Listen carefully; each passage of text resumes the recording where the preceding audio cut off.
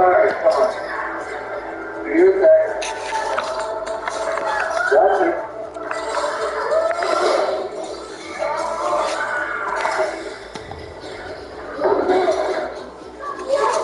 Absolutely calm, bud. What was that move? Oh! No! I read it.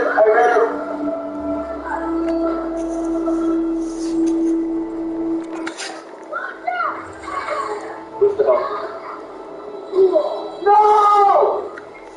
I was trying to get the fucking help, you bitch!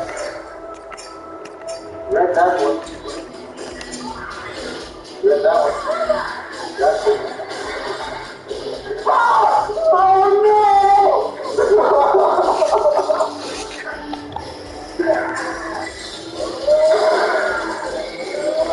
Help. Thank you. That's it.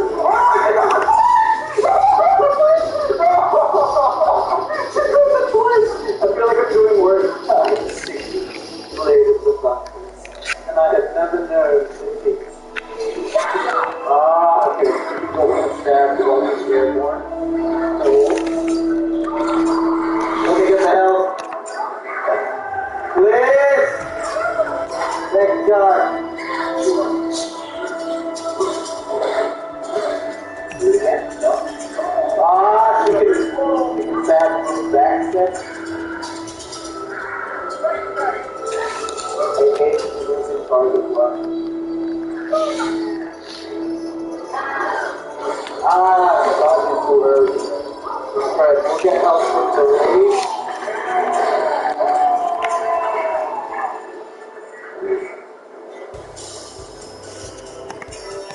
Oh, thank God. This is a long winder. That one's not a long winder. It's that blinding effect. I still haven't dodged that. Now to that one, the first stab that I successfully dodged. Come on, dude. Come on.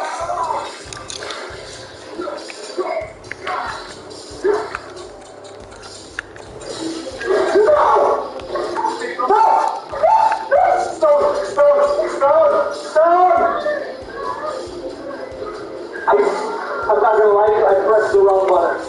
I saw it, but I didn't dodge. I pressed square instead.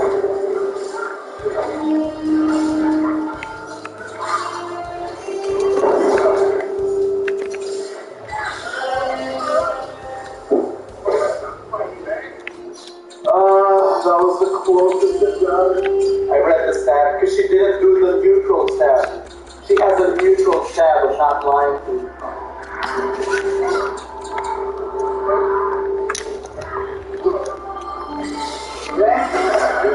Combo.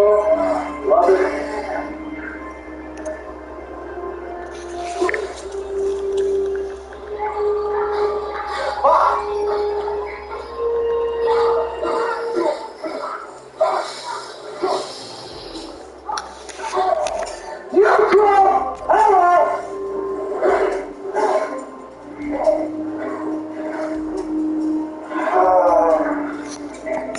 She gets stabbed from every vehicle. It's insane. Yep, there you go.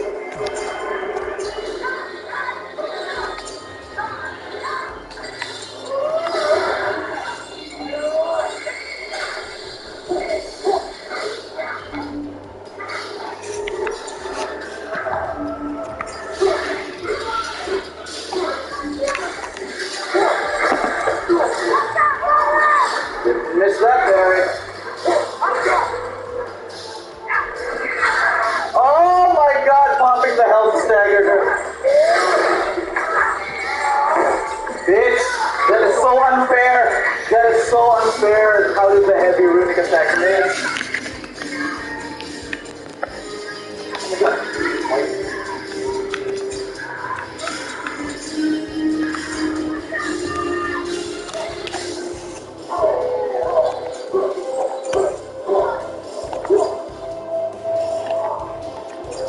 Oh my God. I hate when the heavy runic attack misses.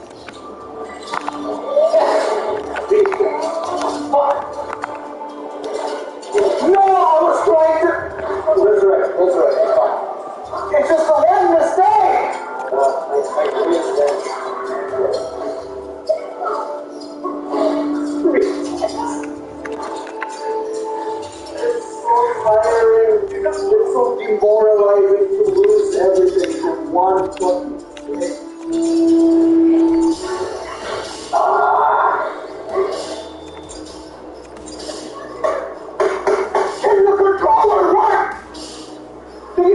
they just kept like blocking instead of going for the dog break.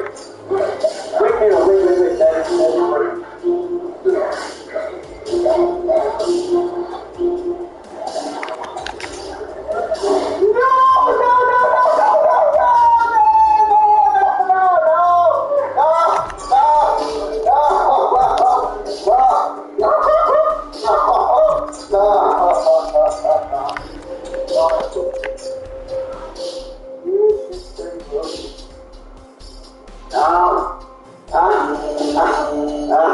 Get away. Oh, he's expecting on the board. You're like gonna destroy my kids. I think he's just worried. He's worried. He's like, Daddy, what's happening? Why are you shaking him? Is there a threat? Is there a threat? Here we go. My head hurts.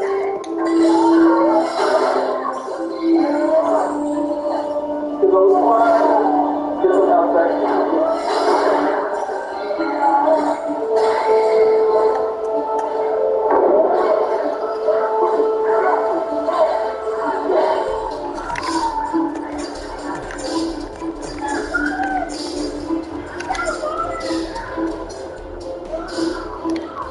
One of my favorite events.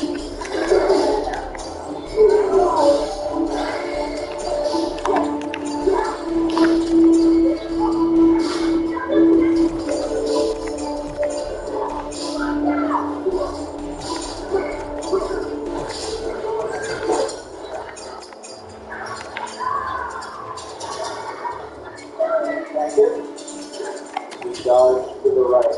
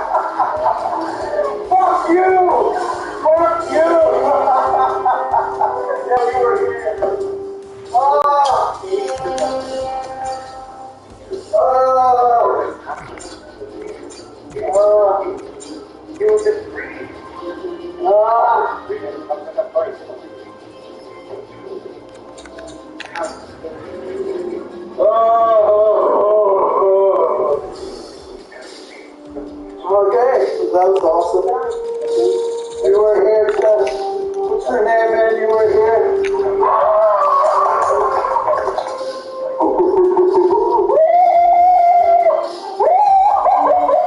God damn, that's one of the hardest fights I have ever done. Oh, here. What's up? No. Hi. Yes, he did. No. Yes, sir. I'm excited here. I'm excited. It's okay. It's okay.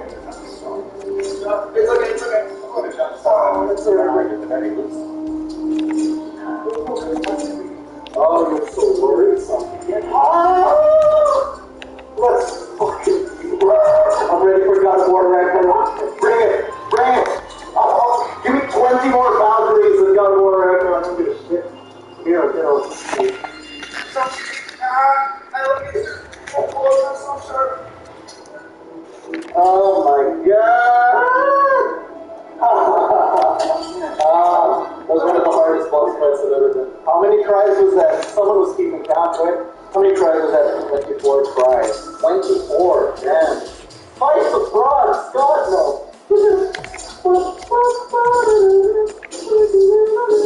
Okay, and let's see who's online. Oh no. Oh no. Oh no.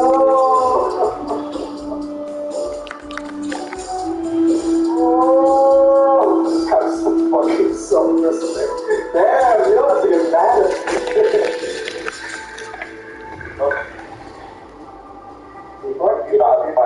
Shall we play? Shall we play? I kind of don't want to play sword.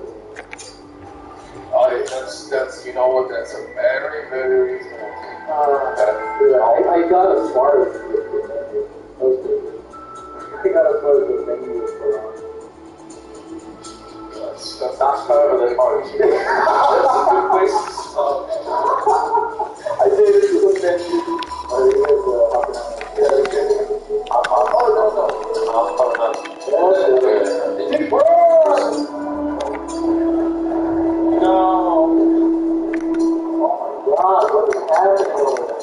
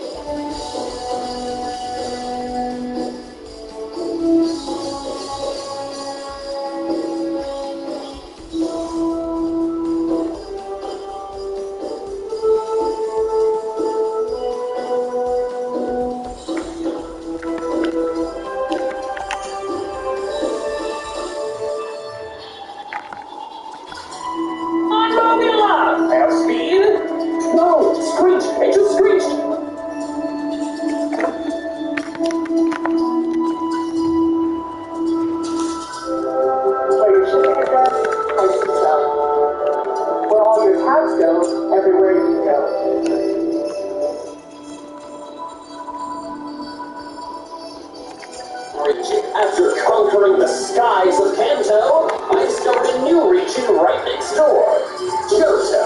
And now that I'm here, I just need to find my first sky-worthy Pokemon. 5 hours later. I have been here for hours! The sun has set, and I haven't found a single Pokemon. I'm bored! Now my quest to conquer the skies of Johto can truly begin. And to properly conquer a region's skies, I just have to defeat all the gym leaders first. Oh, I've become closer to the sky! Oh, fucker. People say you can crush flying-type Pokemon's wings with those of electricity. That's entirely false. For all such insults to our Pokemon, I like you, good sir. How would you feel about a potential admin position in Team Sky? Or we could fight first. A Pidgey! My Pokemon were locked away to the Kanto PC by the customs agents when I showed up here, including my Pidgeot. How do you have a Pidgey? You know what? I can do right now. I will just defeat you. Then you'll have to join Team Sky, right? With this pack, one Pokemon is done. Yodo, that level looks illegal to me. Go, Nocturne! Yell about the glory of the sky! Uh-oh, we can still fly after 79. Oh, that's good.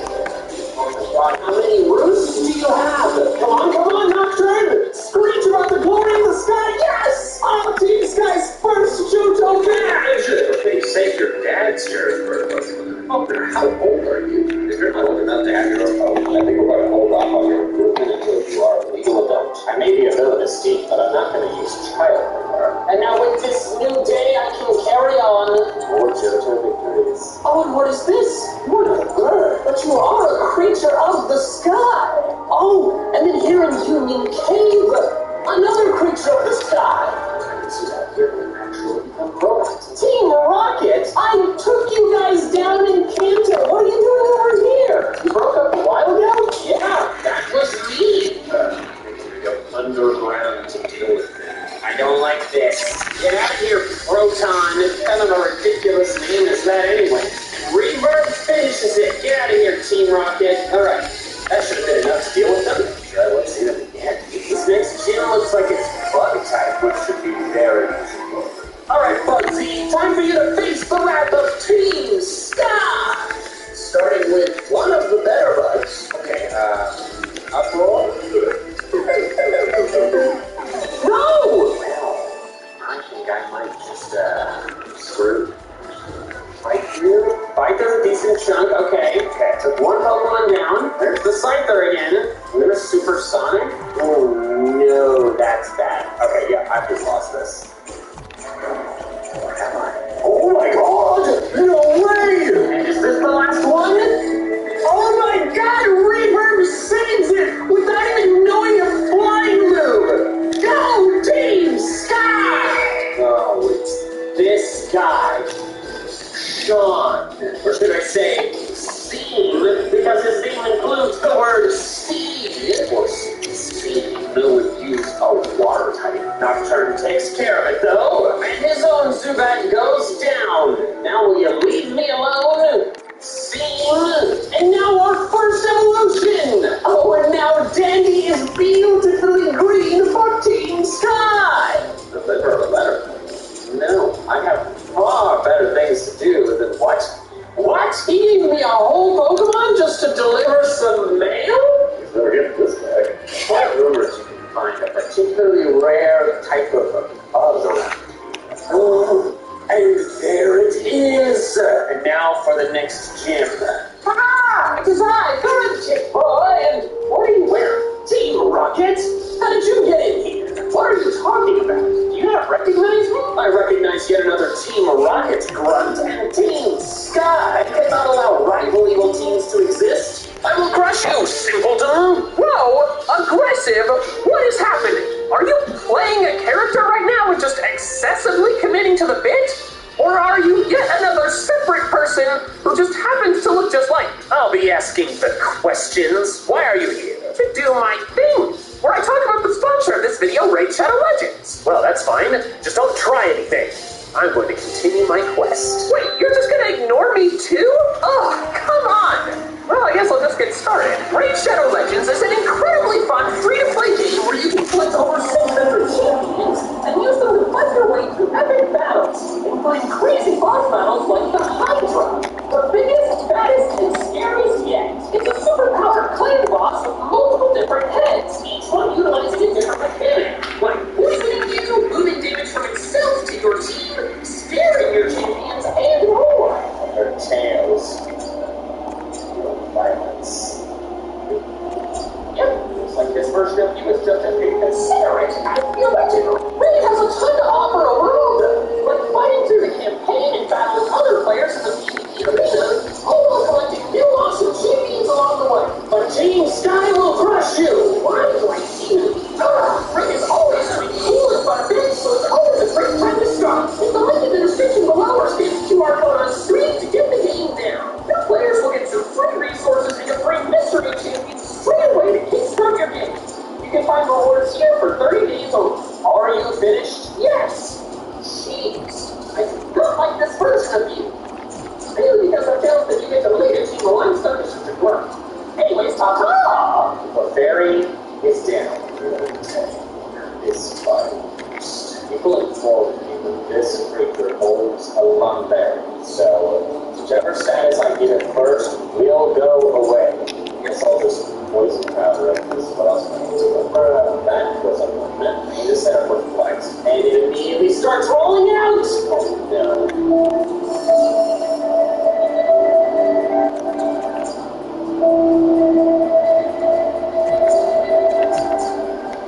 You know, if you're the food that make me feel better after 10,000 suffering, who would subscribe to that?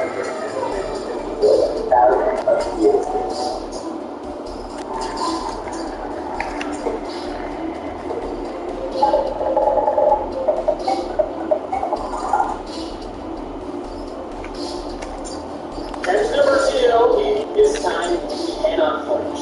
Didn't flinch. Okay, this is big. I can now paralyze it immediately rather than after losing multiple Pokemon's. Don't flinch. Yes. Okay, this is a huge difference. I'm bringing in Kenya. Even if Kenya goes down, I'm going to get at least one leader off. That's a lot, but I'm going to leer again to half defense. Now, Reaper. That's all that does at half rollout. Stop the rollout using detect. Somehow this thing has not been fully paralyzed a single time. How much does Sonic Boom do? Okay, that's decent. Oh my god. Why won't you just attack me and miss? It's a miss. Okay.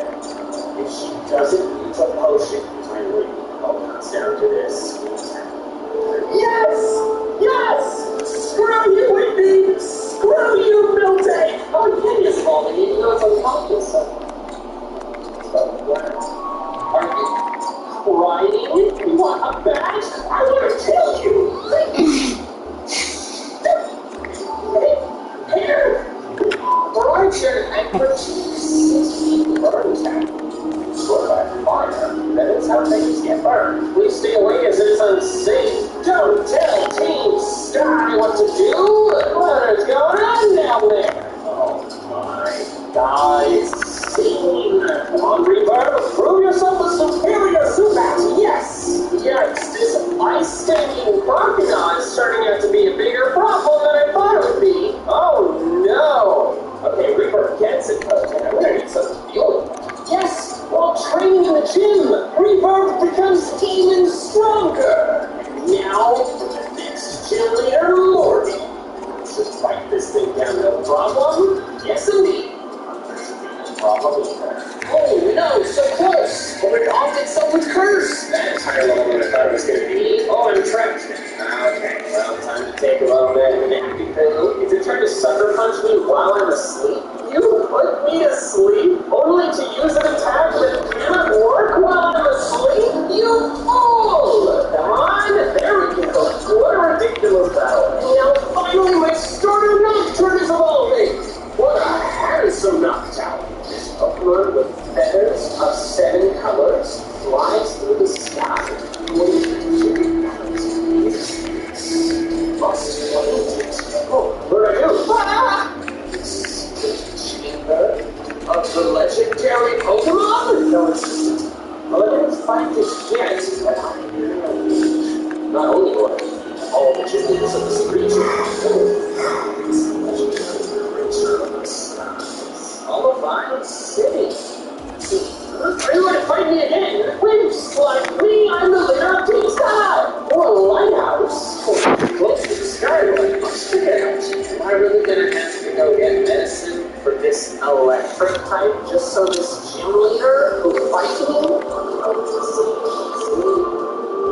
Very wet. Oh! Mantine! A creature of the sea and the sky! Yes! Another member of the team! Wood City. Yes, close to the city. I hear weapon is here by Butterfly. Oh, then I needed it once. Alright. Chuck, oh, but you're a fighting gym leader? Ha! This shall be true. Team, stop!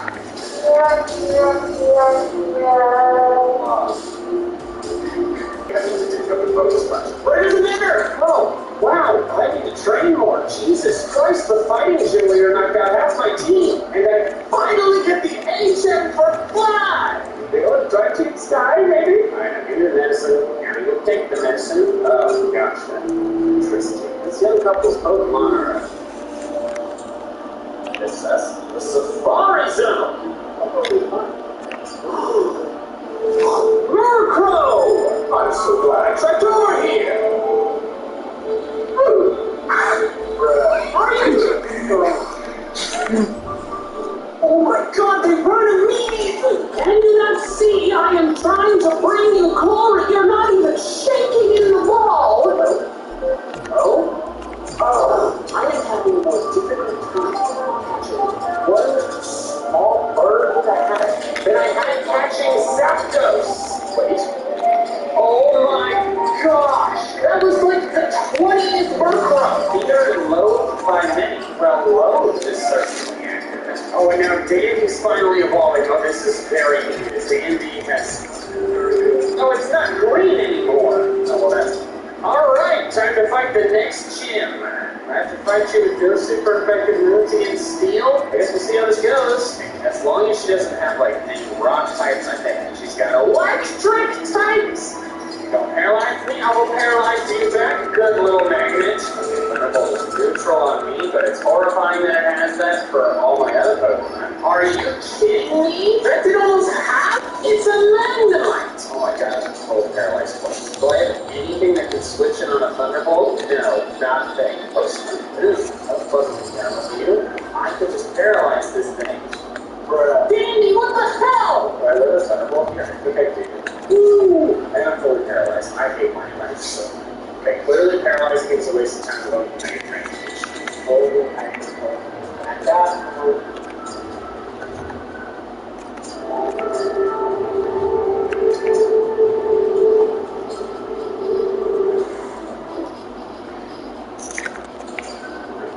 I want to get rid of the paralysis, but like, what's the point when she's just going to immediately Thunder Wave me? Oh, she crit me. Oh my god. Ran faster. If this KOs were good. Yes. Okay. The problem is that one Alexa do with this 10 6. I think I have to confuse it and then come back to punch it along. Thunder Wave is insanely annoying. And I'm just going to try and yes. Okay, thank goodness. Alright, let's switch it to death. And snap that immediately and use Thunder Wave again.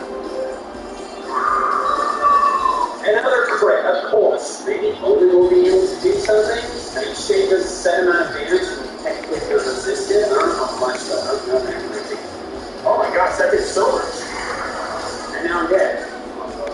Surf for Team Sky! Yes! Team Heal! I swear to God, if the last Pokemon is a Magneton, I'm going to cry! Seal expects me to water. It's 4 levels higher, but I have an advantage! Come on, Robula! Now speed! No! Screech! It's a Screech! You roll! Yes! Team Sky against all odds defeats multiple electric types and claims victory! Oh my gosh! Finally! Reaver loves me! And I have a new strongest member of the team! How incredible! Wait, range! Gyarados are angry. Gyarados! I use one of the people. It's great, so I will catch another one here. There's one right there. It would have been green. Wow! An actual shiny! How incredible! I must have it! Success! Team Sky's first shiny! Feels pretty good about my new shiny. This man has a Dragonite, I immediately respect him! I know you! I defeated you in the Elite Four! Lance, what are you doing? Oh my, Lance! Team Rocket HQ! I still don't have an HQ. I need to figure that out. To unlock this door to the radio connection, I need the voice of a certain person. Petrol, but like an asshole. What the same? No, I'm eliminating competition. Giovanni must oh, it's the gasoline guy. Giovanni's been missing, obviously. Don't show your face again. Password is Hail Giovanni. I need your voice. Wait, I can have my word for a minute. Oh. I guess that works too. Aha! It worked! Alright, thanks. Well, good teamwork. Alright, time to finally fight this gym, and it is ice! Nice. Okay, I predicted correctly. Let's see how much Mega Drake does. That does less than half. That is, horrible. What are you doing? Are you attacking with this small thing? Alright, Cardinal, you've become my strongest Pokemon. You're the only team member not weak to ice. Fantastic. One down. A pile of slime, you fool! That's you think you can defeat me with a creature. The land. One more Dragon Rage and we should have this. Come on, Cardinal, finish it! Yes! Oh my goodness! Cardinal sweeps all 3! I'm so glad I caught you. Team Rocket, I need you to get your boundaries out of here. Well, that's not running cool like you. On your despicable drapery. Where do I even find one of those? All my clothes are green. Excellent. I have donned the ceremonial cloth. Make way. Alright. Defeated Gasoline Boy. Real directors in the underground warehouse. And we run all over this place just to defeat you losers. My life is to find the legendary rainbow flying Pokemon and construct my own hideout, and I'm forced to be underground with these losers again. And now, scene, you ruin everything! I really hate that my Pokemon best suited to fight a Magnemite is my water flying type, but if I land the Aqua Tail, the Magnemite dies. Cardinal's got this no problem. Cardinal is so bulky, it's amazing. I am heavily leaning on this. Oh, it's you again. Murkrow versus Murkrow. My Murkrow is the only Murkrow I like. I'll take great pleasure in defeating yours. Oh, and it's a one-shot. Fantastic. Now to find who's behind this Team Rocket construction. Really appreciate this guidance, sir. But I will not allow evil team competition. Oh, one shot of his first Pokemon. The second one goes down. An easy win for Team Stop! Like Giovanni has done before me, I will disband Team Rocket here today. There we go. Mission accomplished. The rainbow. Plus, the Bell Tower next to seal on metal. Excuse me? The Bell Tower is where one of the legendary Pokemon resided. Legendary Pokemon will not appear if you stroke to the top. Only that rainbow way. I'm so excited. I never something else I can't remember. Do you have? Yes, the rainbow wing. Oh, it seems the radio director was right, and I am missing something. Just don't know what it is. So I guess we'll come back later. And this next cave I have to go through is the ice path. Okay, made it through in one piece.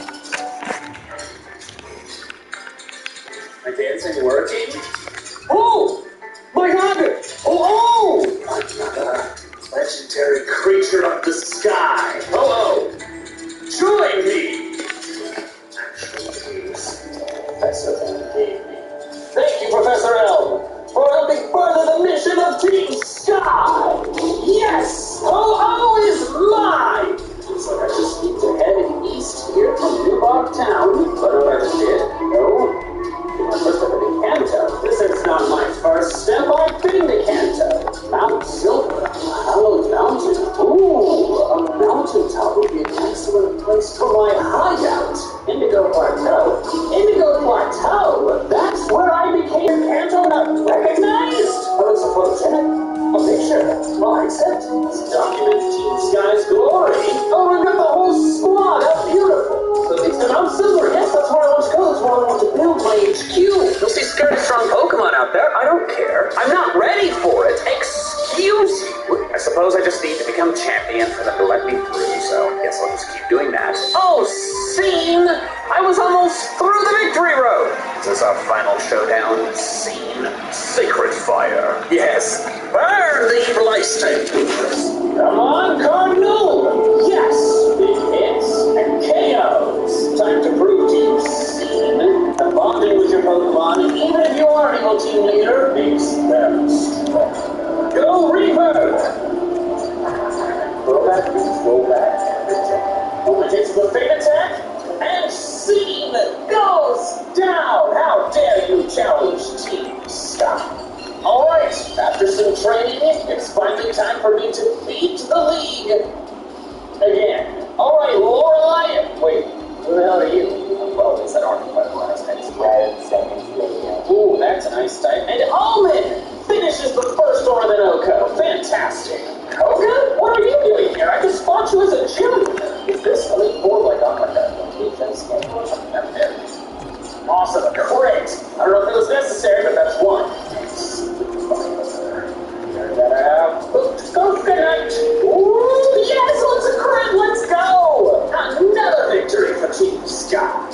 Oh, Bruno. Well, at least you're a fighting type specialist, so this shouldn't be very hard. Such a pain. Oh, it's over. Okay, fantastic. Oh, my goodness. Here. I wouldn't mind it. Spoke to my manager. No, wait, stay in character. She doesn't like flying types. I want to beat you! Now, just for fun, let's do Murkrow versus Murkrow. Take the skies over.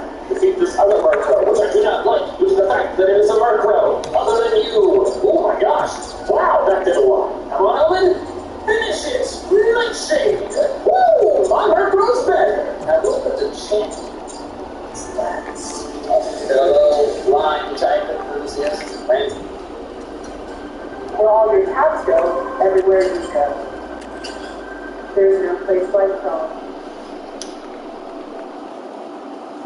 CIPC is which is to open a newcomer account online for users.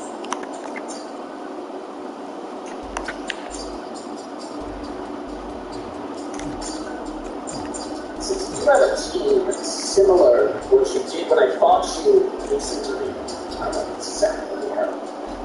First thing I do is I paralyze the characters.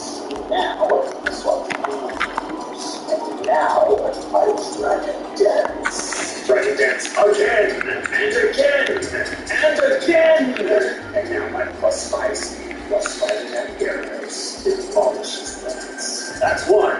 Aerodactyl, revolt. Down it goes! This ain't a good dragon. That one's done. Another dragon! My God! Oh! This final Pokemon is a Charizard! A beautiful creature of the sky! Lands, I respect your love. Creatures of the sky. Stand my way. This squad and I have conquered JoJo's skies. And now that I am champion, I can go to Mount Silver to construct my HQ. What? I'm not ready for it! I'm the champion! Hello? Oh, yes, this is my new leader of Team Sky. I just became a champion, and I would like to speak to the head of security for Mount Silver. Hello? Hi, I would like to know, what are the clearly absurd requirements I have for access to Mount Silver? I'm the champion, and then you're still telling me that I'm not ready. What do I need? 16 gym badges? I have 8 for JoJo, one of my dealers. Kanto. What? I'm already managed, but what I gotta do for my HQ was Alright, Lieutenant Surge, I'll beat you again! All the other Kanto champions. Gargoyles, that's no problem sweeping. That's 9. Sabrina, you're next. Sabrina's done. And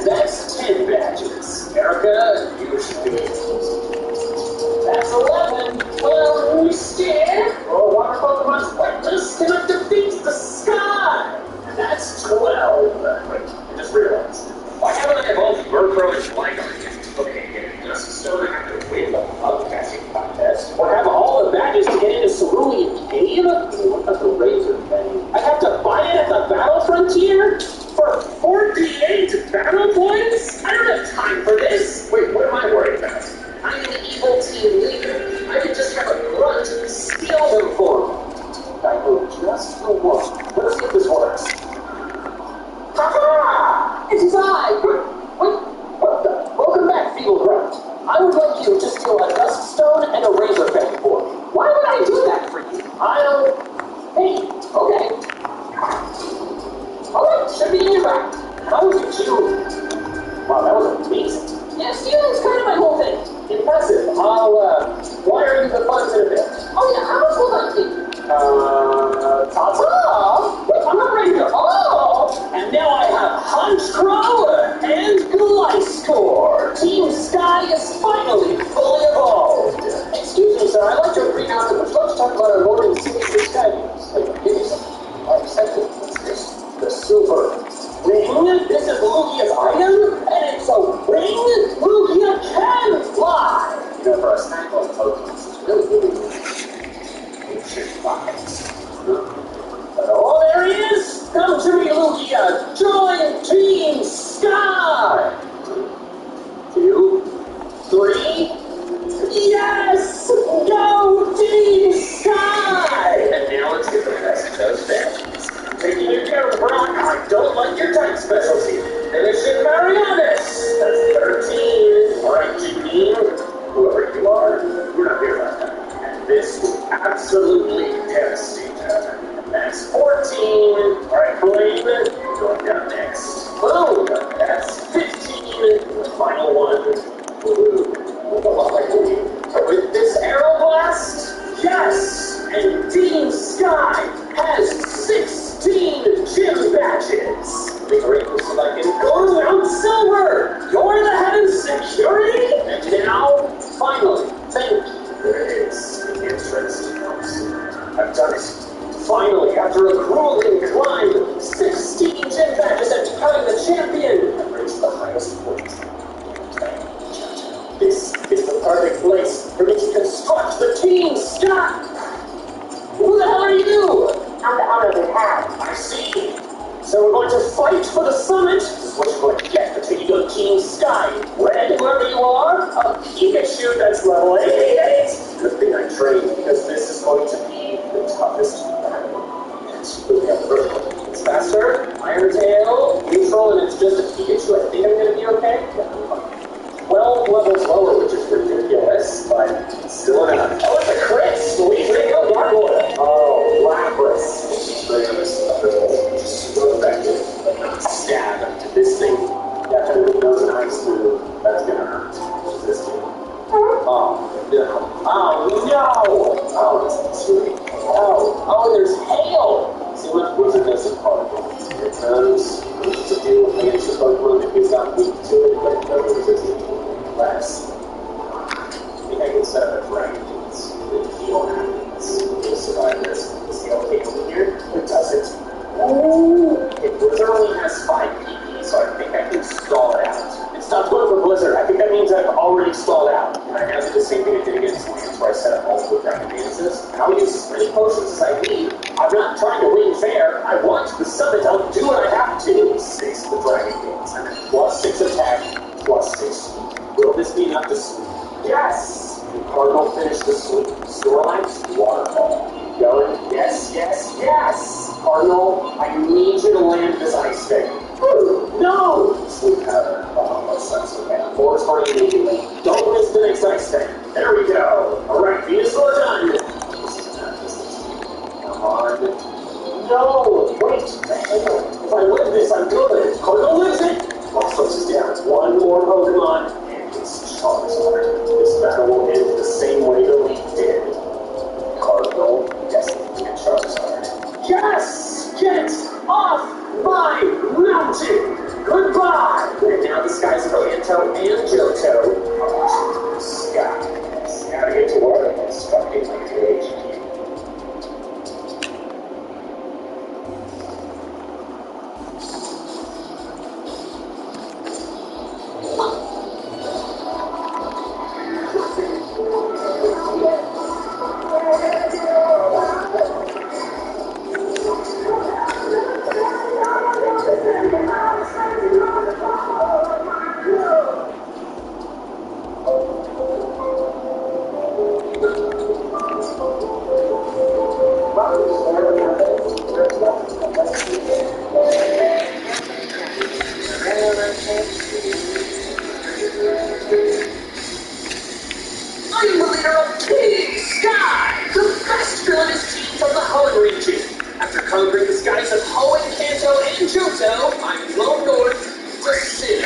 Customs agency took my Pokemon again, and so I have to choose a starter. I've never seen these Pokemon before, but I'm obviously choosing the bird. It doesn't appear to be capable of flight now, but it's surely an eventual creature of the sky.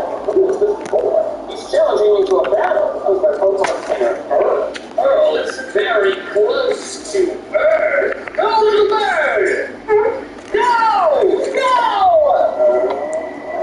Not forget this embarrassment that you have caused me. Not only will I become the conqueror of the skies this rich, but I will crush you at every opportunity.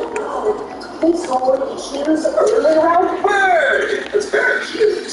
Also a creature of the sky. Ah, yes, Magikarp. I've used Gyarados several times in my previous journeys, saying that, well, it can't fly, but it is a flying type, so it's fair game. However, I've recently learned that Gyarados can actually fly. So it's been a true creature of the sky this whole time. Oh, and of course, you can't have a Team Sky team without Zubat showing up at least once. Earl wants to fight again?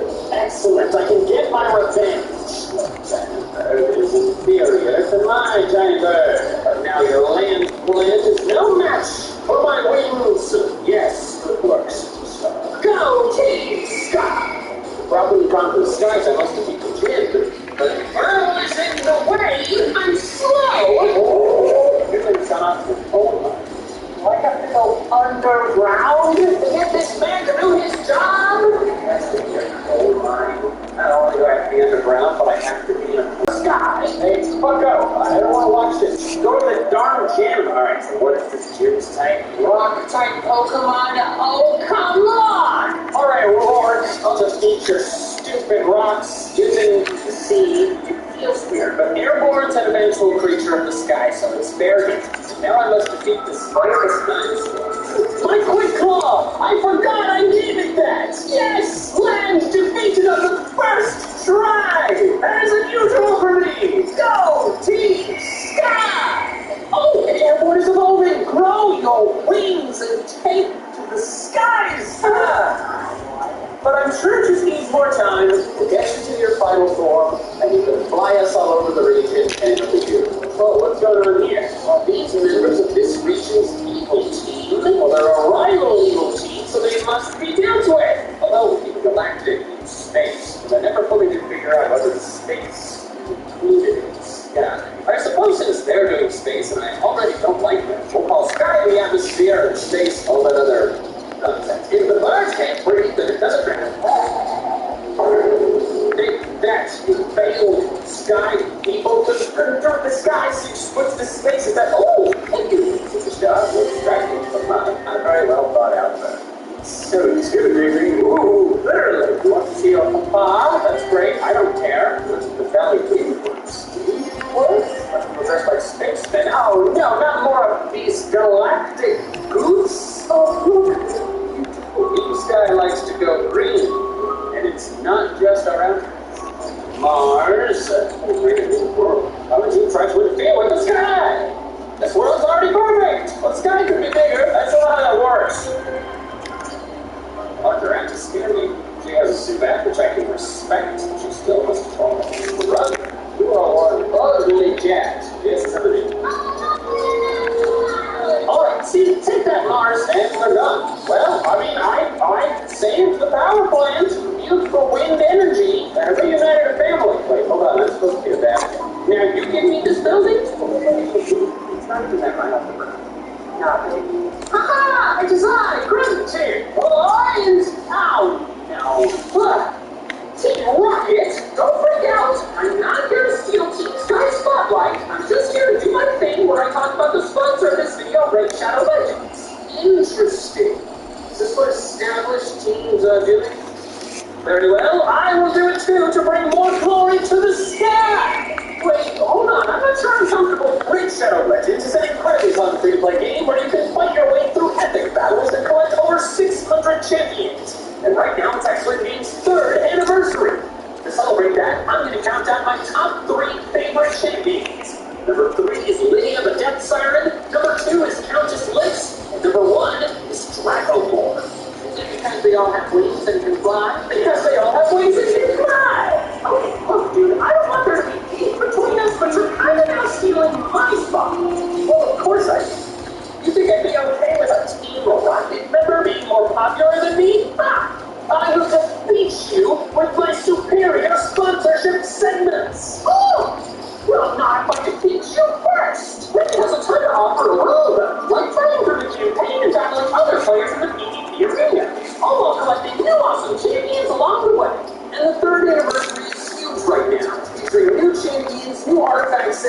and special events and tournaments. And in the link in the description below or scan the QR code on screen to get raged today. New players will get a free starter pack worth almost $40 to kickstart your game. We're talking free champions, Misericord, Tiger Soul, and Ramiro, plus 10 magics and force and 10 spirit XP free. And both new and existing players can get Raid birthday gifts worth over $25 using promo code 3YearsRaid. Ha! I finished it first, which means I win. Did you know? Or did you just tell people with a promo that only I will get paid for? No, you tricked me. I live the king. The balloon Pokemon, wait, what was that? What did you say? The balloon Pokemon will come visit me again? Something of the sky. Let's see here. We'll come back later. Hello, Cheryl. Are you? Yeah, we have a glorious mission that is well thought out. Hang up with me. Oh, you're welcome, Cheryl. Now, as I was saying, yeah, very good. Thank you for the bell. We have an excellent benefits package. We have 10 total. Bye-bye.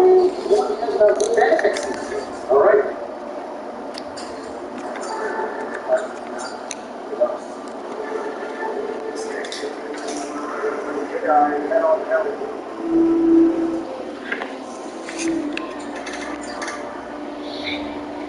This next gym is super spectacular. It is! Oh, there should be a smooth sailing plan. No, are you kidding me? I've got to deal with Reflect. Whack. Oh, I crit. And finally, her Rose Raid. Reflect wears off. I feel like she might heal, but she's faster. I have to quit attacking. Yeah! Damn! Okay, that's like, got this vampire. One more win to... Oh, wait, there's no reflections. Did you make it? We're good. Boom! And there we go! Go! Team Sky! How would how poetic! Vampire evolves after the gym battle. More power to the sky. Now to clear out this building of Team Galactic buffoons. Hello! I cannot have a rival evil team in the region of skies. I will be conquering. Get out of Sinnoh, Team Galactic. What is that outfit? Well, that thing's 10 iron. That's not. I think it's 10 days. Ounce. Well, like the skunk, bulky, and everything has a berry in this game, in this region. Yes. Okay, we're good. Is there another legendary creature in the sky in this region? I've got quite a few. They've been great. Is there one here? Oh, people want egg. It's not yes. But if it hatches into something that is not a creature of the sky, I am releasing it. A Gligar! A beautiful creature of the sky! It's a new day, and I think I'd like to start this new day by getting myself in the right mindset. And some critical knowledge. Still green. Oh, it's on my way there. The egg is hatching. Will it be a creature of the sky? Not at the moment. But eventually. All right. Valley Windworks. Moving around the sky. Oh. What is that? That little girl mentioned the balloon Pokemon. And balloons are objects of the sky. Hello. Woo! The Sky Nexus first balloon. I'm calling it Elia because it's a balloon full of spirits. Whoa! What? I can't stand the land, but it is very useful against electric types. Oh, yes, finally. The Wimpy Fish is a creature of the sky! Really needed this. Taking up a whole party spot. Hello, Fantina! You are standing in the way of Team Sky's glorious victory! Your opulent dress must fall! No, wait, no, that sounds like a... No, wait, hold on. Vampire fights. There's the mismages.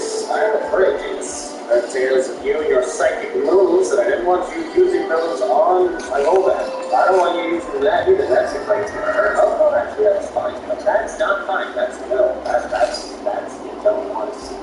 Really care. I know she lowered my special defense, but I think I'll live another one. and then Kale biting. Wow, that is 2. What on earth? Doesn't matter. We got the bite, and Sky Serpent defeats the ghostly witch. There we go. All right. A simple victory for Team Sky. Off we go to Earl. I know I defeated you as revenge for that first battle, but I will defeat you anytime you cross my field of view. Ah, this land beast is becoming bigger, but still no match for me. Pushes grow on land, and Earl is defeated yet again. Oh, yes, it's happening! Sooner than I expected! Vampire has reached its full power! And now my little balloon is a big balloon! Well, I see no reason to delay. Let's fight the city's gym, and it's a fighting type gym. Fighting type little match for the sky! Maybelline! I don't think that close up of this book. That's not the weakest Pokemon's level 28. I'm concerned about that. It's not great. Full power Wicked Shark. Nice! Mario, that's level 32. It's fine. Earthquake's very strong. As long as this doesn't crit, we got it. Yeah! Go, Team Sky! Wait, did you say I could use fly inside a battle? Where do I get fly? Oh, hello. Galactic Gold took your Pokedex. I will not stand for crime unless I'm the one committing it. Oh, and the Hiroshi for fly! It's always such a joy whenever I find them. Oh my god! I needed one of those! The razor thing is necessary to evolve Premier, but the evolution only works at night. So I'm gonna sit here for a while. So much later that the old narrator got tired of waiting, and they had to hire a new one.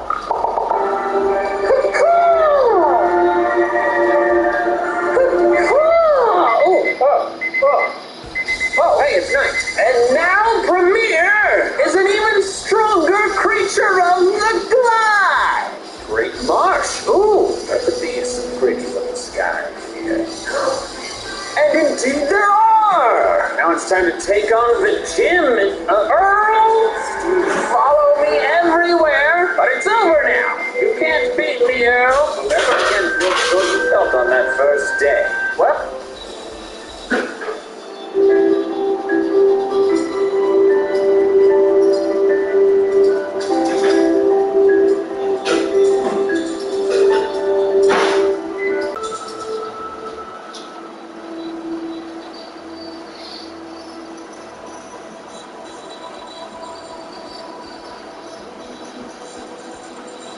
I'm pretty underleveled for this gym battle, but it's alright, because I know the sky is better than the sea!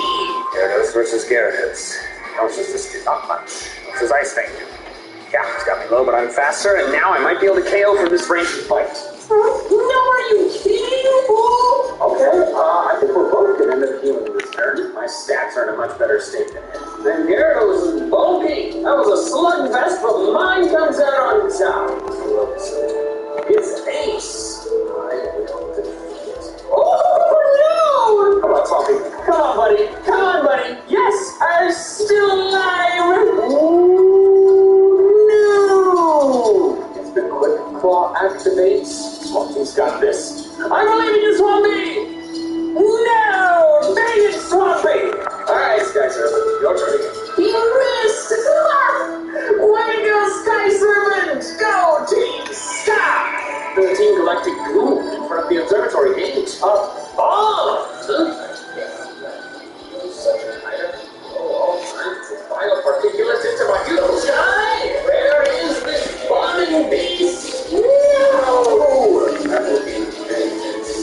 On this spaceman! Hey! Why not? I jump 100 times a day. You see, somehow miraculously I will gain flight. I don't, but it makes me really strong in the legs. I will destroy you with my thunder eyes! Go! Team! Fight! Didn't let me chase you all this time and all you got is a Krogunk? Get down your Krogunk. I kick you now. Feel sorry for Cider. Not just because they're headaches, but also because they're birds that are incapable of flight. It's a good thing they're the only flight that's put a Pokemon out there. Hey, Bucko! Stop blowing stuff up!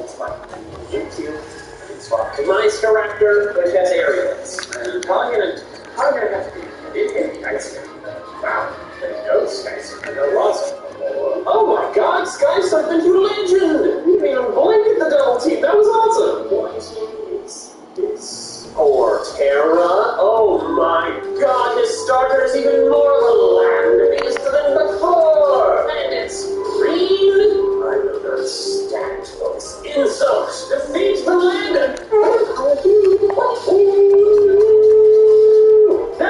No! My creature of the sky was defeated by the land. That is so upsetting. Have you just hit your first fly? Gosh. Yo, superstar. Avenge Vampire! Yes! Victory! Leave me alone now, Earl of the Earth. Yes! It's finally happening! My Royal Starter Airport! Spread your wings and take to the sky! My favorite place.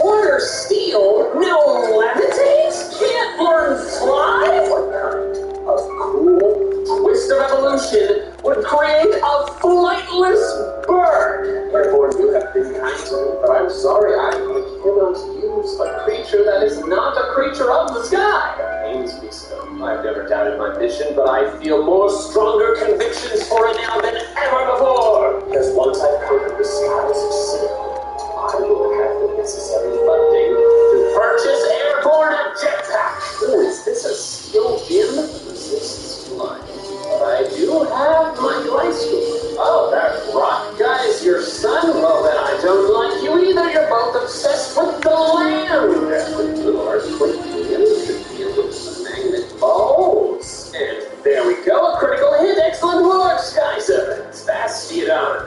Get your dumb building face out of my face. Yeah! Go, Team Sky! Not even a moment to celebrate my victory. What the heck is that? Whoa! Look at all of that illusion entering my sky! Their continued assault on what I love most will not stand. Oh my god, they drained the lake! I'm actually fine with that part. Poor little beautiful creatures of the sky. Hey, Moonhead, I'm here to punish you for what you've done to the sky. Commander Saturns. The creature of the sky falls out of said sky. Out of the elevated area of this indoor area, and for my final trick, I'll make your stupid frog disappear. You mentioned something about Lake Verity. I cannot let them blow up another bomb. Thank you for your assistance, Dawn. I'll take it from here. Oh, I'm breathing out ominous wind. That's what it smells like. Bruh. Take that, Mars. Yes, success. It's time to take on the toughest gym battle yet. What is her name? Alright, she's the Sneasel. This thing might know Ice Shard, but I've intimidated it, so even if I get hit with one, it'll do less. Yep, there it is. This is fine, but only 2 times, and it's been intimidated. I can live with that. And this is an easy OCO. There we go. Ice is offensively really bad for me, but defensively, it doesn't resist any of my moves, so that is helpful. Alright, second Ice type down. Boss Lass. This is the biggest threat by far. I don't think she'll use full restores, so I need to get this toxic. Because with Snow Cloak and everything else, yeah, okay, it's 100% accurate blizzards until this hail goes away. I don't know if she can resummon the hail. I hope not. Why is the hail continuing to fall? Oh my god, wait, this is Gen 4. The snow warning hail is permanent. Oh no! Oh god, it can just fire off 100% accurate blizzards. Thank god I toxicked it. Okay, that does less than half. That's huge. That did a lot. Okay, I think I'll live this. Come on, come on, come on. Yes! Yes! Woo-hoo-hoo! Endless weather is nasty. I won't switch. I probably faint here, but if I do, then I can just close combat with Direct. But I'm faster! I thought it might have Ice Shard, but it didn't! Oh, I pulled out the wind! Go, Team Sky! If that doesn't deserve a subscription to the channel, I don't know what does. Hey, it's you. Yeah, it is me. I'm Mikey, the leader of Team Sky. Oh, police officer. Having to work with police, it makes me so stressed out. They're gonna realize I'm also a criminal at any point in time. But I'll go with you. I can't let them blow anything else up. Alright, we're in. I'm gonna expose myself to danger. Sir, danger is not my middle name. It's my first name. Danger, Mikey. That's not actually my name. Please don't put that on any identification documents. Cyrus. Because we are also lacking, we fight to name is ugly, but violence is so much fun. Cyrus's office. Why is it so dim? You feel like at the top of the building you'd give yourself the most quality natural light. Manipulating your entire team just for a new world for yourself? I know we're all somewhat immoral because we're leaders of criminal organizations, but I would not mislead the great members of Team Sky. I want them to share with me in the joy that the sky brings. 27-year-old men into battle. Yes. Oh, ow! Thank goodness for intimidating. Now you get close combat. Alright, took care of that. Although, how do you have a throwback? Do you actually love your Pokemon? Also unfortunate that I am now confused and I am unhappy. There's that unhappiness. Come on, man. Oh my god. Are you, oh! 3 consecutive hitting myself! Oh! Enjoy the chill. Punch Crow. Did I crit? Oh, Sky Serpent, you're so good! Take that, inferior 27-year-old man! To abandon all emotions is useless sentimentality. Dude, you need extensive therapy. You don't make Pokemon your friends or partners. You have a Crobat. What is going on with this guy? You're off to Mount Coronet. Wait, no, I defeated you. That means you just banned the team.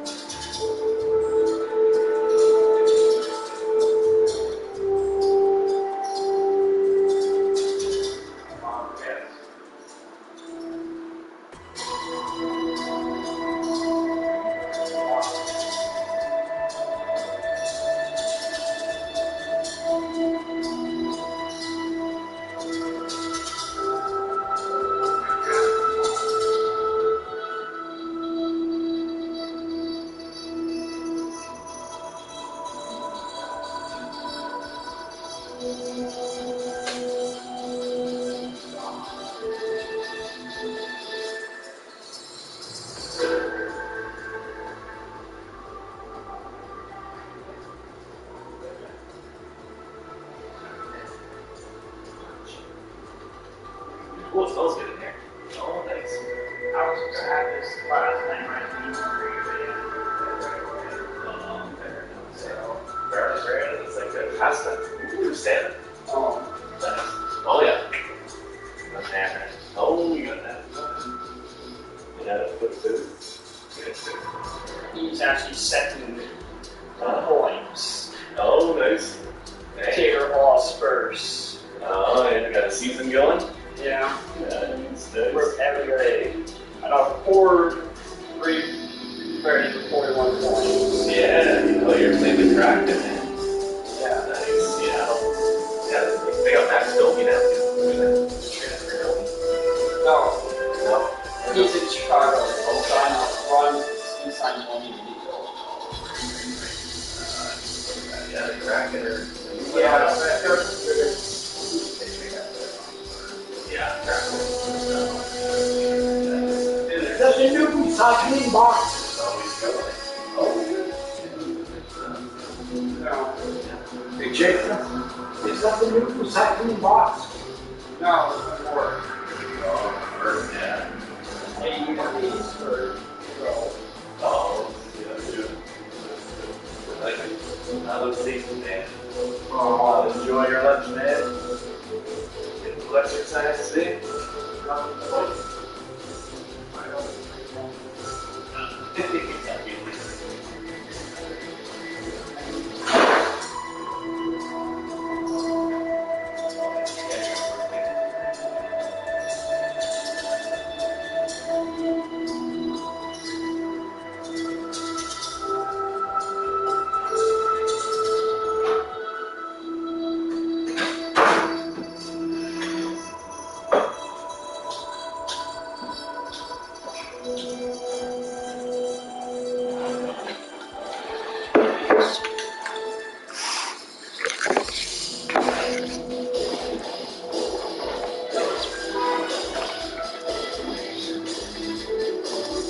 Right? We'll send them out into its peak where destiny awaits. Oh, I'm gonna do the same, and then establish the base of Team Sky's Sinnoh branch up there. I mean, it looks as if someone already built something up here. How did they do that? I need their advice. And there they are, a triangle of jerks. Earl, how did you get up here? Looks like I'm teaming up with Earl. Is Earl gonna finish it for me? Yes, he is. Wow, Earl. Pretty good teamwork. Now, Cyrus, I must stop you before you... What do you mean all will end? What do you mean everything will begin? You're nuts. What? Witchcraft? Dialga? Calculator? Alls? All rules of the Pokemon from the cave paintings? None of them look like they can really fly. Like, Falky over there, his wings are kind of... Oh, what is that? What is that? Ooh. Oh! What is this creature? It has wings? Does this creature fly? Wait, what happened? Whoa! Ah! What just happened? Blonde lady, when did you get here? Giratina? This is crazy. I just wanted to conquer the...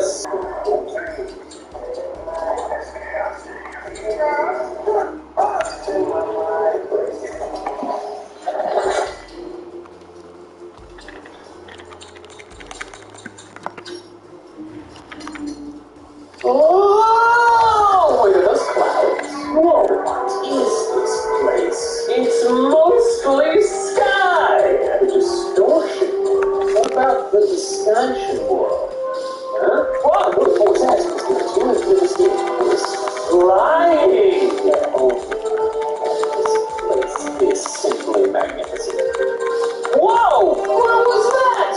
Pieces of the world appear and disappear at random? I thought I loved this world for being mostly sky, but this gives me too much motion sickness. I want a world of sky that is mostly stable. Not doing this nonsense. Oh! This is giving me some ideas for how to make my Empoleon a creature of the sky, but it's weird. This world does not meet my requirements. It's too funky, but maybe with Giratina's power, I can change part of our world to be like this world.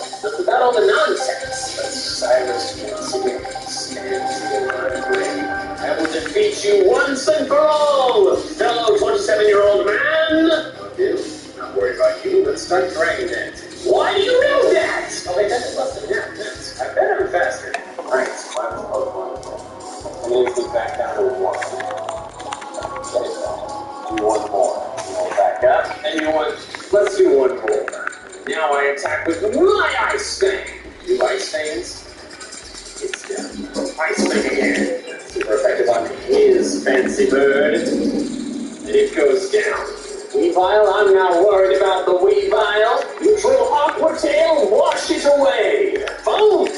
Finally, his Crobat, but it doesn't make sense that he has. And it goes down. Sky Serpent sweeps. He will no longer stand in my way.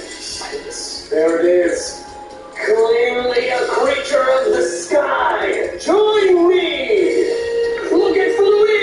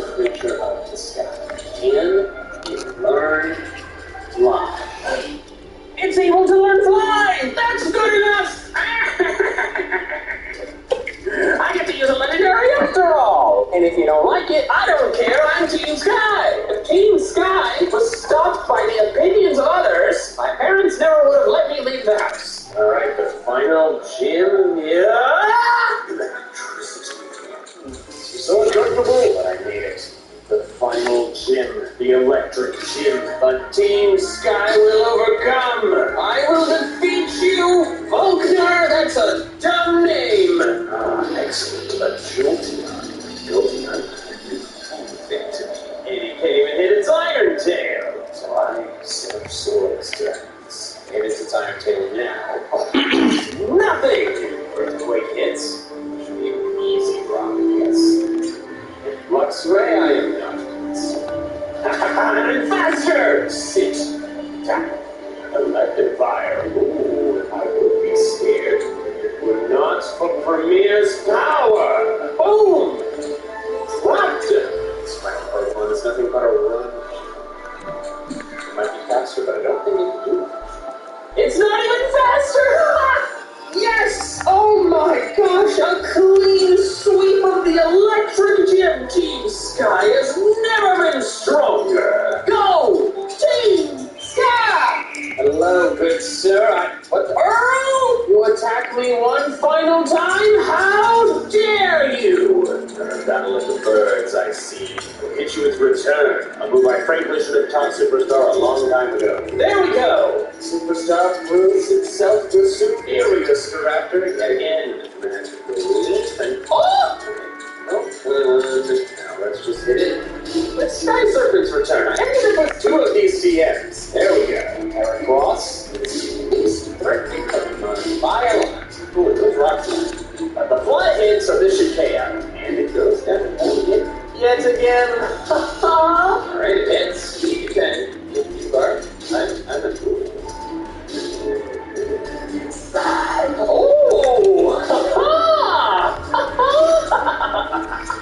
Finally, kiss the land. Stupid.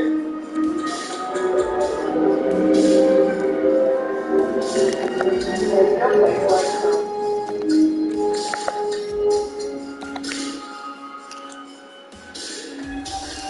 Creating your next adventure with Avion. Get the pros you want at the points you expect, even at the last minute.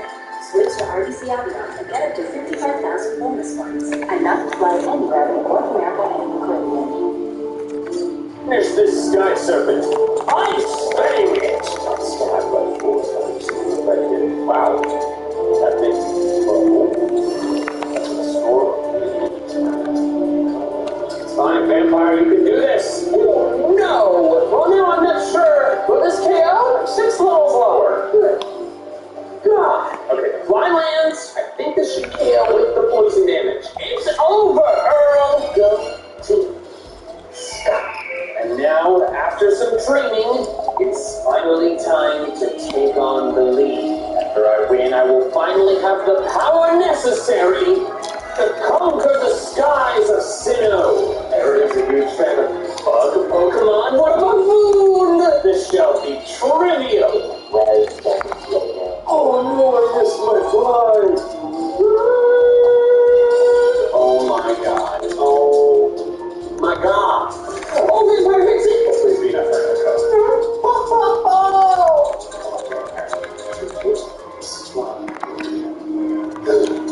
Where does its phone? And with that, first of the 4 members down.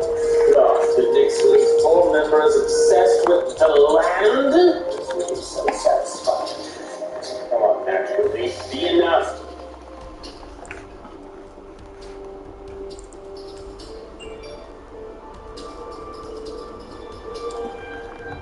It took Pokemon 8 generations to introduce a Dark-type gym leader. Or 7 if you count Mountain was a gym leader base. Technically a Kahuna. And I thought that was too long, so I'll be taking matters into my own hands and becoming the first chronological Dark-type gym leader. It's Pokemon Y version. And you may be asking, why do it in Y version when I can do it in an earlier game? And that is because the Kalos region is the first region where I can pick an eventually Dark-type starter. Welcome to the team, Brody. You shall be my harbinger of darkness. I would like to give my Pokemon a nickname. We're going to call our dark starter Frog, a rumored name for the final evolved form, because it's a frog rogue. Which is Very dark. Oh, I should also mention I informed them that they should refer to me by my proper name, Dark Lord, because I am a master of the dark. Alright, my journey as a dark type gym leader begins by heading out into the wilderness. I just doesn't have any dark type Pokemon for a little while. After a lengthy journey through the forest. As I was saying, after a lengthy trek through the forest, I arrived at the first option in my journey to be a dark type gym leader. A gym specializing in fun types which are my enemy. Which actually, now that I think about it, for the best thing that I don't have actually any dark types yet. The first video of strawberry, those were all black. Alright, I now have a black hand. Now with a big smile, I guess we go up. Alright, after fighting against the trainers in the nearby routes, it is time to fight the trainers in here, and then fight this gym leader. Oh. I'm constantly nodding because I know everything about furniture, but the business side, I'm lost. Good books, you know, an easy way to take it. Alright. Yola and these are archetypes. Positive disgusting. Surskit, you are incredibly rude for resisting my water attacks. Not a fan, so I'm just going to lick you until you can't move anymore. That's fine. You can water sport all day. I do not mind getting wet. Why would you do this? The Surskit is done. Yes, which I will pulse away with darkness. I mean, water will get dark pulse eventually. That could have done more, honestly. That could have done less, Jesus. Oh, but we got this one more turn. One more turn! Yes! Yes! Darkness falls. Darkness actually didn't fall. And we get our first good badge. Defeat the disgusting bug type and Frogs! Oh, that's wonderful! Ah, yes, your beautiful Frog. One step closer to dark. Yes. Ha-ha! It is I, good kid boy. Must to do this? Absolutely I do. Anyways, I need to accomplish something. The spinning arrow panels in the hideout were malfunctioning yesterday, and, well, I hit my head pretty hard. I think I might have some mild amnesia. Well, clearly you still remember me, along with your frustrating obsession with busting in during my day. Oh, come on, I would never forget you, Geraldine. I'm here because I found this in my bedroom, and for the life of me, I cannot remember what it is. But I do remember that you were the one who told me about it. Oh, I even told you here too. An amazing writer speaker from the sponsor of the studio code. I've had mine for almost a year now, and I really love it. It's my go-to speaker at home and on the go for music, audiobooks, and podcasts. And it easily pairs to my device using Bluetooth. It's water-resistant and has a built-in microphone to take calls as well. I bought that one a while back after we discussed it. Wow, I bought something and didn't steal it? Man, this must be amazing. It feels really high quality too. Relax, that's supposed to happen. You can split into two separate speakers to provide you with really cool stereo sound. It's like two speakers for the price of one. Oh. Well, why we sorted that out without any overreactions? Let me try it.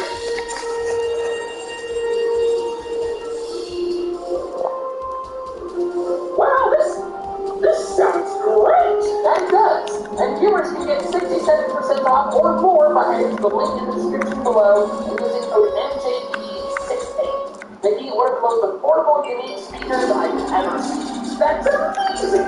Hey, thanks so much for walking me through this. I think it helped clear up my amnesia.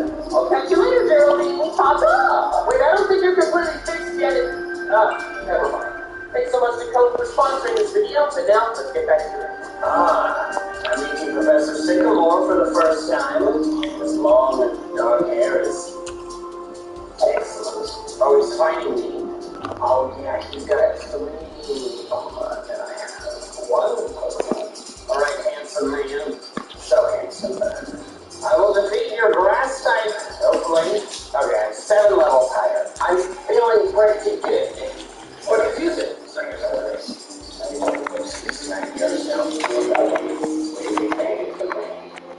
time for a more beautiful world. A world that's dark. Oh my god! Oh my god! I have stumbled upon a wonderful thing! Finally, a Pokemon other than just Frog! Excellent! Welcome to the team!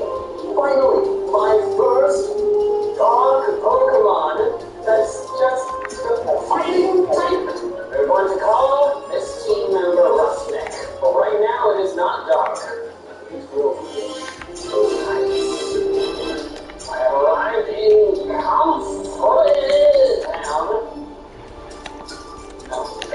Well, somehow, despite the fact that I am on a righteous quest to become a dark-type gym leader, I am being sent on errands to fetch a float. The entrance fee will be $1,000 per person.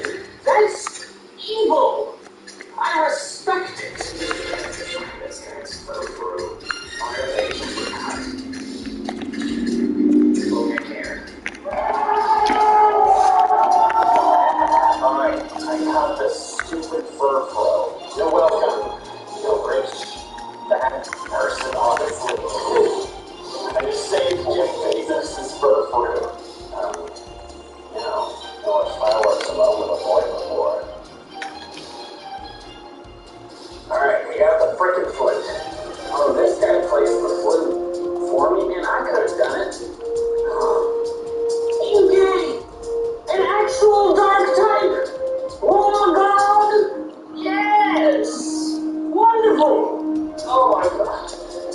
Look at it! Dog! It's beautiful, finally! I will call thee a Photicus. Named after the aquatic zone of the ocean. The zone of the ocean, giant squids live, and sunlight doesn't penetrate, which means it's very dark. Oh my gosh! Oh my gosh! There's also Absol on this route! This route is amazing! I might need a great ball for you. If I have to hit you. Oh, I don't actually have to hit you. Okay, I might have to hit you. Whew! Oh my god, that did a lot. Okay. Yes, okay. Ooh. I will call him Azrael, after the angel of death. Very dark. Oh my god, a Sandile! This area is foul and dark! Alright, another dark type.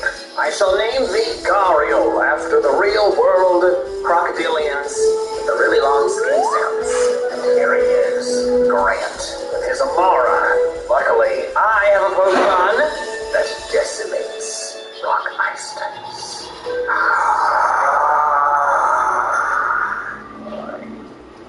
I hit through! Yes! You know, Roughneck, even though you're paralyzed, I bet you can beat this Tyrant too.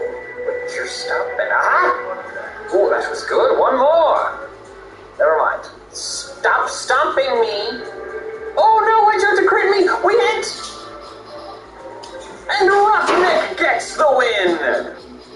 It's easy to say you've got this with a TD Unlimited checking account. With the TD My Spend app, you can track spending and savings goals. Get started with a TD Unlimited checking account. You can get $300 in Amazon gift cards.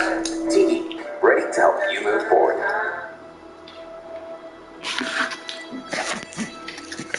How to keep one with an active family.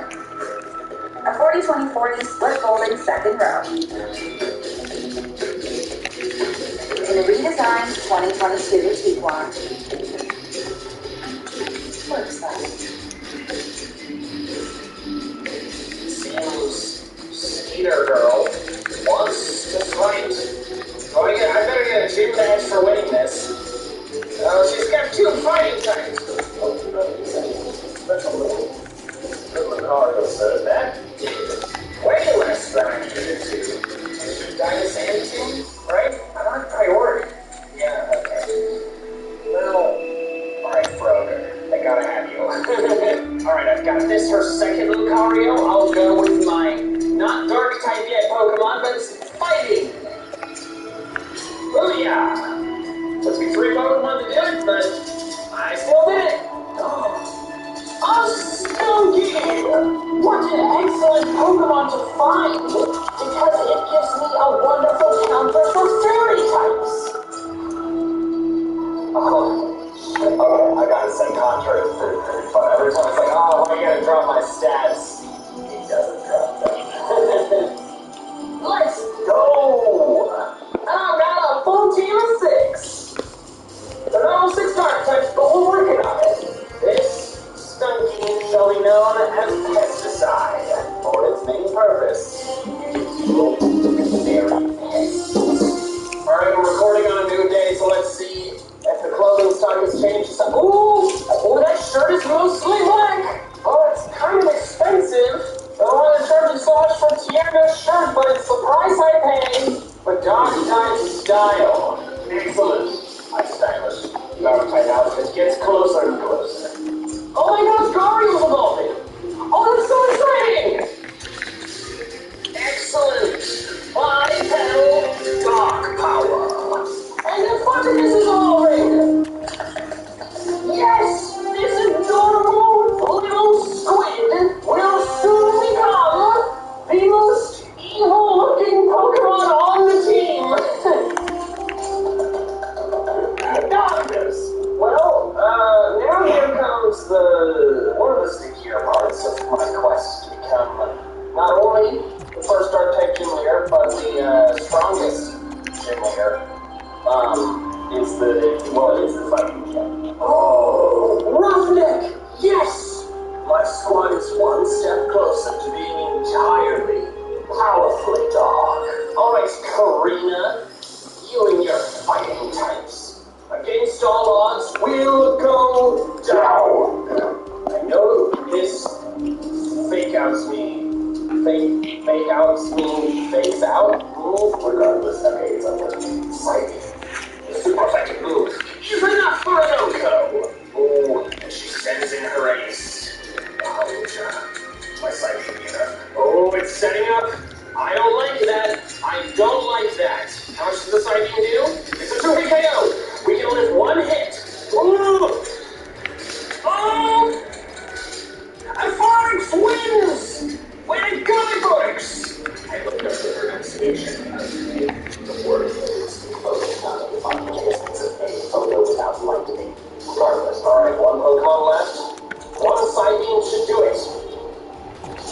Never mind. Oh, we live!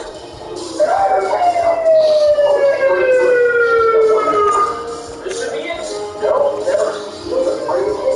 Now this should find. Oh my god, what the fuck with all these injuries right now? Against all odds, the Dark type gym leader upsets the fighting type gym leader using only one Pokemon.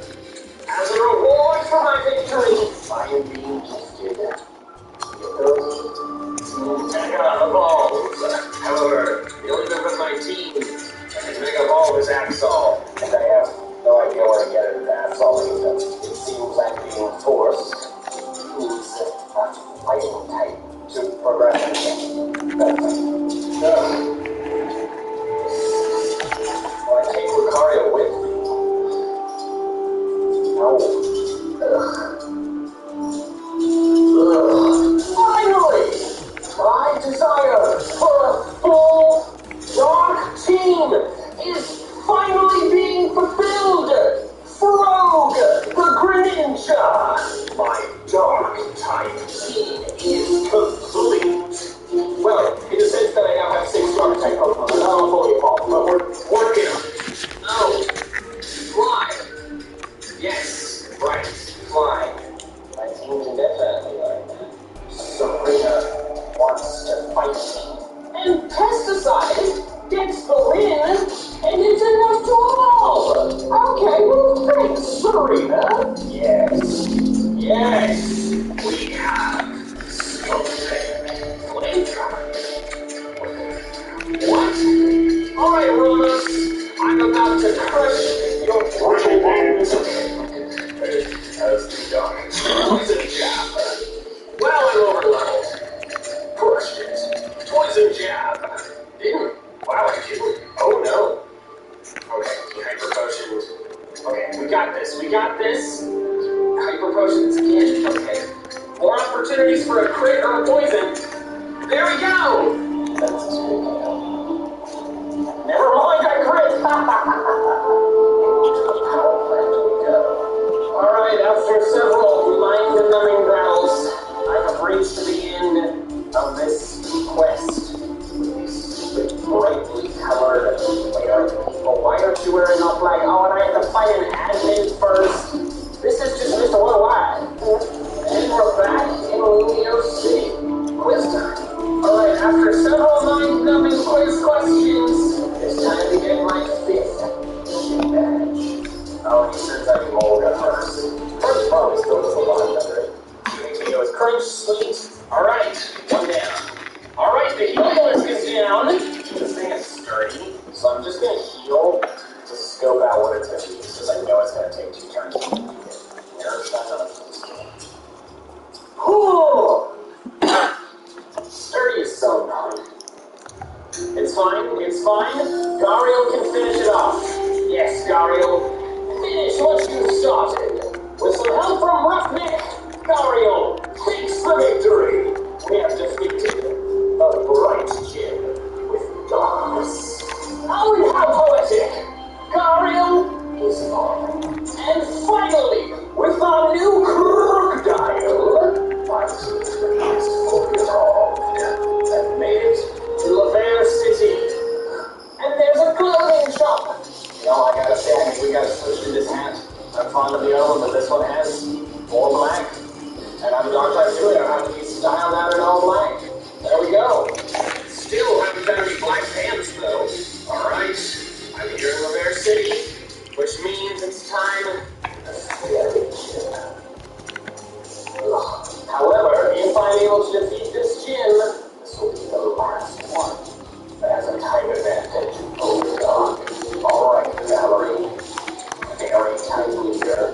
Do they pay him? That's all I'm asking for. One down. Mr. Mime. Crushed it. Finally. Sylveon. Sylveon, you must fall! Oh, it didn't fall. Oh, I poisoned it! It first. Oh, that it was. Oh, so close. It's fine, it's fine. I outspeed. She probably heals here. Hyper potion. Ah, so we get poison damage. Better damage roll. Oh, poison kills! Yes! Pesticide succeeds with its namesake of crushing and obliterating fairy pests. Yes, Valerie, give me my badge, for darkness has proven superior. Why would I never pick up Big Nugget over the basketball? What? Hello, Mama. A Abomasite? What about an Absolite? I guess, why would an Abomasite have an Absolite? But I would still like one. Alright, it's a new day, it's time for more shopping. Okay, there's no black pants, but that V-neck. Alright, absolutely an improvement over Tierno's shirt. Alright, I'm here in Silic City, which took a while to get to because I had to go on foot because none of my Pokemon can learn flight. But I believe we're gonna get some stylish. Are those just the same pants 3 times? Oh, Horn of Murkrow! This solves my flying problem! Alright, you little birdie. Beautiful dog, birdie. Oh, no. I think we're hurting this thing without killing it. Timer balls are going to work well in just a couple turns, though. Okay, well, there go my timer balls. Don't kill it! Don't kill it!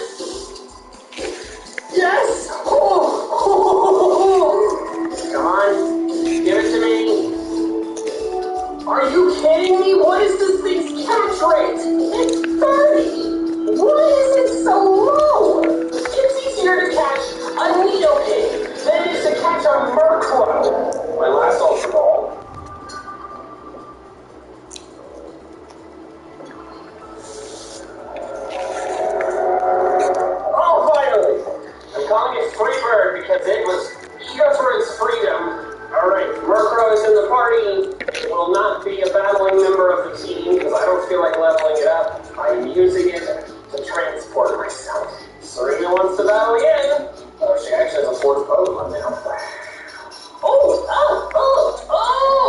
Oh, forgot I knew that. But doesn't matter, it's dead. Alright, Chestnut, go down to my Psycho Blade. Oh, my god, why did that do so little? An absolute decimation. Victory is mine. Darkness. Alright, now it's time for the Psychic type gym. A gym that, frankly, I am not concerned about. And here she is, Olympia. She's very cool, but my darkness. She has such a stylish all black outfit, though. Alright, Asriel. Maybe try and use the sword stance. But just for fun, I'm going to. Clearly, I needed sword stance. There we go. Alright, Night Slash. And with a higher crit rate. Oh, so close. No, not y'all. No, I wanted to sleep with Asriel. I'll wake up in time. Crit. Oh, I didn't need the crit. The nice effect just happened the first time. If I hit this, it's dead. Shadow Ball, that's all you got. Oh, I don't care about a little ball of shadow. I don't even care about that, because this battle, it's over.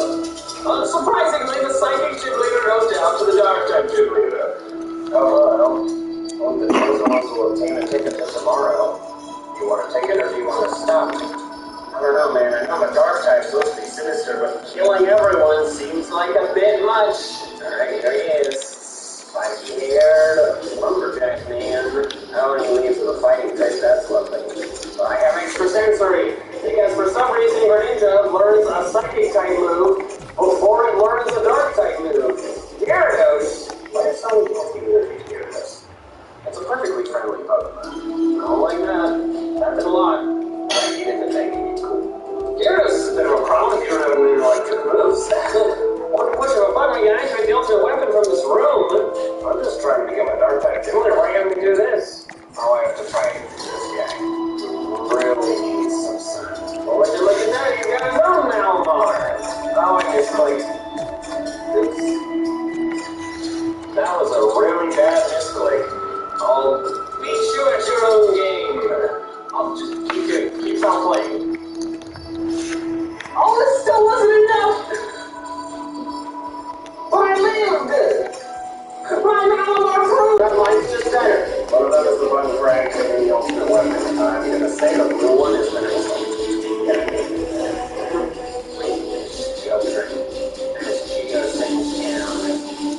Freaking obliterated, and then never fixed. Alright, I've made it to the final door to rescue this legendary Pokemon. I don't fully understand. I didn't pay much attention when we discussed it with the professor or whatever, but it's not a legendary Pokemon. I don't know which one. It's awakening. I didn't do anything though. I woke it up. Oh! No way! It's Yamato! A Dark-type legendary Pokemon for a Dark-type gym leader? I didn't plan this at all! But now I have to fight it. I don't know how I'm gonna do that. You know, your Dark Pulses sure do a lot for resistant attacks, man. I was gonna say that. That's a lot. That's like...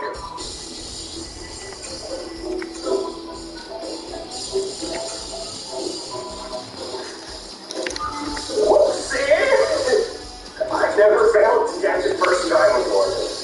Alright, round two. Aha! I did it!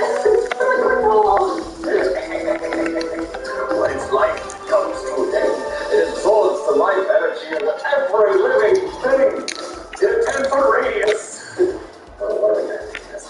We shall name my beautiful Dark type legendary. The Dark type gym leader. Downfall. Alright, Asriel, I love you, but you are the only member of this team who does not have a secondary typing. So what I'm gonna do, Asriel, is for now I'm going to send you on a quest to search for an absolute. When you return this one, you die. Oh, that's this feature. Not literally. Like, it's gonna be a really good Dark type gym leader. Nice outfit, Lysander. Alright, we're fighting Lysander with some metal bugs for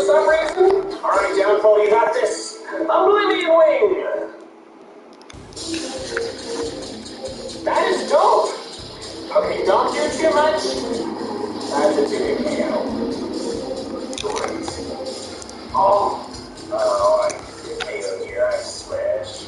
Or shuriken. Alright, here's his Gyarados, his big beefy Gyarados, and I think I know what he's about to do with it. Yep, there it is. A dog tiny Mega, I'm so jealous. But now you're weak to grass. God, that did so much less than I thought it was going to. Oh, who authorized this? I got this. You get a Mega, I get a Legendary. That's how this works. It's gonna be another KO. No, it's not, my God! Okay, oh, it's over. Okay, I think we just KO here. Yay, I didn't lose! How I hate to see a dog-type Mega fall, but it has to be done.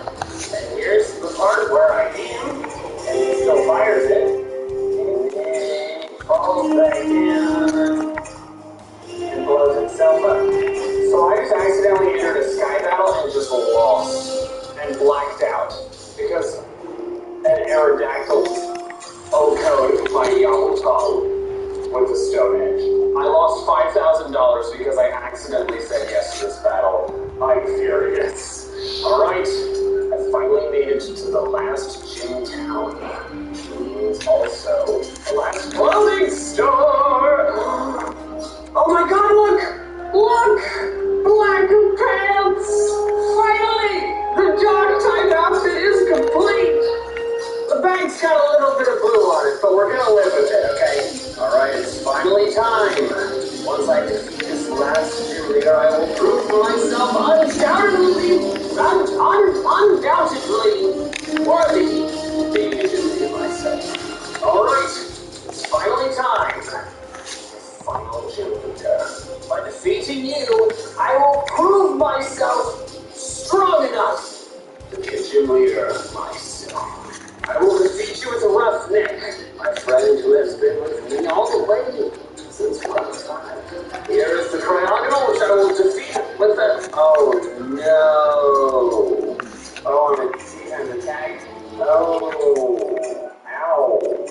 Come on, buddy. Come on, buddy. Yes! That's what we needed. Alright, Roughneck, break through the confusion. End it with this uppercut. Yes! No! Ah! Snap out! Yes! End it! No! Stupid curse! Now an uppercut! End it! Thank you! Finally! Darkness falls! I have proven myself stronger than every gym leader in this region, beating all of the gym leaders with only one Pokemon. Sorry for being electrical, that was messy. But aside from that, I am clear, unstoppable. But what's stopping me? Why not go further? Why don't I become the first Dark Champion? I am not having a good time. Apparently, to progress through this stupid victory road, I need Rock Smash. I could hop down this hill, but I have to waste a move slot on this stupid little rock. And I have the TM. This is such. I'm so pissed. I need a TM, and it's like I have to get it from an optional conversation. I hate this game. What? This is just hopped out of a bush. There's wild Hydreigon? Are you kidding me? I have no idea. What? I'm looking it up. There's a 5% chance of the swoops down from above being freaking Hydreigon. I'm gonna call this thing Menace, and I feel like I gotta use it. I don't know if I can use it though. Because, like, it's so cool, but I've grown so attached to my squad. It's sort of earlier, I tried to get an absolutely, but I gotta stick with the team that's brought me this far. I swear to God, I thought the strength was only necessary for making the shortcuts. But did I really not even need Rock Smash? Did I just get Rock Smash so I could fetch a Psyshock team I'm not gonna use? And then end up with a Hydreigon I'm not going to use? Did I have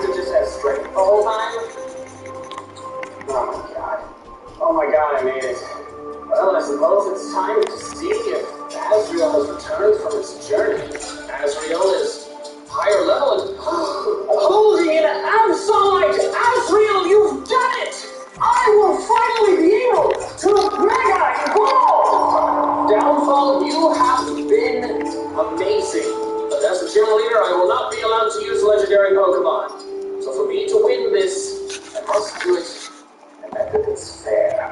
No humans may evolution either, but I have a moral opposition to that they totally should have. Bodies in the gas. It's finally time. I've proven myself worthy of being a dark type gym leader. Now it's time to prove myself worthy of being a dark type champion. Alright, Seabold, you're up first. Alright, Asriel, it's finally time. I will finally know the power of Mega Evolution.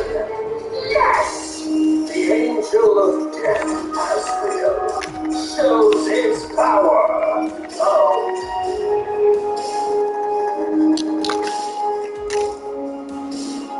Well, that's a little embarrassing.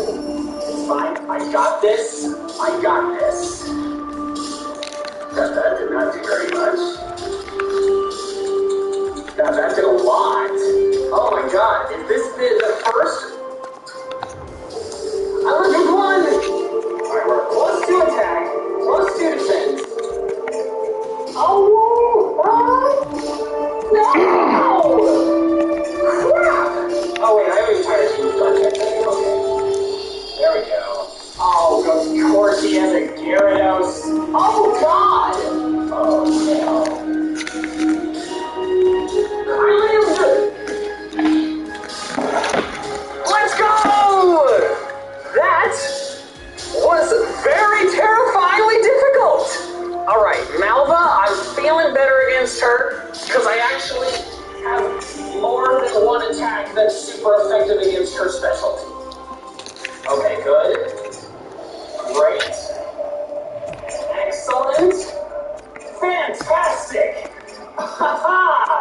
Okay, we're gonna be alright. Alright, Wickstrom, now it's your turn. Alright. We're gonna be on the E/Flinch it. Oh, no, we're in hit. Okay, we are getting hit. Oh, wait, never mind, we flinched it. Now the Dark Pulse should finish it. Let's go. Scizor. One flamethrower should do the trick. Oh, no, you're kidding. And now he heals. And Rigo get a better damage roll. Oh, I got the better damage roll that time. There we go. I know this thing here is sturdy. So I gotta break the sturdy. And this should finish it. Okay. 3 down. Alright. The final Elite Four member Drasna. If I recall correctly, she leads with Dragalge. So I led with my second pick. I clicked the wrong move. Oh, I'm an idiot. Got him. Oh yeah. Outrage. Oh, so close! Oh, God! I learned its attack with Intimidate. Yeah, that would have killed it up with the Intimidate. Yep, there's the Forest Storm. Come on, give me better damage roll or a crit. Better damage roll or a crit. That was the worst damage roll. I think she heals here or something of this thing. Come on! Oh, that was even worse! Okay, finally. Take it down. Got it! The Elite Four is done! All that's left is the champion. And her fairy type mega. Here we go. He is oh man. I'm gonna be honest, guys, I don't actually know if I can win this battle. But I can do this. She's got this brightly lit room. That will not stop my darkness. Alright. Psycho cut. Ooh! Please give me this one hit. Whoa! Wait, she heals you. Okay, maybe I can get the crit. It's a high crit chance. No! No! Faster one. Okay, Frog is faster, thank God. That does nothing. I can't just toxic it. I feel like I gotta keep going and hope for the freeze. I feel like that. Oh my God. I hope the Focus Blast keep missing. Oh, the Focus Blast missed! Don't heal, don't heal, don't heal, don't heal. Yes!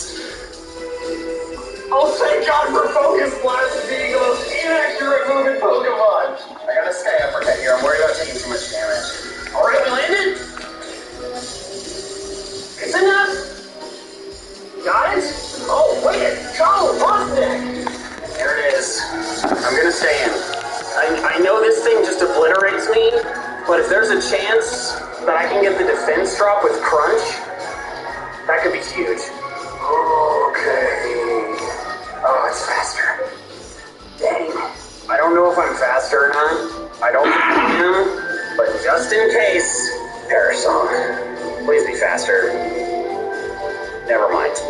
Maybe somehow we live? Never mind. Okay, well, pesticide, it's basically all up to you. This is neutral. Oh, God. Oh, and she gets special. Oh, special attack. I thought it was special defense. Yes! Pesticide gets it. Let's go! It is official. I am not only the strongest gym leader in this region, but I am now the dark type champion. Darkness. Oh, hey, focus, you beautiful, powerful beast, Frog, my unstoppable starter. That's real. Yes, Gariel. So powerful.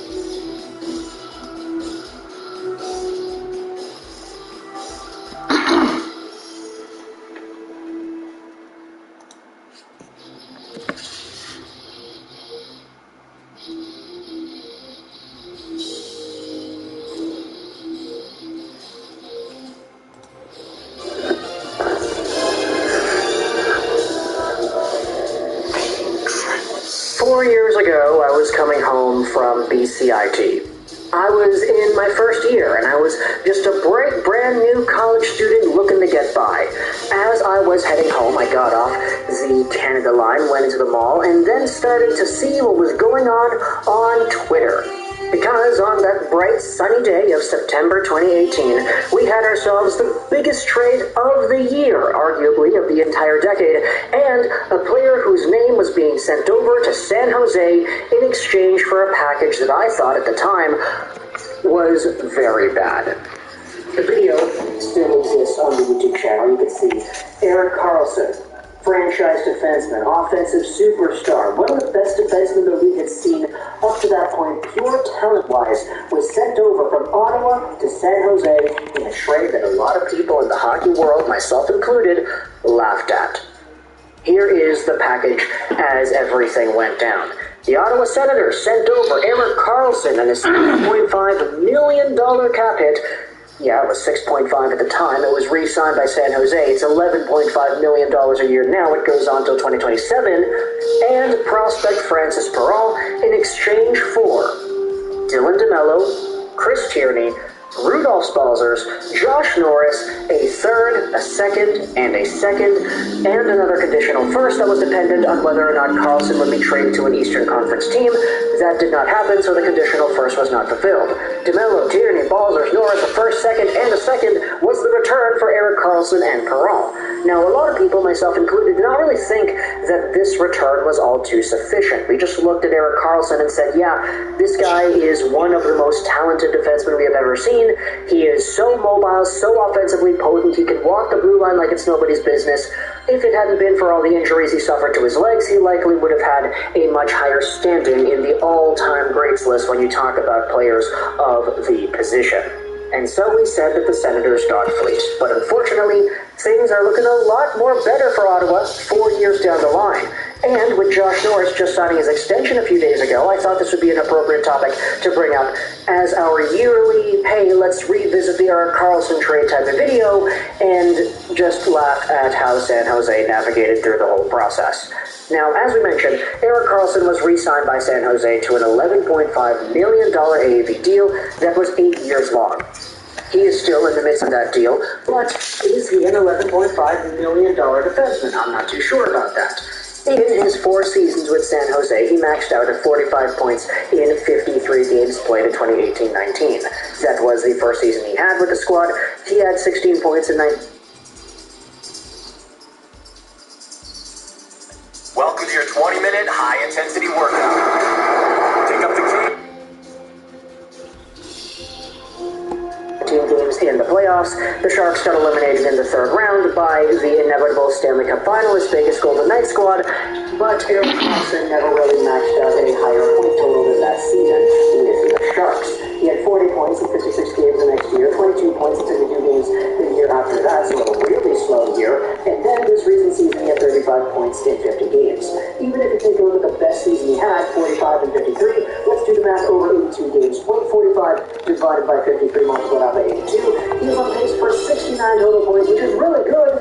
It's just not in the same territory as what he accomplished with the Ottawa Senators. 82 points in 82 games played, 74 points in 82 games played. He was an absolute monster for the Sens. Erik Karlsson is also 32 years old, so it's not really like he can project him to really getting any better as time goes on because, you know, as his age goes up there in value, his overall offensive abilities will probably decline in a similar rate. But then you go over to the other player the San Jose Sharks received, Francis Perron.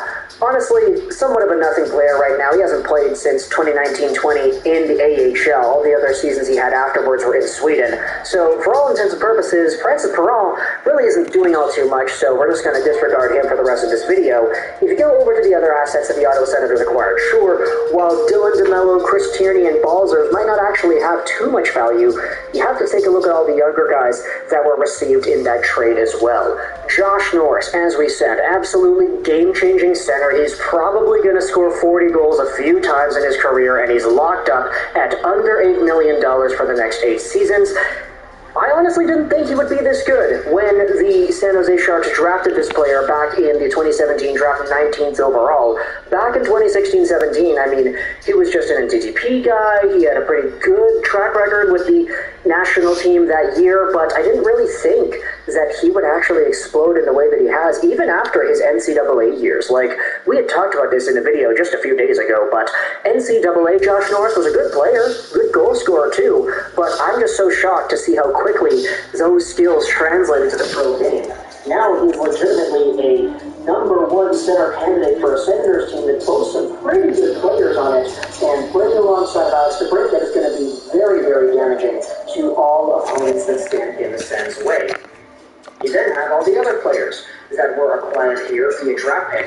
The first-round pick that the Ottawa Senators received in the trade was the 2020 first for San Jose, a pick that was given for a draft that would be held 2 years after the actual trade was made.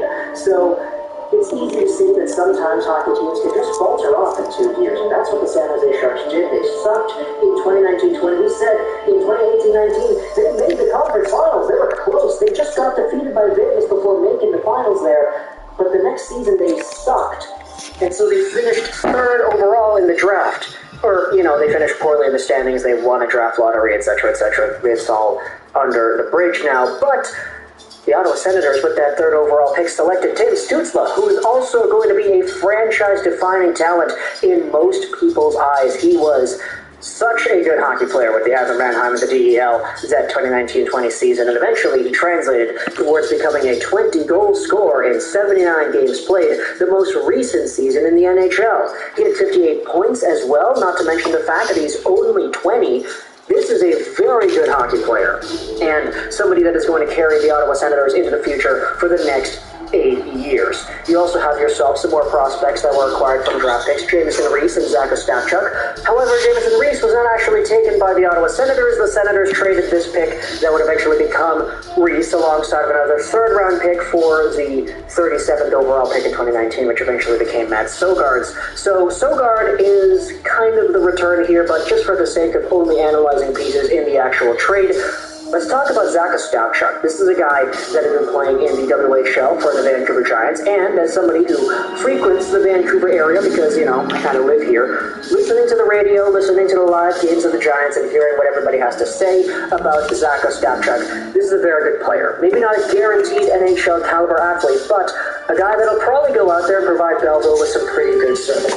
Sure, he doesn't produce the lights out as a center, but he did come alive this most recent playoff run for the Vancouver Giants, getting 23 points in 12 games. So while he did not have the best regular season track record, he absolutely exploded when it mattered the most, and that is why a lot of Senators fans the past few weeks have been super excited for Ostapchuk as well.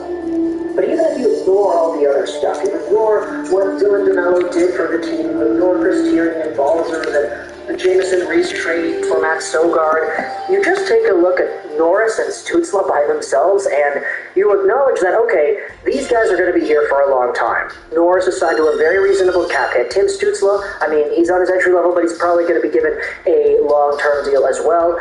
These guys could provide tremendous value to the team, and you gave up Erik Karlsson, who was on the cusp of a contract extension negotiation, who was already suffering from a few injuries here and there that was limiting his mobility, and that got signed to a very big $11.5 million AAV contract that does not hold up today.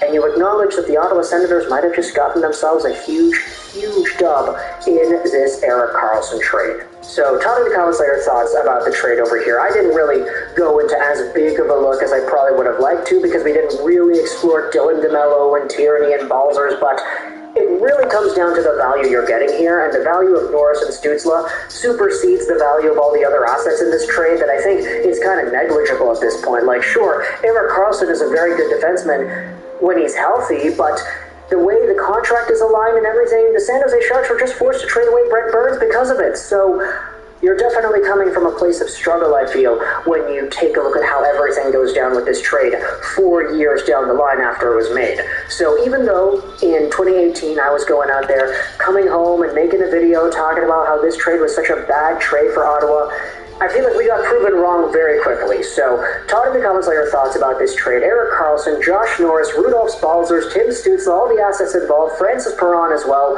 I hope you enjoyed this British Trolls 99. And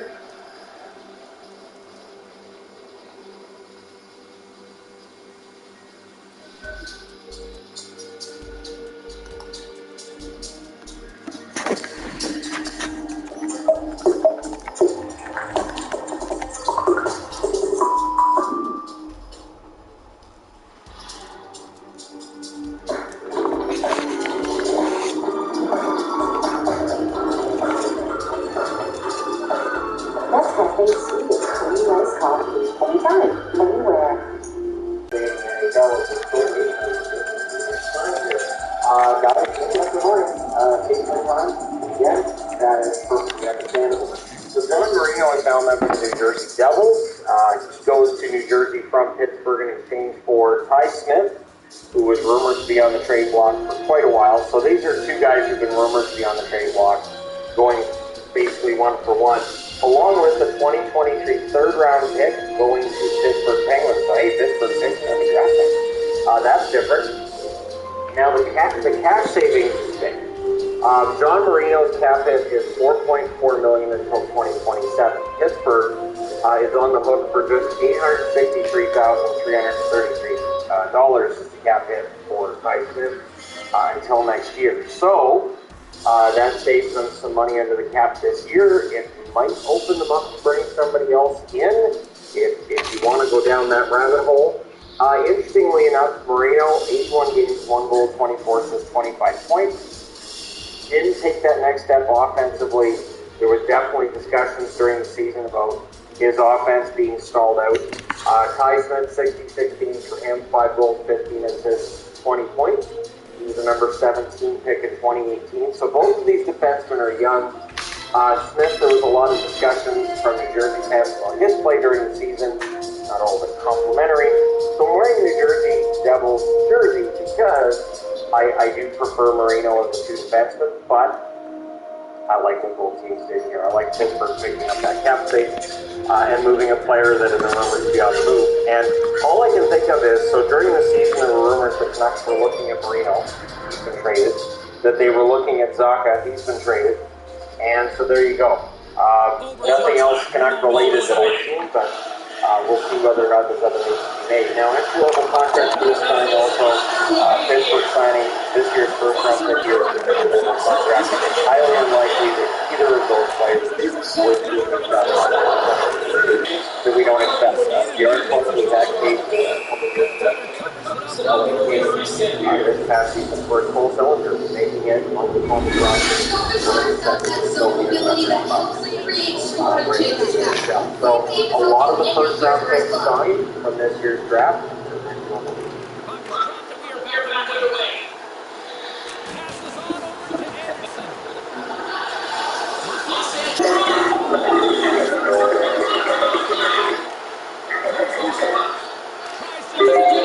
Gazing is a defensive players. But some games aren't just well within reach. It doesn't make sense to not. Night folks, that'll get into day on game week 10 new games that are now dirt cheap. So just a quick disclaimer, obviously these aren't games that came out 5 days ago. These are all games that have come out within the last year or so. And there's a good chance that people who do think about the prices of video games haven't gotten all of it. In my opinion, that makes this a bit of a difficult. And if any of you local folks have not played games yet, now's the time. Starting off with number 15, Resident Evil. We're starting off with a head hitter. Resident Evil Village is probably one of the biggest games here in Spain. And while the prices aren't like stop everything but understanding, they're actually very good prices. For the most part, prices for this game will have what they were when the game first came out. $29.99 seems to be the baseline for the PS4 version at a lot of Walmart, GameStop, Target, even Amazon. Interestingly enough, that's the best place to also get the next gen version. If you get Amazon, it's $9.99 for PS5 or Xbox X. That's really want to say for money. Amazon is the way to go. If you don't mind getting tons of it, it's just worth it for $23.99. At least at the moment, don't offering up the upgrade of the fiber channel, so you could go ahead and buy that and get the next gen version.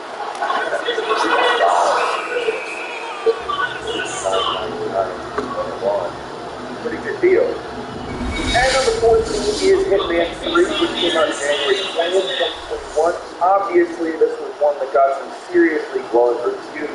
The final game in the world of Assassin's Creed, and it's genuinely about as good as it can be.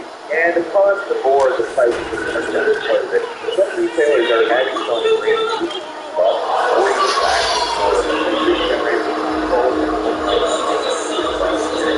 You can save yourself as the money like it is generating. So you can again, one of the upgrade games, and there's just not a good name to buy a more expensive gift unless you really have to have a box that you get $5. Somebody out there here's although I don't think you can do a price shopping. If you like stealth games at all, but it's also the cheapest thing on the list. The very few low price games, quality, $20. That's moving on to number 13 is Forza Horizon 5, a surprising one. Not even a year old. Released November 9th, 2021. It's a massive open world video.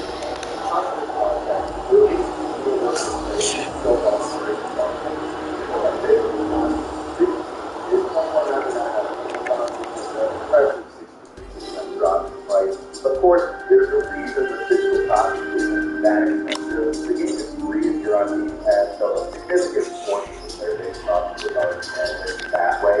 So, if you're buying a game individually, only $22 for a game free is that's incredible deal, especially if for whatever reason you're not using Game Pass. You can get it a little cheaper if you go for a GameStop in 1999, but it's just $2 off. I don't know if it's that big of a deal. Even GameStop sells it for $21.99 now. So I don't know if there's a lot of just getting used to it. It's better than stuff, you know?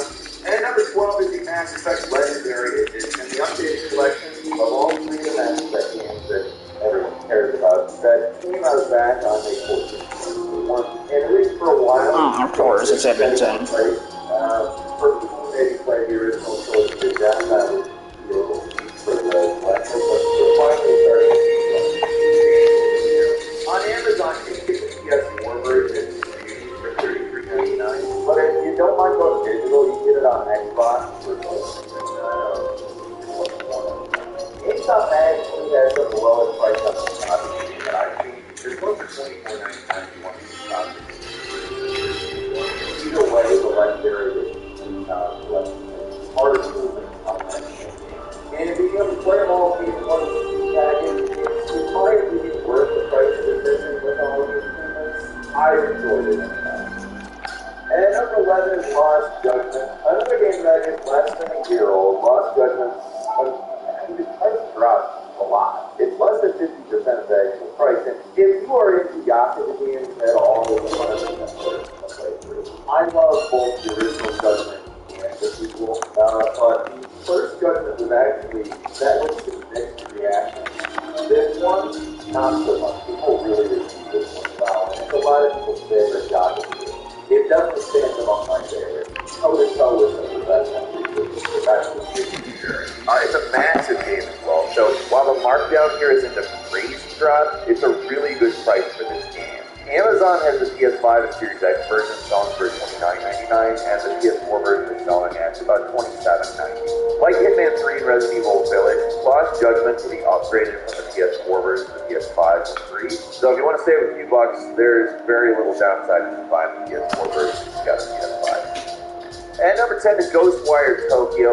Probably the most recent game on this list. Came out March 25th this year. It feels like it just came out, in fact. That's less than half a year ago. And it's already half off for most major retailers because, I don't know, it kind of feels like it got forgotten pretty quickly despite it being a really interesting game. I'm not going to say that it's the best thing on this list. In fact, it's far from it.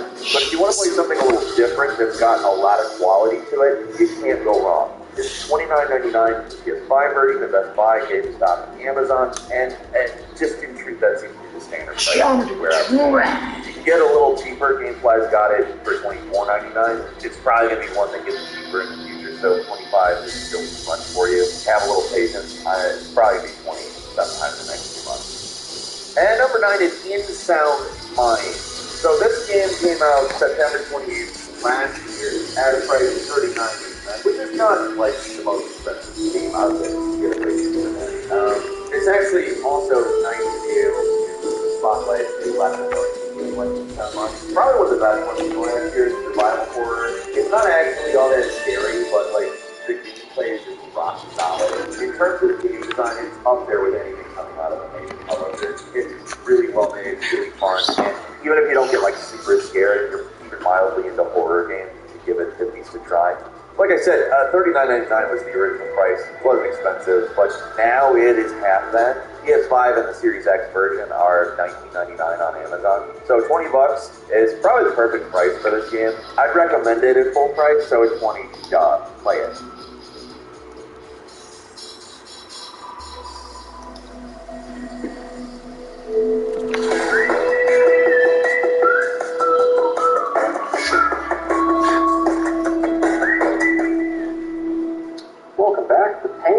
The Penguins are busy today. So, the Pittsburgh Penguins, remember I said they freed up some money with the last trade? Now they spent it. So, they pick up Jeff Petrie from the Montreal Canadiens. Petrie had a rough first half of the season, was pretty good by the end of it. He has a $6.25 million cap hit until 2025, so there's some turbulence there. 68 games this year, 6 goals, 21 assists, 27 points. He is 34 years of age, so that would be a concern, I would think. But yeah, they're taking a gamble here. They also pick up Oilers are gaining time. $750,000 cap hit for Tailing until next summer. In 57 games with the Habs this past year, 9 goals. Number 25 pick for Montreal back in 2017. This has some good beats, but now beats from Montreal. We'll see if we really get things going in Pittsburgh. So they had a forward and they had Jeff Petrie. And for this trade, again, I think this one that is close. I'm giving the edge slightly to Pittsburgh because I think they get the better defense in this trade. But going the other way is Mike Matheson, who had a good year in Pittsburgh. He has a $4.875 million cap hit, so that's about $1.5 million less than the cap hit Petrie has. And that cap hit runs until 2026. So there's an extra year there, but Matheson's 28 years of age.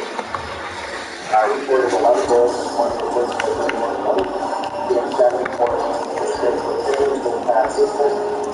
And so Pittsburgh's regained line for eyes to pick up Ty Smith and pick up Jeff Petrie.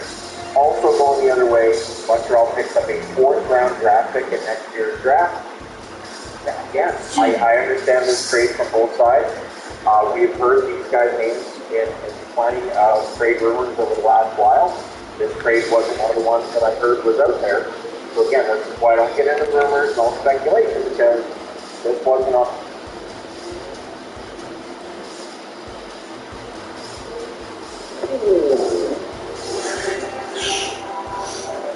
I'm a poor shit.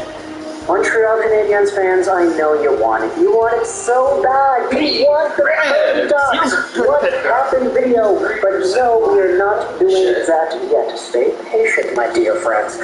It will come. But for now, we are talking about another player in the What Happened series. This is a little short, summer-esque mini-series-ish where we go over to previous NHL entry drafts and we talk about player comparisons that were made by the NBC broadcast crew. Big shout out, as always, to Gorillas on Twitter, who posted these screen caps from the past on Twitter the other day, and it's kind of the entire reason why we're making these videos. So, big shout out over to Mr. or Mrs. Guru. But today, we're talking about yet another player taken in the 2018 NHL entry draft. Last time it was Philip Zadina, the 6th overall sniper taken by the Detroit Red Wings that was compared back then in 2018 by NBC to Boston Bruins star winner David Pastrnak. Over the entire comparison where Zadina could go from here and how the comparison stacks up today, we're talking about yet another player that was in that same draft, the player taken before Philip Zadina, 6th overall, and the player who is also compared to a star-studded Boston Bruin. We're going over the picks that pretty much threw a monkey wrench at the entire draft's top 10 because this pick pretty much allowed the Vancouver Canucks to get swing views. It allowed the Oilers to get Evan Bouchard. It allowed everybody to kind of fall into place the way that they did. Today we're talking about the 5th overall pick by the Arizona Coyotes, Barrett Hayton. Now, Hayton was a really interesting name back in the 2018 NHL entry draft. Take a look at the season he had with the Sioux Greyhounds, and you can see that he wasn't really the big point producer on that squad. He had 63 games played, and he was a point producer in the playoffs. Not bad seeing a guy go out there and produce the way he did, but to see him actually get taken 5th overall to Arizona, that was the intriguing part, especially when you remember that, hey, you had Philip Zadina, who was ranked unanimous 3rd overall, still on the board too. Barrett Hayton was a guy that, if you take a look at his rankings, the highest ranking on here was actually 11th overall by TSN Bob McKenzie, McKean's at 11, and Future Consideration Paul at 11, ISS at 12. Craig Button's list is not listed on his other prospects analysis, but we did have Hayton in his top 7, which was significant enough to the point that we actually made a video about that entire conversation back in 2018. I remember I was making this video before I had to go over my graduation because I was a senior in high school in 2017-2018. But Barrett Hayton eventually did go top 5. Why? Long story short, there were a few things that went in his favor. Firstly, the Arizona Coyotes were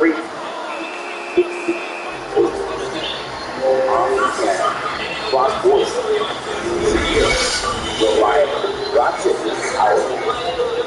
First center, and secondly, Barrett Hayton was the best one on the board in the eyes of most scouts. Thirdly, have yourselves a starting profile of the Cincinnati Greyhounds that just did not get the right opportunity. This is going over to the 17-18 squad. You can see that the number 1 player on the team in terms of points was none other than Philadelphia Flyers prospect Morgan Frost, who had almost 2 points a game on the year. Now, Frost was the first line center. He played with Kachuk, he played with Gettinger. This was such a stacked line that they had all the power play minutes, they had all the even straight minutes, and as a result, second line center Barrett Hayton did not really have an opportunity to shine in the same way that Frost did. This definitely was a point of contention, as you had some scouts going out there and saying, hey, if Hayton was just on a different OHL team, he likely would have had a lot more points, he likely would have been more scouted, and he likely would have been seen in a much higher tier than he was in the actual 2018 draft because he didn't play as a second-line center the whole year. Okay, let's give the Arizona Coyotes the benefit of the doubt. Sure, they still reached for a guy that was projected to go outside the top 10, but the Montreal Canadiens 2 picks earlier had done the same thing when they selected Yusper Kotkaniemi, who was seen by many as the top center of the 2018 draft. We kind of had this sentiment going around that the 2018 draft was one not really suited for centers if you're looking for top caliber guys. It was more suited for defensemen and for wingers. We had Andrei Svechnikov, Rasmus Dahlin of the draft, not to mention Quinn Hughes, Adam Boqvist, Evan Bouchard, all getting taken there as well. Noah Dobson is in that conversation additionally. And so, for Barrett Hayton, he was seen in his field against Cody and Delano as some of the top centers of the draft. Kotkaniemi was very much compared to Anze Kopitar, Delano was compared to Jonathan Tate, and then you had Barrett Hayton, whose comparison is quite shocking when you look at the last What Happened video for a 2018 prospect that was compared to a Boston Bruin. Barrett Hayton back in 2017-18 was compared not only by NBC, but by many scouts in general, to Patrice Bergeron. Now, okay, Bergeron is definitely not in the same era that Barrett Hayton was from. Hayton was drafted in 2018. Bergeron was drafted all the way back in 2003. Second round, 45th overall by the Boston Bruins. The difference is, though, Bergeron eventually became probably the best defensive center the NHL has ever seen. And if you take a look at the body of work that he had, sure, while his career high in points in the season was 79, that which he accomplished in 65 games in 2018-19, which is a crazy high point per game, by the way. You still have yourselves a guy who went out there and won as many Selkies as he did. He won the Selkie in 2012. He won the Selkie in 2014. He won the Selkie in 2015. He won the Selkie in 2017 and in 2022. He's a boss. He just knows what to do. He can head on the kill. And Barrett Hayton, back in his OHL days, was seen as a really similar type of molded player to Patrice Bergeron for the Sioux Greyhounds. Now, admittedly, it might sound ridiculous when you take a look at the game. You see that because you don't actually see it back when I watched some Sioux Greyhounds Phillies in that time frame.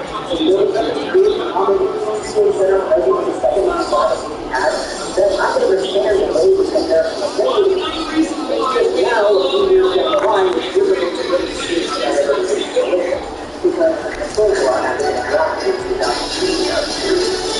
Getting the Boston Bruins immediately after that 39 games in 71 games played.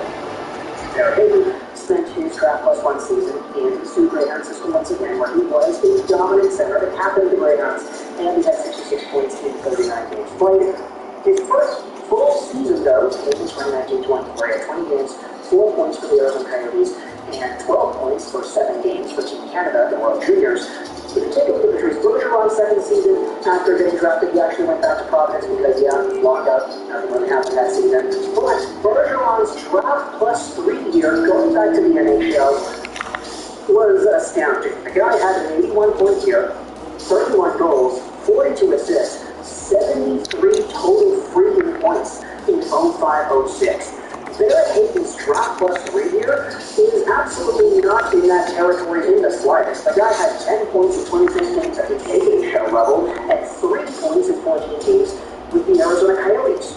Now, sure, this recent season, he actually kind of came into his own a little bit more. He had 24 points in 60 games played, 10 goals, 14 assists for the regular Arizona Coyotes. But again, this comparison with Patrice Bergeron is so completely out of the water now that it's kind of laughable to even consider that this could be the potential here. Barrett Hayton is going to really need to explode over the next few seasons and fast if he wants to get to that status that Patrice Bergeron has established for himself. However, I will go out there and say that for what he is, Barrett Hayton, I mean, he was supposed to be drafted as a first-line caliber center. I always kind of saw him as a top 6 caliber guy. You have yourselves Logan Cooley in the system that is probably going to max out as an elite caliber center if everything goes right. You have some other players in the system, too, that can probably help you out long-term, like whoever the heck it is you draft next season, Connor Bedard, Matvei Mishkov, whatever. Barrett Hayton, as long as he stays the course and develops the way that he continues to develop, because he is 22 years old, as long as he shows a little bit more of an eagerness when he has the puck, as long as he shows a little...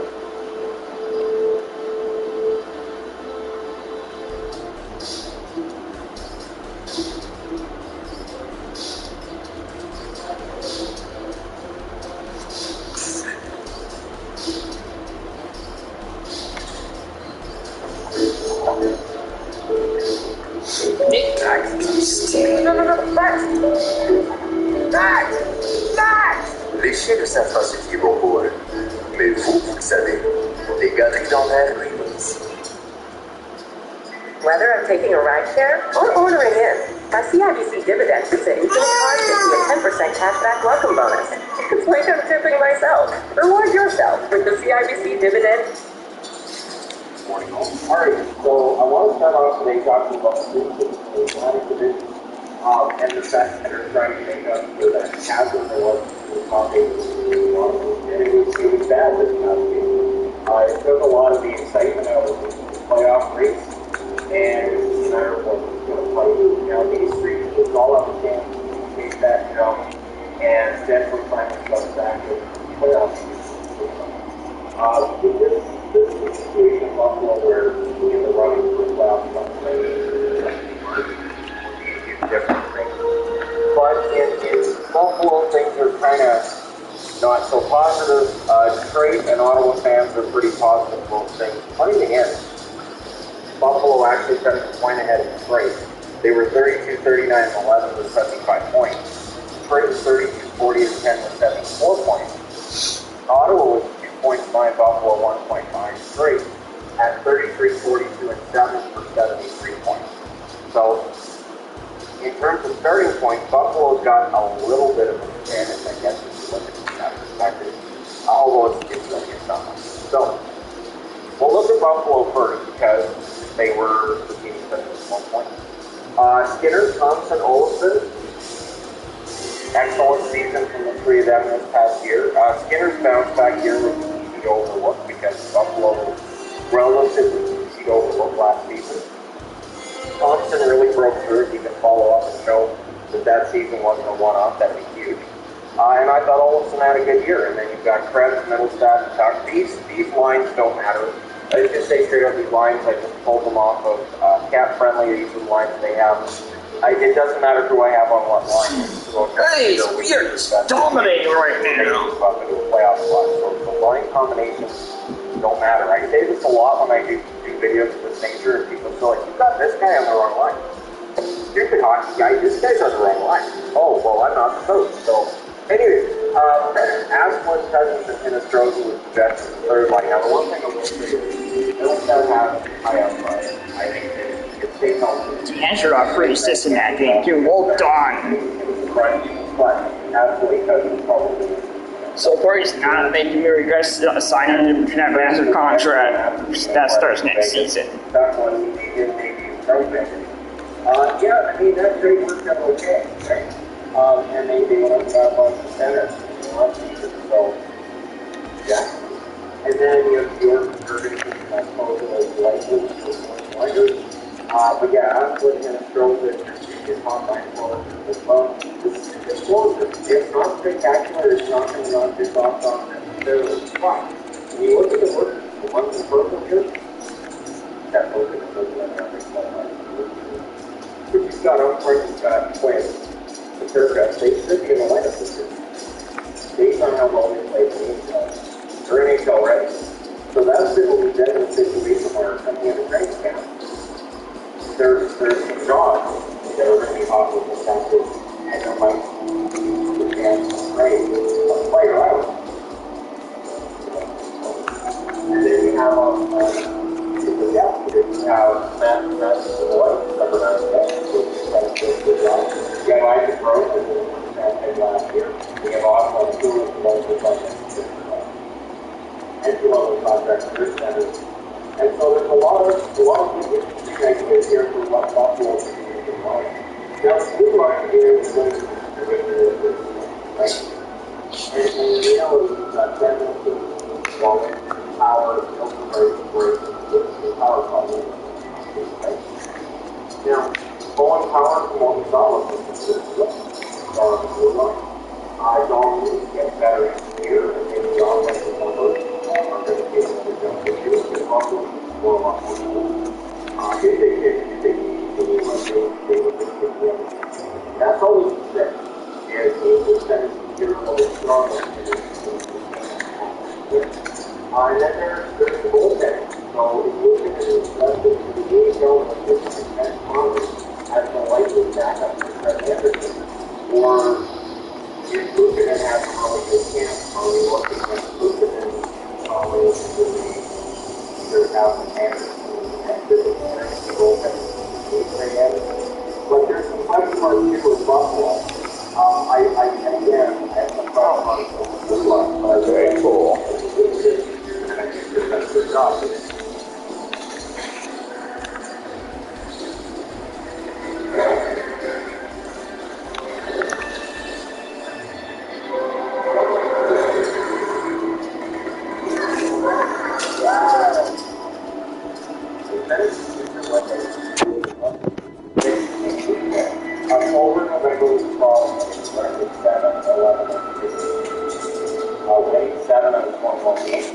not a recipe for success. That's what they wanted, and if they want that first so yeah, for Buffalo, we need to get off to that good start. And so we kind of worked out the figures and they kept saying they could tolerate Buffalo. So if Buffalo can set up, there wasn't a big deal about 500. Make it by themselves and playoff on Saturday. So we brought that playoff line doesn't happen. Now, great. It's great to get also a lot of skill and great fit. So we're ready, right? We're going to get the playoff. It's possible. The team are good things. We don't know how tall they are. Brandon, Andrew Cox, The David Brock division. Two top six forwards that added to the first. Now also they've added Kubalik to go with Suter and Zadina. Zadina, of course, you know, they'd like to see more offense from, but now there's no pressure on them, really. Then you have Bernie, Rasmussen, and Sunquist. So with Cox, it pushes Rasmussen down to fourth line center, which I think will make Trey fans happy. I still think Rasmussen can eventually be a third line center in the NHL, but at this point, he's going to be a third line center. And then there's Berggren. When does Berggren get into the lineup? Casper, first round pick, they have signed him to a contract, and there's Soderblom's size alone. Hellgate, get the look at camp.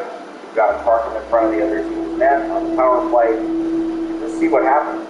I did get his size wrong the last time we did a video. He's currently 9'6" and 487 pounds. So that projects pretty good NHL size as long as his skates don't actually go through the ice. On the blue line, there might be some concerns here, and that's the thing. You know, we had Buffalo, some concern. There might be some concern on the blue line for Detroit. Sherratt signs for a lot of money. How are things going to work if they do pair Sherratt with Seider? That could be an interesting one. And then Mata and Hronek, Osterley and Lindstrom. And of course, not included in that,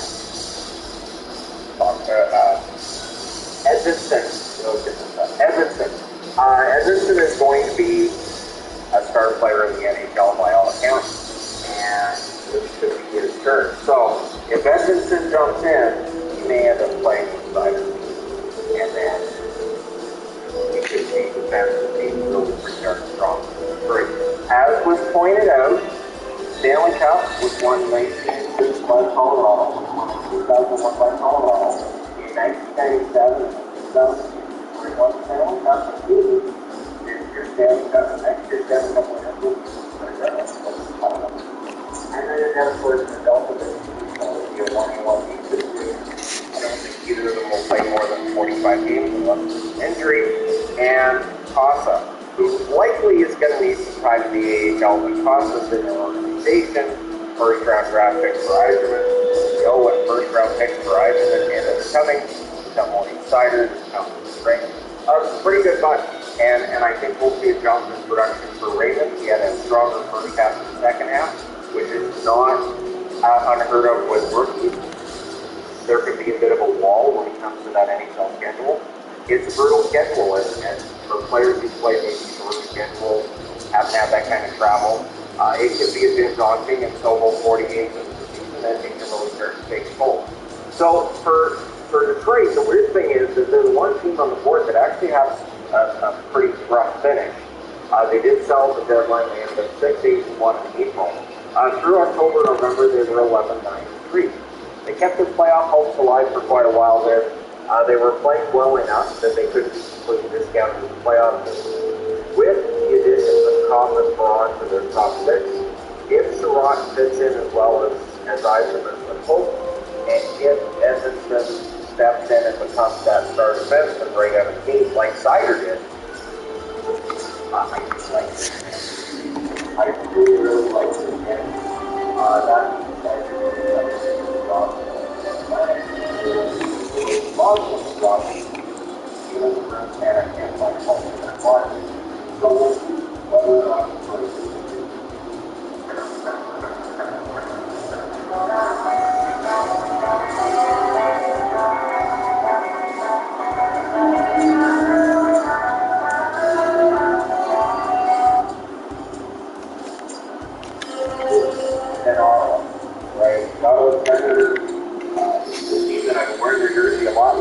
as things look good, and you look no further than this forward to Chuck, Norris, Drew, to break into Sloan Baptist.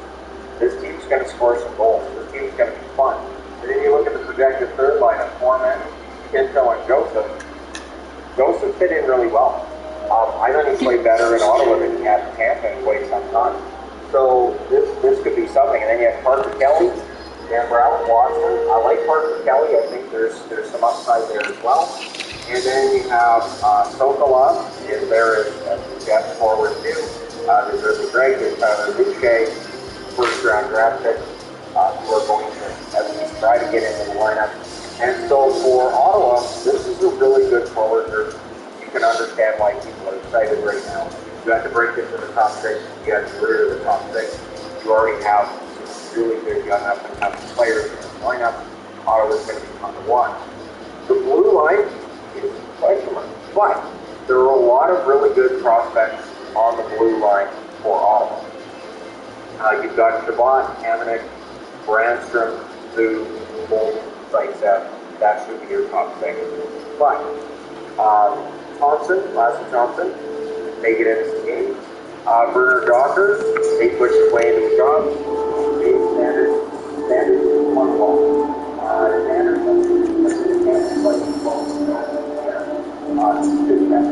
top four, Gabriel,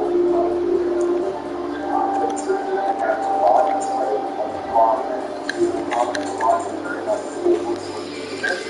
But he enjoys it, and he seems to work harder and harder, and he's really good with that extra ice time. But I do wonder if Sanders has been able to take some of that load off him a little bit, if it'll actually improve. Shabbatsky just that little bit as well, and maybe then we'll get more consideration for that Norris trophy, right? The one thing with Ottawa, we know they're going to be able to score this year. That should benefit numbers for guys like Shabbat as well. And it's going to be interesting. Now, with goaltending, they added Cam Talbot, they pick up there, and they added Anton Ford, or they didn't add Anton Ford, but they already had Anton Ford. They subtracted Nassau, subtracted Philip Gustus. There's no uncertainty with their goaltending here, and they still have Matt Sogard. So trading out Gustafson, they can afford to do that because they still have Sogard as a pretty darn decent prospect in that. Their record in April was fantastic, 10-5-1. They were very good in April. The record in October and November, less strong, 4-14-1 for the first 2 months of the season this past year. And that sunk them. You cannot have a start like that and expect to make the playoffs. It is just not something that you will overcome. And when we're in the season and that happens, people say, oh, there's still over 60 games left, they can figure out. But the amount of points you need to put up over those 60 games is daunting. And it is something that I just don't see any way for a team to make up that difference. So if I had to put, I guess as to who I think is going to end up in the playoffs with some of the teams, I do like the experience factor for Detroit. I do like the fact that they had Cost, they had Braun, they already have really good veterans in this lineup. I like that. I like the youthful energy for the Ottawa Senators. I think that adding to Breakout brings more youthful energy, and Giroux brings that steady hand. And while he's not going to be captain, that's Brady Tkachuk. He will have that captain type energy to the team, and I think guys will listen to him. Ottawa should be fun, but Buffalo is going to be discounted by a lot of people. I expect Buffalo is going to be discounted quite a bit.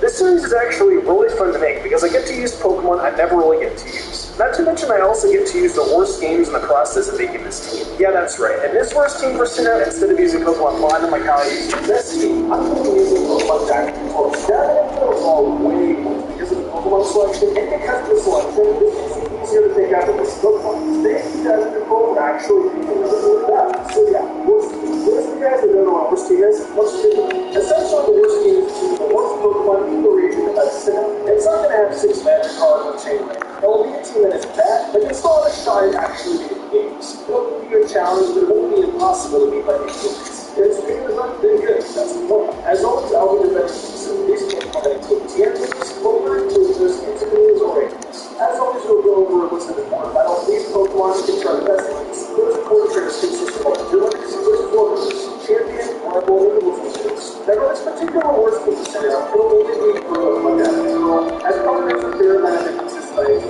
all the damage. So though, on top of this worst case, there's some slow surgery.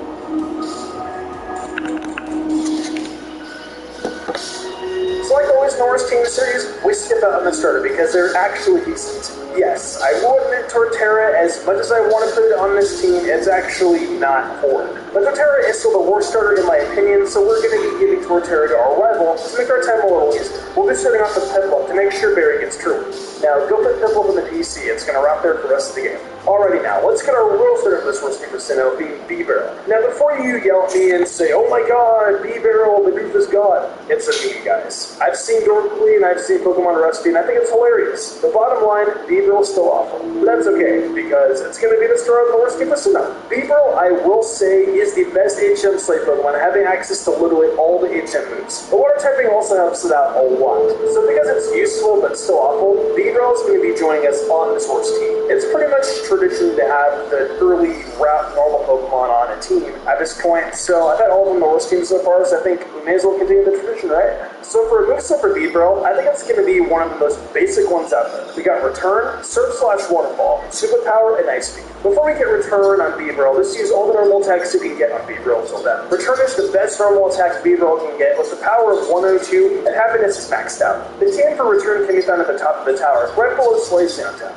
Now for B-Barel's water type option, you have the option of either choosing Surf and switching to Waterfall later, or just keeping Surf on. I say keep Surf on B-Barel until you get to the Pokemon League, then switch to Waterfall after. Surf is given to you by Cynthia's grandmother in Celestia Town, and Waterfall is given to you by Jasmine once you defeat Faulkner. Waterfall is better because B-Barel has a better physical attack than special. Next we got Superpower for coverage, and this move is learned via level 1 to level 48. Lastly we have Ice Beam, and Ice Beam should be on every water type Pokemon, and every point Pokemon. You got God's Gonna Smite, Rook's Team, Byron Steelix, and Bastiodon. And this is Snowbird, Steelix, and Volker's Enderball, and October, the Turtle with Ultra Technics. This is Honchkrow, Crobat, and Weavile. Aaron's Beautiful and Investment Wind. For the Sudowoodo, Golem, and Hephaudon. Both the entire team. Finally, Cynthia's Rosary, Cerulean, and Stupid, while it wastes time on them. Next on our list we have how hard this cricket team is, bad stats, etc. What you've heard is definitely not false because it is here on the worst team list today. 85 attack and 65 6. What's iconic about it though is its magnificent cry, but it makes me want to worship. It doesn't exactly have a great moveset, but it's okay. At least it gets X-Scissor and a paramedic physical attack coverage. Even with this though, I think it's going to do more than 2 players, but that's a good thing, right? This is the worst team after all, and we're known for having garbage. Speaking of garbage, what's up with its moveset? Okay, it's actually not the worst. We take all we can get from this one. The X-Scissor, Aerial Ace, Word Break, and Soul Seeds. What about Kraken's X-Scissor? The best bug type attack that you get until then is good, but it's going to run a level 10. X-Scissor is only level 26. Aerial Ace is here for coverage against the The team for this can be found over our route. The Rock's meant to be well. Word Break is great for Rock type, and that team can be found for a game after having access to Surf. Lastly, we have Soul Stance. I think Soul Stance is needing to buff over attack. The dream that can be bought up before that. With these moves, Cricket team can be a test student. Gardenia's team, Byron Steelix, and Bastiodon. Candace's entire team. Volker's Antibon, Barry's Heracross, Snorlax, and Torterra. Cyrus Kadabra, and Hudson. Mark and Weaver's Bloodborne. Cyrus is Weavile. Eric's Team and Griskin. With the Sudowoodos, Golden, and Talon. Slim Steelix, Lot Honey, and Tony. This is Team for Broadtalk. Final 50 is Wolford and honestly, Cricket is not completely garbage against bodies. It's not amazing that we need, but it's really decent enough to help us out in some battles.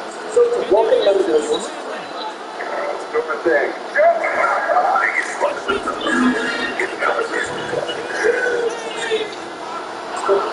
So this next Pokemon may take you guys off a bit, but it's a worst team, so I guess that's good.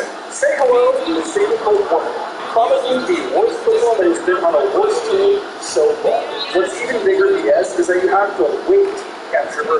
And when I mean wait, you have to slap honey on trees in order to find it. So have fun with that. Is it worth getting? No, but it's a worst team. Is there anything on this team worth getting? If you still want to do this closer, then by all means do it. Just now, you'll have to use this piece of sticky crap. I don't know why, but I just like this dude so much. Design-wise and viability-wise, it's just like, what? I mean, we're monsters, this sucks. The Garfield book is probably my favorite of the Warcraft book. They make it one costume. While we were on the subject of typing tape, Warcraft doesn't get any bug type attacks at all, so it's a wasted type. Warcraft doesn't get any bug type moves. Period. Not even joking. Ground types only need to have it similar. So Warcraft Semi-Cloak was the worst option I could think of. Okay, so for moves on Wormadan, same damage, you can only do so much, so this was the best I could do, so they had to go. Earthquake, Rock Tomb, Side Beam, and Beam. Yeah, you heard me right. This is what we're doing, guys. So we got Earthquake, Rock Tomb, Side Beam. Earthquake is obvious because Big is an earlier option, and the team for that can be done in the Romanian cave or on Rock Tomb. Earthquake is the best ground type attack that you can get, and the team for that can be done in Wayward Cave at the strength of Rock Tomb can be done in Red Snap, let the full floor. This is here because of coverage and aim at -1 speed run. Cycling is the second key we have Wormadan, and that really can only go over the team. Why not second? Because the Pokemon on the team we're going to get later is going to be the second best team. And the last one we have is Thief. It's all we got. Only Thief can be done in Return City as a medicine team. With these moves, Wormadan can do its best against Dr. Wake's Gyarados and Victoria's. The advanced game with Insight, Byron is entirely. And it's just Snowburst, Sneasel, and Abomasnow. Both has Raichu and Luxray. There is Staraptor, Heracross, and Undash. Saturn's Mars and Jupiter, Bronzor, Golbat, and Sponge. Saturn's is entire team. Aries, Purple, Sudobudo, and Ball. Next team is that Power. This episode, Purple selects seem like Warman can put a large bit in Sinnoh, but don't let the quantity equal. Warman sucks and will be a beautiful duck. Where are the most similar that? So the next Pokemon on this list is, what? Kraken. I don't know if this Pokemon really existed along with this pre-evolution. Well, I guess we're doing this. Chihuahua can be done with like 2 levels early. That's what it's still awesome. Chihuahua evolves will come up and be a high birth at the nighttime. Just run around a lot and level up the thing. This process can be really easy if you just run around a lot. Chihuahua is easy to get rolling on, and I guess it is the best or second Pokemon we can get. As the second Pokemon,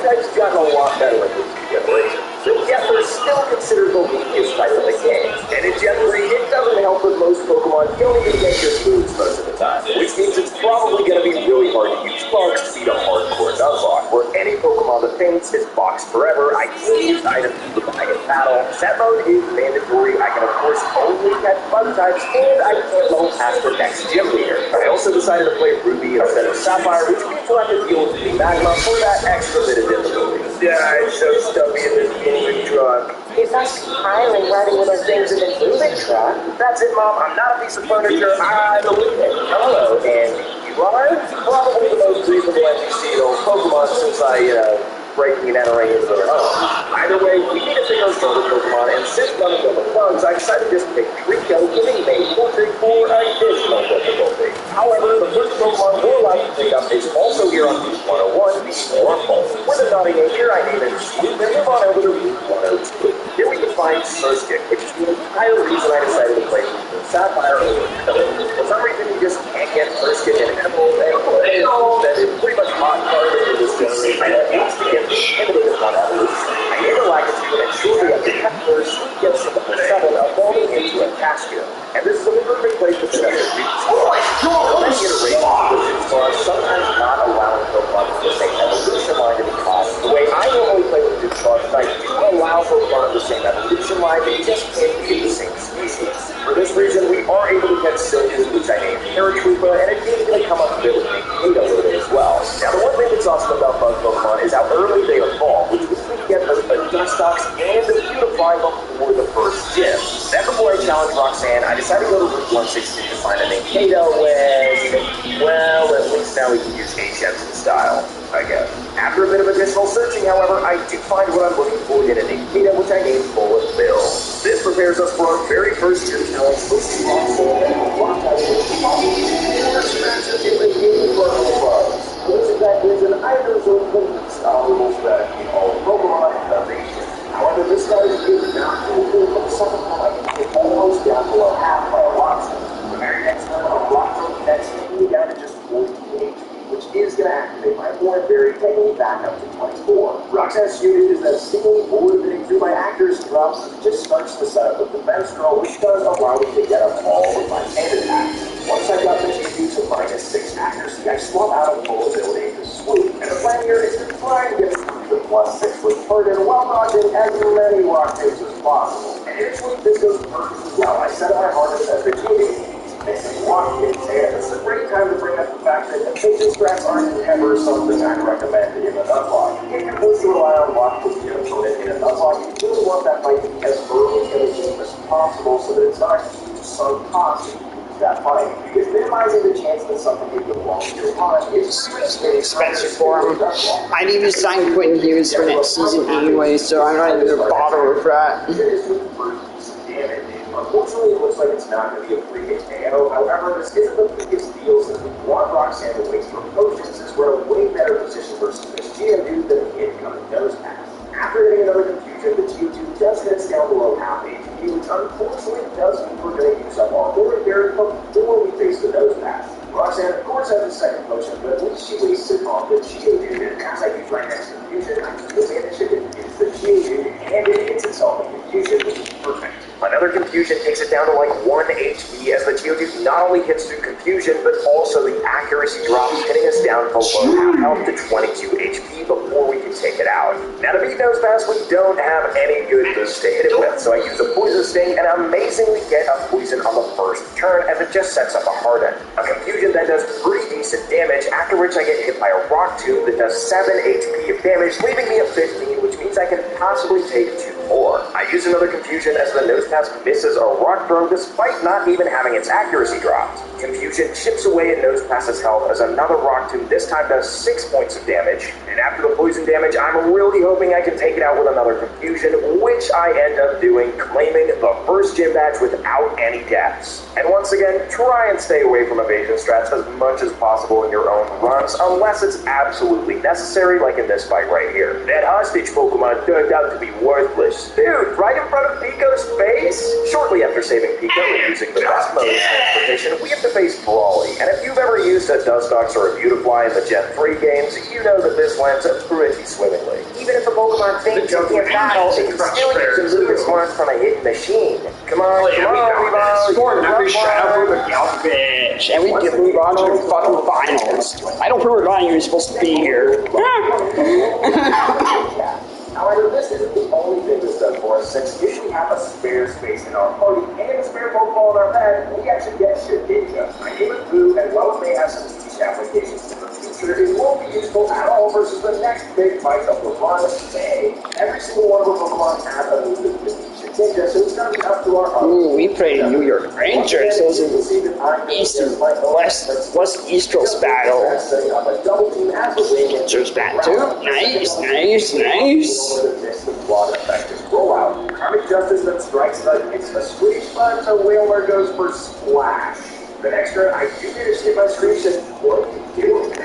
For some reason, her AI thinks it's a better idea to go for moves that does literally nothing at all instead of a quad effective rollout. After getting hit by a Gear Strikes, the Whaler does unfortunately miss though, and I take it out with a critical against the ball. Second in combustion.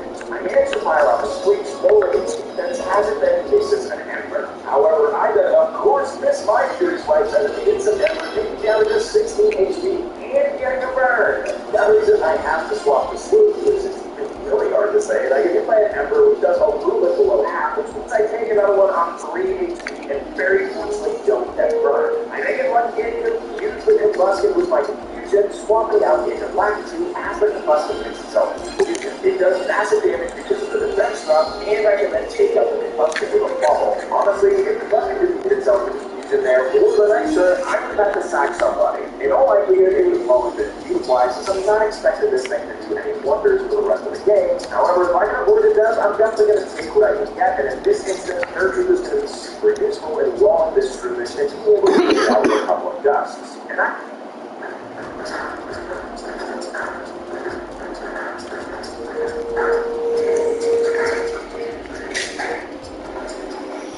I gotta say, I'm very glad to have this infamous rival fight behind me. That being said, we still have a very difficult gym fight ahead of us, before which we can go to Route 117, where I find myself at Illumise.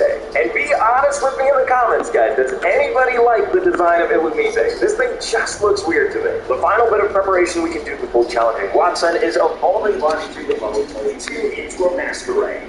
Watson is a formidable opponent, not quite as bad as he would be in Emerald, where he also has a Nectar, but his Magnemite and Magneton are still really difficult to get past since we don't have any moves that aren't resisted. And right here, the first turn, you can see me go for a double team, and this is mostly just going to be to see how many Thunder Waves I can stall out. It's not entirely necessary, but I get very lucky dodging the first two. I then go for a Screech, lowering the Magnemite's defense, and then hits me with a Thunder Wave, which connects this time, but I do have the Cherry Berry to peel it off. I went for Screech, since Fury Swipes is resisted and not a very powerful move, but the first time I do end up getting 5 hits, taking the Magnemite down to 3-12, after which it does connect with another Thunder Wave, permanently paralyzing Bullet Bill. This is going to force out a Super Potion for Watson, as I go for another Fury Swipes. This time it's not getting quite as many hits, but 3 still pretty good. The next one I get paralyzed is the Magnemite. This is the Sonic Boom. My following Fury Swipes, unfortunately, hits leaving the Magnemite at about a fifth health. However, it once again misses its Sonic Boom, which is going to allow me to take it out with another Fury Swipes. Since both Watson's other Pokemon have super effective moves, he's going to send in his next Pokemon Voltorb. And I do get paralyzed as he continues the Sonic Boom, even getting paralyzed the turn right afterwards as a Spark takes me down into the red. For this reason, I have to swap out into Super Swipes to straight up big special defense. Also doesn't exactly have his special attacks and on top of that, I can just heal off any damage that this thing does with Moonlight. I then want to try and put some damage on this thing, but it seems that Confusion only does about the same amount as a Spark is going to do. I want to try and get a poison with a poison snake, but Voltorb starts going for Sonic Boom. It then goes for self-destruct when I'm below half, but it leaves me at 4 HP, which only leaves Watson's Magneton. And here's the thing, this Magneton can specifically only hit Shedinja with Thunder Wave and Supersonic, and Supersonic could lead to us hitting ourselves in Confusion, which would be the end of Shedinja. So I of course devised a nefarious, albeit very time-consuming method to deal with this thing. Since Nabbit's already paralyzed, I decided to just swap back and forth between Boo and Nabbit, meaning that the Magneton is at least going to go for Supersonic every other turn. And eventually, after about 40 whole turns of doing this, the Magneton was finally out of Supersonics. And while, yes, this does mean that we've officially pretty much won this fight since the Magneton can't touch me, oh boy, was it not the end of my time wasting. You see, after first getting Magneton to -6 defense with Screech and getting paralyzed in the process, I apparently had my fair share of hurdles to still get through. You see, after painstakingly getting the Magneton down into red health, of course Watson has yet another Super Potion, bringing it back almost all the way to full. Then after managing to hit through Fury Swipes' non-perfect accuracy, I get paralyzed, but not once, not twice, not even 3 times, but 4 in a row. It honestly just seems like lately I keep setting the record for the longest fight I've ever had in a Pokemon game, last time being against Oleana, stalling out her Milotic, and this time stalling out this Magneton. What a way to get the 3rd badge. Hey, at least we get to put our shiny Zigogo to use. You know, I always thought it was cool that Fall Arbor had all these farms outside of it, since of course the soil actual hurdle for the I just think that's awesome subtle world building. And Fall Arbor is actually going to be one of the most useful locations for us, since we can pick up this gem for digging. Your Playcam is looking a bit stressed out there, bud. And speaking of reasons to be stressed out, I now have to take on Maxie. Starts out with Mighty Anna, which is going to intimidate Bullet Bill. However, at this stage, Bullet Bill has one sword stance, so I can get back up to +1. The Mighty Anna then does about 30% fight, after which I go for a loop slide, taking out about half its health. It then hits me with a sand attack, which is annoying, but at this point, honestly, I kind of deserve it. Another loop slide is enough to take out the Mighty Anna, also getting us back to full health. Next up is Camera, and if I were to miss this game because of that sand attack, it would be absolutely devastating. However, after getting that speed, one stage, it does connect, taking out the camera and one game. This one's only full badge, which is still a massive life, I decided to swap out the Marcus and getting that intimidate lowering its attack. I think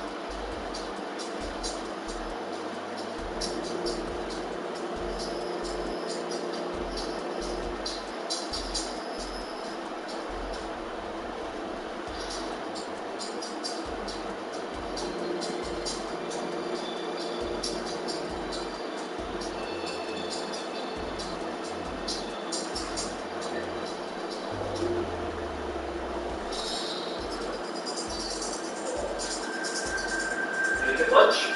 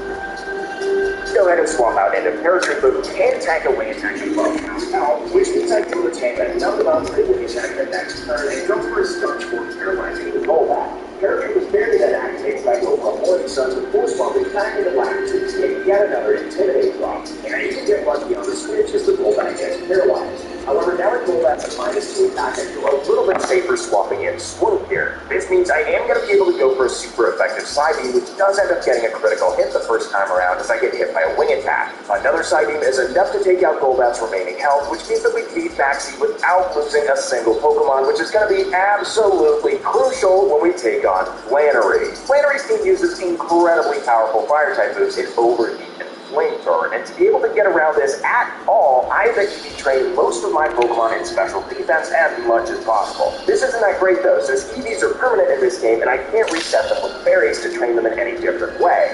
And so here we go, taking on Flannery, the Fire-type trainer, with my obviously inferior Bug types. I decide to lead out with Nabbit and go for Wish right away, since Nabbit is one of the Pokemon that I trained in special defense, which means that it's likely to survive an overheat unless it gets a crit, which I do on just 12 HP. The next turn, I swap into Swoop to take the second overheat, which takes it down to just above half health, as I then get the Wish. Remember, overheat only has 5 PP, so if I can stall it out, this Slugma actually doesn't have any fire moves to be able to hit me with. Unfortunately, the Slugma does set up the Sunny Day as I go for Protect the next turn, and I then just waste the turn using Moonlight as it hits me with an overheat, which does quite a lot because of the sun, but reduced damage because of its lowered special attack. I then dodge the 4th overheat going for a Protect. I can then go for Moonlight, which heals me all the way up to full, because Moonlight gives you up more in the sun for some reason. I then hit by the 5th and final overheat, which doesn't do that much damage since Slugma has a -6 special attack, after which I can heal up all that damage with a Moonlight. Now that the coast is basically clear, I can completely swap out units forward and build. The Slugma sets up the sun again on the switch, and the next turn I can go for a Swords Dance to start buffing up my attack. The Slugma misses its spawn, which means I can go for another Swords Dance the next turn, but this time the Slugma does connect with spawn, which is kind of a problem since that poisons me. In hindsight, I very much should have been good for to catch a berry here, which would have gotten me one less turn of poison. Because the poison ends up being really oppressive here, since my best damage is big, which means the poison is going to get 2 turns out of me for every time I use it. The bright side here is that Dig is going to be able to one-hit knock out the Slugma at +6. This sends in Flannery's second Slugma, and at this stage, the poison damage is racked up so much that I'm below half health. Another Dig is, of course, going to be able to take out this Slugma as well, but as Flannery sends in her Torkoal, the poison is really starting to rack up. Leaving me at 16 HP as I go for my final Dig, it's looking like I'm probably going to be able to take one more round of poison, and I do, leaving me at just 6 HP as I take out the Torkoal, granting me the 4th badge. That was close. Now that we have the 4th badge, though, Maeve gives us the Go Goggles, which means we can go to the desert and pick up the Claw Fossil. Taking this fossil to the Fossil Restoration guy in Rustboro City will allow us to get an Anorith. I named this little guy Bowser, and Battle Armor is a fantastic ability, which means we can always play around crits with this thing. Now let's talk about my father Dorman for a second. He's got 2 slacking on his team, and while they look very lazy, they have the base stat total of your average box legendary. On top of that, all 3 of Norman's Pokemon have Faint Attack, which means we can't resort to any Shedinja strats whatsoever. So what exactly can we do to beat this behemoth of a Pokemon, except abuse its most glaring weakness? The first turn, I go for Protect, dodging the Flying Yawn. Then, while it's moving around, I go for a Poison Sting and do manage to pull off the poison. I think you guys can understand where this is going. Every other turn, I go for Protect to dodge whatever move the Flying Yawn throw at me, and every other turn, I just go for an attacking move to get a bit more chip damage. Then on top of that, we're dealing a little bit of extra poison damage every single turn to make sure that we can take this Slacking out safely. The only real issue with my strategy is the fact that Protect only has 10 PP. And since we're whittling Slacking down so slowly, we're inevitably going to run into Norman's Hyper Potion, healing it all the way back to full HP. And while my strategy did work in the end to take out 2 full health bars of this first Slacking, I was really unsure if I could take out another health bar with the PP I have left, let alone 2 if he uses another Hyper Potion. For this reason, I needed to start winging a backup strategy on the spot, so I send in Lakitu versus Vigoroth to lower its attack with Intimidate as it just goes for Facade. Seeing the pathetic damage of Facade, I decided to go for a Gust, but seeing the pathetic damage of my own, after going for a second Gust and realizing I was definitely at risk of a crit against that slash, I decided to send in Bowser. Bowser does resist all of the normal type moves, so I get hit by a Feint Attack and unfortunately miss my Rock Tomb. But then after getting hit by another Feint Attack, I do connect with my Rock Tomb, doing pretty decent damage and lowering the Vigoroth's speed. Expecting another Feint Attack, I can send in Swoop, who's got pretty epic special defense, and go for a Side Beam the next turn that does about half of Vigoroth's remaining health. I then recover up a bit of health with Moonlight, going for another Side Beam, which doesn't take out the Vigoroth. At this range, I do expect Norman to go for a Hyper Potion, so I take the turn to freely swap in Bullet Bill, as he of course heals up to full. I then go for a Swords Dance to boost my attack a bit, as I get hit by a Slash, which fortunately doesn't get a crit. A Slash of my own, however, does get a critical hit and knocks out the Vigoroth in one hit, sending in the final Slacking. And this is where my backup strategy really shines. I can go for Dig, dodging Slacking's attack, which means that the next turn when I hit it with Dig, it doesn't hit me because it's wasn't around. For this reason, I just need to keep spamming dig, and after a couple more hits, I can claim a bit gym badge. Not exactly as promised, but I think it really worked out in the end. Moving on to the weather institute. You're so cute, you're disgusting. I'll put you down, kitty. Excuse me, what? Now, as we approach Fortree City, we do have to challenge May again, but this time we're way better equipped. Her team is kind of underwhelming, and the environment works in our favor since the rain powers down her fire-type moves. And for all those reasons, she's kind of a pushover this time around. You should fly home and visit Little Root for a change. I bet your mom's worried about you, Axel. Okay, she's about as worried about me as Grandma's old couch, so I think I'm gonna pass. And with that said, it's time to take on my childhood crush, Winona. Leading with Swallow, she decides to give me a taste of my own medicine, going for double team.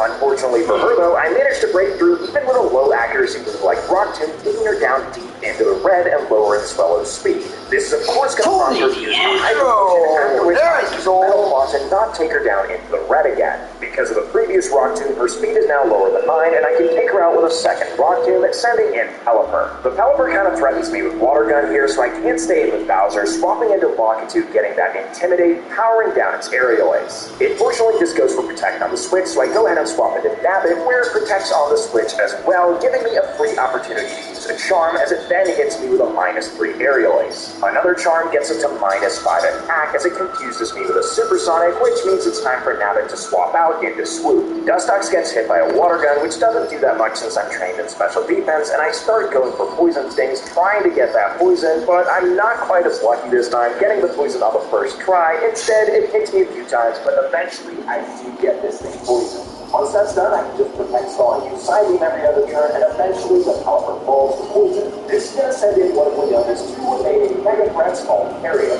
They expect me to go for an Area Lace or an Earthquake, and I decide to swap in Longitude to get an Intimidate lower. The Area Lace still does quite a lot of damage, so I come in and swap in Nabbit, as Voltaria does what I feared and goes for a Dragon Dance, boosting both its attack and speed. The next turn, it uses another Dragon Dance, getting to +1, but I use Charm in response, getting attack to -1 again. However, this is good, since Voltaria uses Dragon Dance and I use Charm, that puts Voltaria at a net -1 attack every single turn. Eventually rising up, she just Tire putting this back. Oh, good. Which, if I don't want to lose Nabbit here, I have to swap out with Bowser, as Voltaria uses Aerial Ace, which is incredibly nerfed at this stage. Since Bowser's pretty defensive, it's going to try and boost his attack up again with Dragon Dance, which gives me the perfect opportunity to use Rock Tomb, both lowering its speed, which isn't really making it dead in that boosted stage. The next turn, however, I get hit by a Dragon Breath, taking me down below half, and it's paralyzing me, but by some miracle, I managed to hit my Rock Tomb, taking out the Altaria, leaving only her Spawnery. And this Spawnery is very bad news, so I usually swap out Bowser into Longitude to lower its attack by 1 stage with Intimidate, as it hits me with a predictable Steel Ring. Then expecting the Aerial Ace, I swap out into Swoop, and I realize immediately that I should have swapped out into Bowser, since Bowser can take the Aerial Ace very well, and then takes the Steel Ring, swapping back into Longitude. It seems I can get a second Intimidate draw. Now that the Spawner's attack is effectively half because of its -2, I go ahead and swap into Paratrooper, taking Aerial Ace. The plan is then to get this Spawner paralyzed to try and get as many turns as possible against this thing, since we don't have any really good moves to damage it with. I do heal up to full health with a Morning Sun and try to do some damage to Paratrooper, but Mega Dragon really isn't doing anything since its claw existed. I then go ahead and send in Forward Bill since she was full health, but even after a single chance, because of a sand attack, I just end up missing a bunch and do a pitiful amount of damage with a not very effective slash. This encounter leaves Bullet Bill in the red, so I once again have to swap out into Swoop. Swoop is technically in a pretty good position here. I can do up with Moonlight, try to do a little bit of damage inside. Fucking hero in this series. And while that ends up working out for a few turns, Moonlight only has 5. It was Jordan anyway, now it's John Durant. This puts me in a really bad spot, since at this point Swoop has no way to regain HP, and of course Winona has another Hyper Potion to get all the way back to full. And so all I could do was do the best with what I had, which worked out pretty well, actually. Psybeam was doing damage, I was hitting through sand attacks, I even got a Confusion. However, this was a mission I was doomed to fail all the way from the start. It wasn't planned out well enough, and eventually, of course, the Storm Ray breaks through and just takes out Swoop with a critical hit Aerial Ace. And as you can see, my team is not exactly looking too hot, with Paratroopa being the only member not at red HP. And unfortunately, Pewdiepie being of the same evolution line as Dustox, it kinda has the same problems in this matchup. While I could stall out the Skarmory with Morning Sun and doing a bit of chip damage with either Mega Drain or Gust, Morning Sun only has 5 PP, much like Moonlight. However, in the process of me just stalling this thing out, something beautiful happened. Skarmory ran out of chance. I sat back for a second. I realized that I could just take this thing out with Shedinja justice and now have no moves that can hit it. When I realized that Shedinja is safely tucked away in the box. I figured since every single Pokemon on this team has Aerial Ace, it wouldn't be very useful to bring a Pokemon and just get some outsped and taken out by either one of them. But of course, the one time Shedinja's needed, it's off duty. Go figure. So I'm left here with Paratroopa, since every other Pokemon on my team is paralyzed and or at red health, which means the Paratroopa's gonna have to stick it out to the end, and honestly, it was a pretty close fight, but in the end, the Paratroopa hadn't gotten going really deep into the red, so I could do come in and just finish it back. Those opponents are the potential encounters, either Heracross or Pivot. Against the previous counters are with a catching it, and with a gentle nature, Hammer Bro here has the Guts ability, which is absolutely amazing. But Heracross isn't exactly amazing in the matchup versus the next gym versus Kate. So to prepare myself to take on the dynamic duo, I make good with Bowser to level 40, evolving it into an all-Baldo. And so it's time to take on James Liza. However, for this fight, since the level cap for Wallace is only one level higher, and we have to take on the entire map. After this, I decided not to go all the way up to level 42. Either way, I decided to leave with Soul Rock and Bowser, getting that Intimidate off as the Soul Rock technique with a Psychic that does a little bit below half, and the Lunatum goes for a Calm Mind.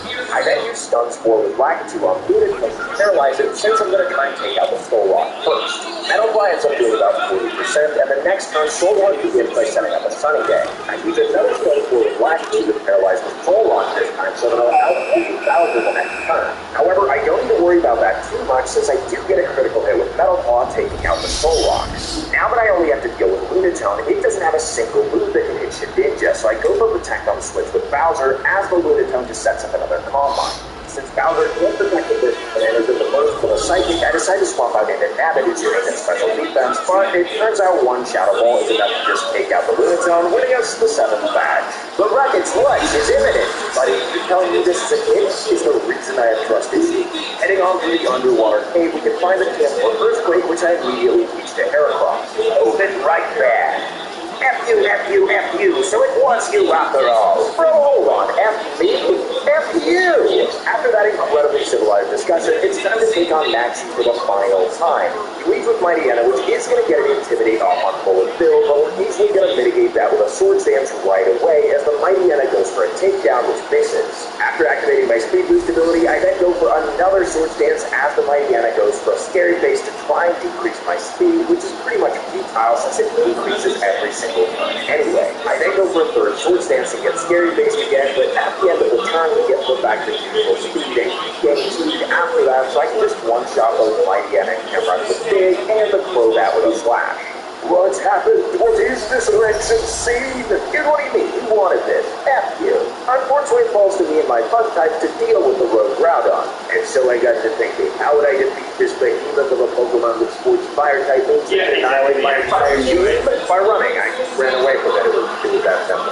Defeating the legendary Pokemon left me with one final gym challenge versus Wallace. Now, unfortunately for Wallace, this is where Shedinja takes center stage. The only move he has that can actually hit Shedinja is Sweet Kiss, which I had a Person Berry for anyway, but he ends up just missing it, so I annihilate his entire team with Shadow Balls. These spooky nuts, if you will. This incredibly free victory led me to Victory Road, where I of course run into Wally. Alright, Wally, let's get out of here. Wait, you're gonna stay here? Do the dark... Okay, deciding which Pokemon to bring to the field is one of the most important steps in a Nuzlocke, but in this case, I only have 6, so we're just gonna go with what we got. First off, we got Bullet Bill with big Swords Dance Aerial Ace of the Compass for some potential boost passing shenanigans. We then have Blue with Shadow Ball, Streak Slide, and Come On, which is gonna try and capitalize on its immunity. Thirdly, we got Lakitu with Water Pulse, Quick Attack, Silver Wind, and Stun Spore, and with that being said, she's pretty much demoted to just being an Intimidator. Not that she was ever really anything different. Nabbit has gone from being a full support Pokemon with Encore Shock and Wish to having some extra utility with Thunderbolt from the game corner. Then there's the newest team member, Hammer Bro, putting most of my faith in with Brick Break, Bulk Up, Earthquake, and Mega Horn to deal some massive damage. Then finally we got Bowser conquer with Metal Plus Slash Protect and Ancient Power to act as our king. And with that, it's time to take on the Elite Four, the first member being Sydney, which is inherently a terrible matchup versus our bugs. He does lead with a Mighty Yetta, which is going to get an Intimidate off on Hammer Bro. Regardless of the attack drop, I go to the Mega Horn anyway, taking out the Mighty Yetta in one hit with that amazing 120 base power. Sydney then sends in Shiftry, and he clearly has not taken my advice. As I go for a bulk up boosting my attack and defense, he decides to go for Double Team. Since the previous Double Team only got me back with neutral attack, I decided to go for another one, getting me up to +1 and +2 defense. Since I made sure to train my Heracross and both attack and speed before entering the Elite Four, I'm able to outspeed every single one of Sydney's Pokemon and of course one-shot them. That's one Elite Four member down, 3 to go.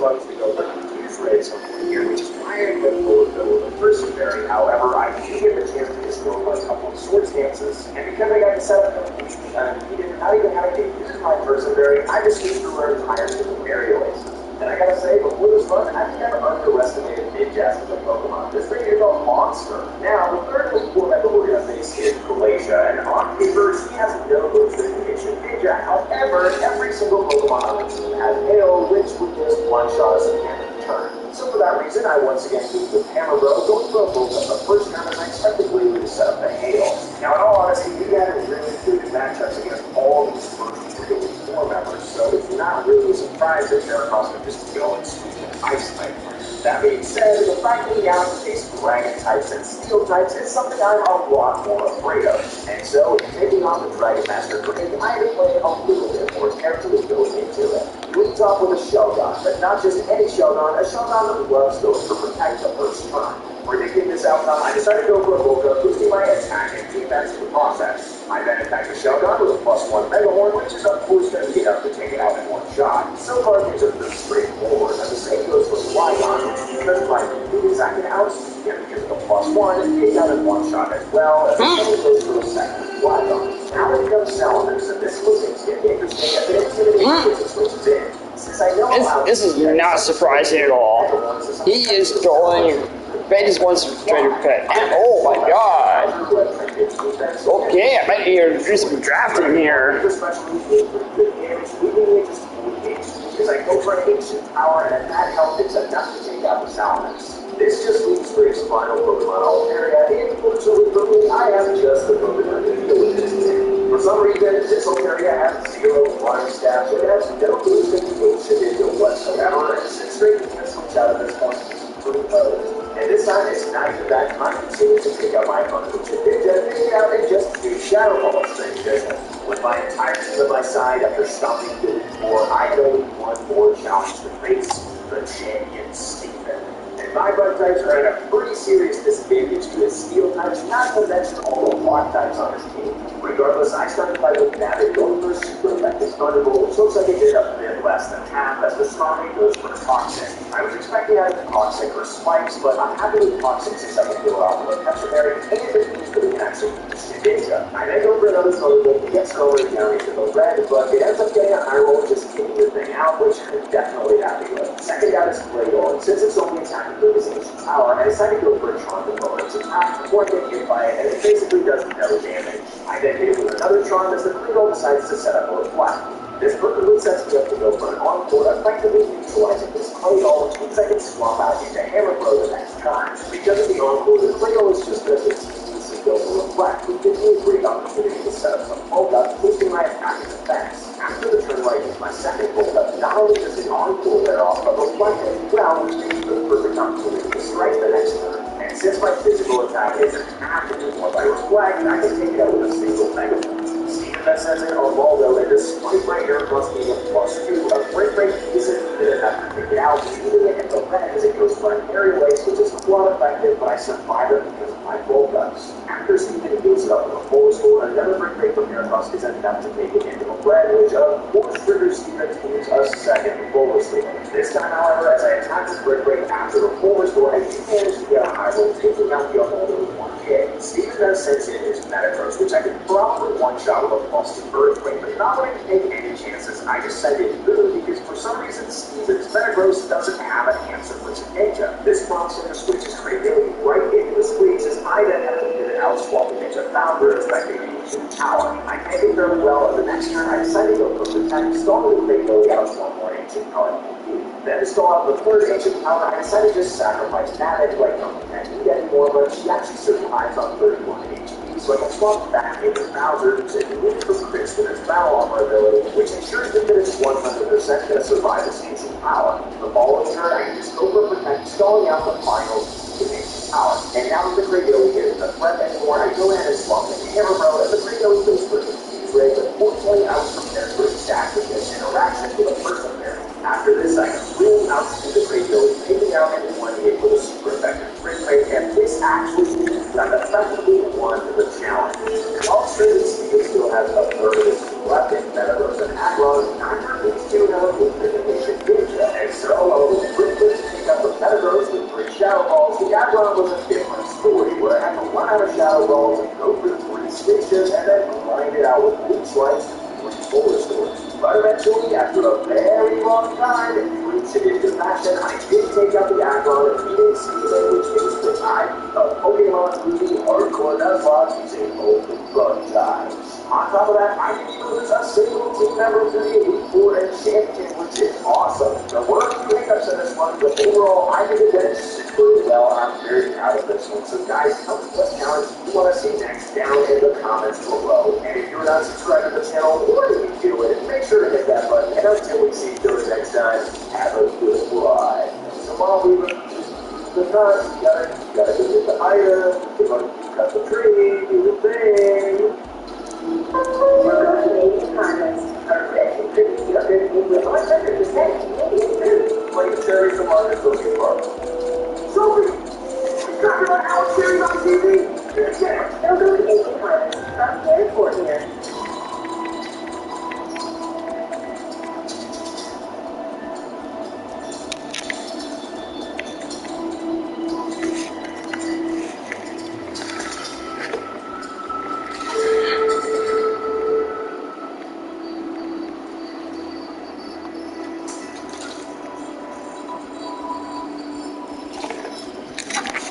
Hey guys, before we get started, I just wanted to say that we have a gaming channel and an anime channel. Mystical Gaming and Sixteen. If you like gaming, go check out Mystical Gaming, and go check out 16 if you like anything else. Links will be in the description below and the icons below.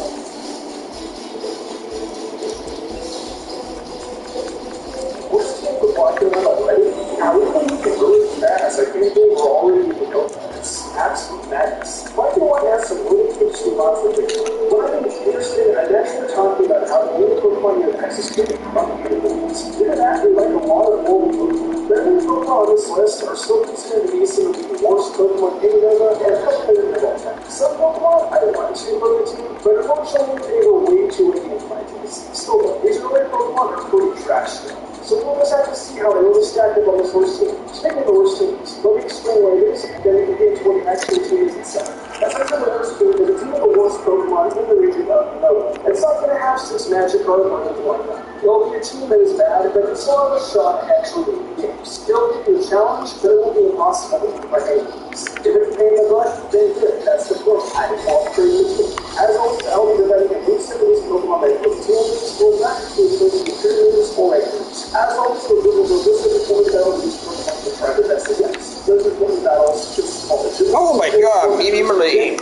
I want people to use. Then this particular voice team for the will only take the place of Pokemon Black and White. There will be a separate team later for Pokemon Black and White too. Like always in the worst team series, we're going to get you starters. Yes, even with how not so great the universe are, there are worse options across it. Our rival, however, judge fixers. So it's better we're going to pick for us is Snake. So we will be picking Oshawott and Boxing the waste to it after. There's also another reason as to why I'm choosing Oshawott, but you guys will see later. Okay, now that let's step out of the way, let's hop to the worst team of Black and White.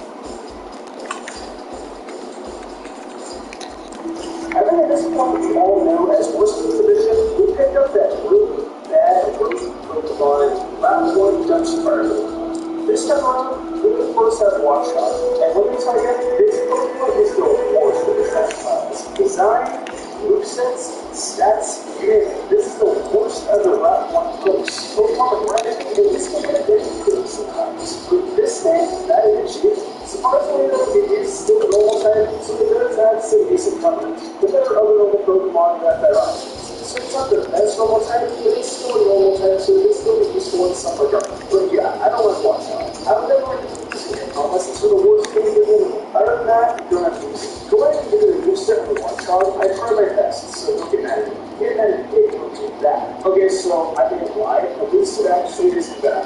Crunch, Strength Sauce Return, Focus Blast, and Pedicle. Crunch is big for coverage, and make people level 16 as a trap. Dark types and normal monsters are always great. Specialty cereals have real strawberries and almonds. They will make your whole grain. Doing something for yourself has never tasted so great. Special K. Real ingredients, real delicious.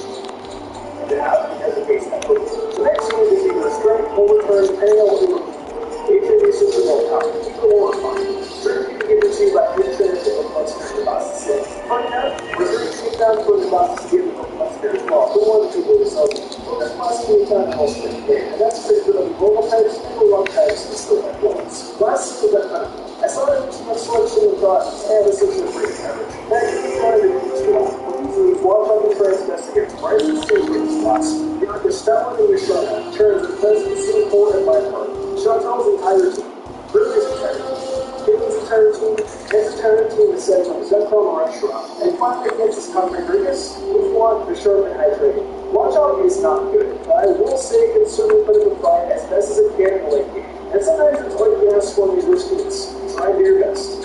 Coming up next in this team is kind of a certain Pokemon, I guess. I mean, it is a fire Pokemon and it's a trio. So I guess that means, not to mention that this Pokemon is the elucidated Pokemon in Japan. Yes, it's Citizen. The answer can be found in the trigger right before Silence Chip. Remember the Oshawott for this Pokemon. This Pokemon is just no. It also involves the Fire Stone. I will leave a video description of where to get that. I don't even want to sit here and talk about it. I think people know about how bad it is. And they almost like it, but it's not great villain. But it is a worse game, so it's perfect. I've been sniping. That one doesn't look that bad, but the move pool goes off. It doesn't even get to play through. Well, it does, but it's mostly. The best thing you get is Incinerate. You just send it there. I mean, that's not bad, but still, it's so great. Yeah, I don't think anyone can object to this method of how we do this game. So let's move on to this game set. Okay, so that's the move set. We have Flameburst, Focus Splash, Brick Break, Shadow Claw, Breast.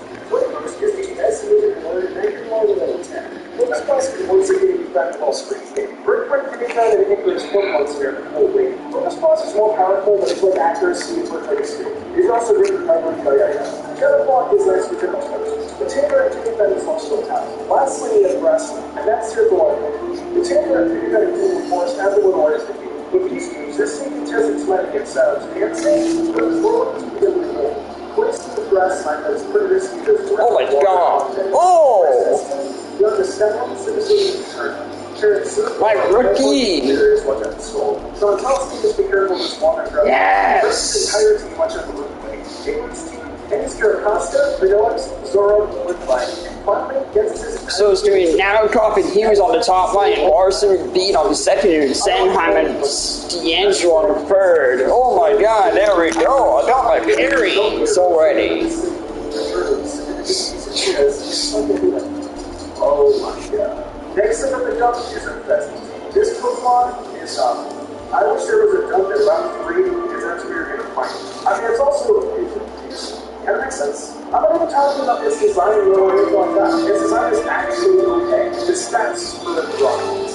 Why have a Pokemon with great physical attack have access to only special attacks? The best time you can get is Aerial Release. That's only 60 days out. But scoring from Floyd to turn moves or off-board Pokemon unless you have power.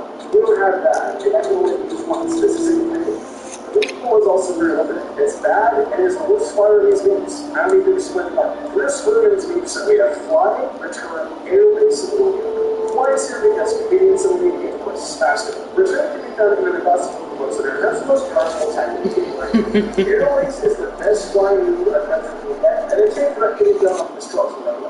Work up can use someone empathize it, it can be effective. The team that is given to you after the silent. With these moves, this vertical point is going to attempt to take down. First, what will be going in? You have to syndicate and turn superior, martial speed, and finally directly scrap. You see why I understand? You understand my opinion now? You're so that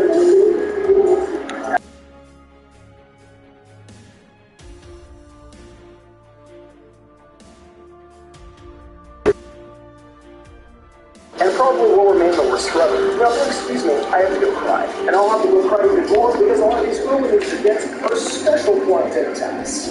I'm done. Next up, we have another cursed Pokemon on this team, being another elemental monkey. This time we is Cynical, the better of the trio, in my opinion. Now, you all may be scratching your heads for a couple reasons. Why is he using a second elemental monkey? Wait, didn't he become superior to you? Well, I'll explain. This kind of limited our options are in Univert, we found a little bit of an overlap. With the available Pokemon as well as not being able to use our starter, we only have much in terms of Orphan options. Now, sure, there are some Pokemon that are always objectively worse to encourage another. What's important is the role it plays in and what Pokemon make up the rest of them.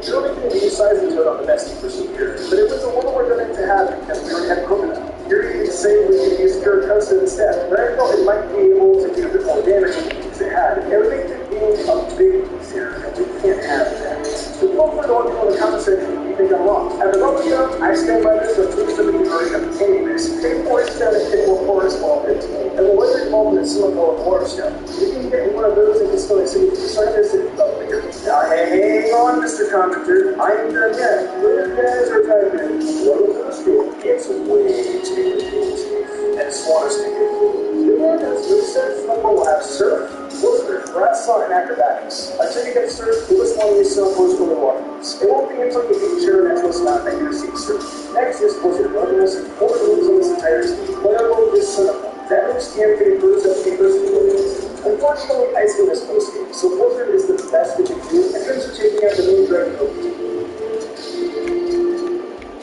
Hi, I love this huge moment. Make sure you start with the lighting lines. Next is Grassfield, which is just here as an escalator move for sure. We need this team for Critical Force as they take over on the 2. And finally, we have Acrobatics. This one is simpler because why not take advantage of the powerful 1-2 base structure, which is going to use out of why not? This team is given to you by Stella. With this arsenal of moves, Springboard can be silly easily against. Versus Level, Place, Drink Your Iris, Beyond is Synesthesia, Sharon Cinnafor is superior to Critical Grassfields, Chantel's Jellicent, Golden, and capable of weaker Marshall's with Acrobatics, Grizzly Step, King Sigillant, and Zekrom with Black, Karakosta and Archeops, finally gets the Cybertip and Hydra. Overall, this elemental monkey doesn't do too mobile as pretty much is our only weapon defense against dragon types in this region. But even then, you still can't get too comfortable with that matter. Otherwise, you're going to find yourself locked down after a lot of battles. So we have the second half of this list, ET Stone Cold. We have Crustle, CE, because it's a stone over. It's funny things.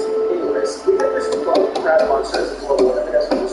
It'll eventually evolve in a Crustle and reform. So this is very far off from what we have.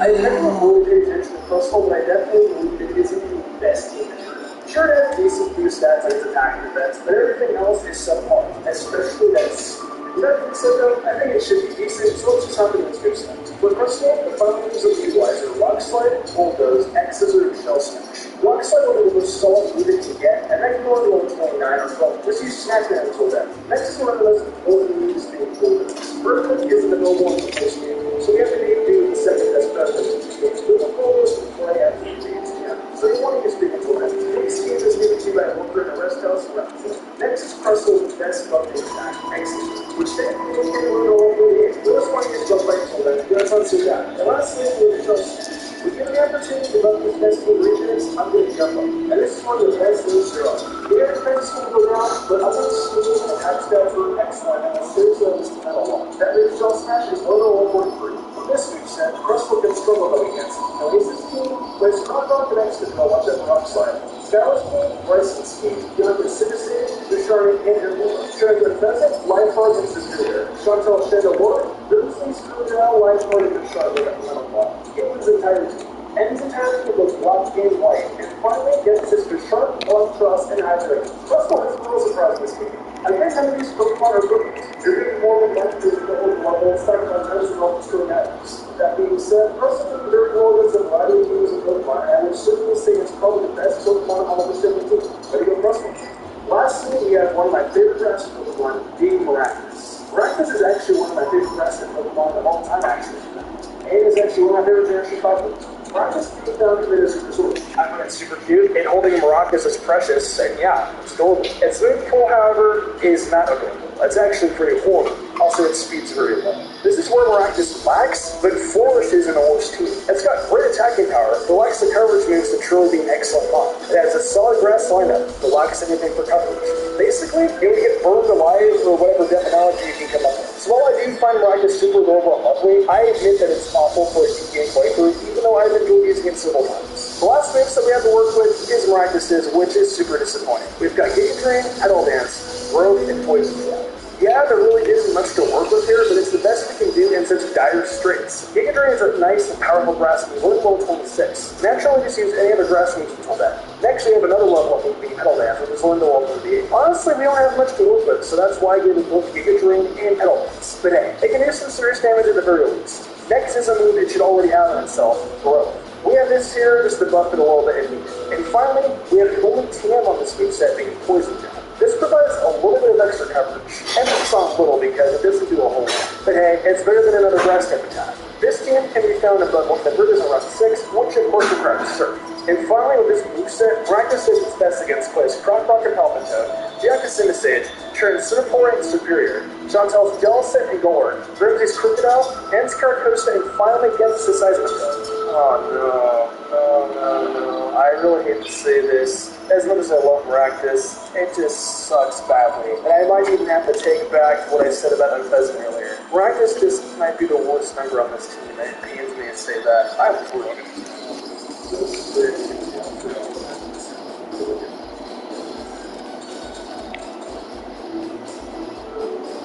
Well, there are some unfortunate here. Honestly, I think this might be the worst team yet. Black and White introduced us to a lot of solid and decent cooking. However, that makes situations like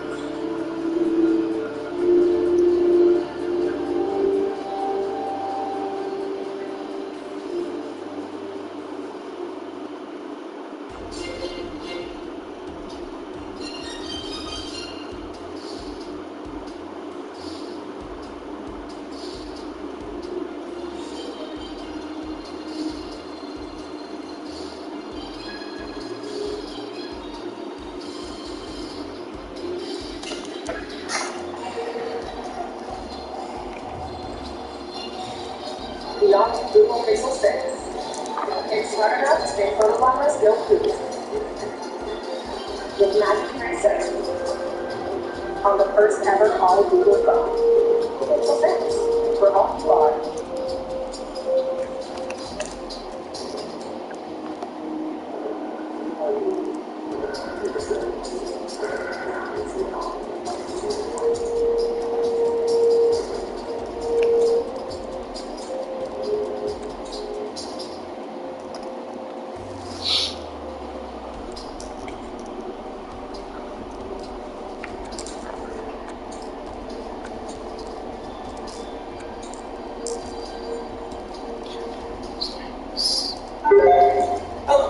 Friday, July 15th, 2022. I do roll my interject out. You know, you're talking about all the video games.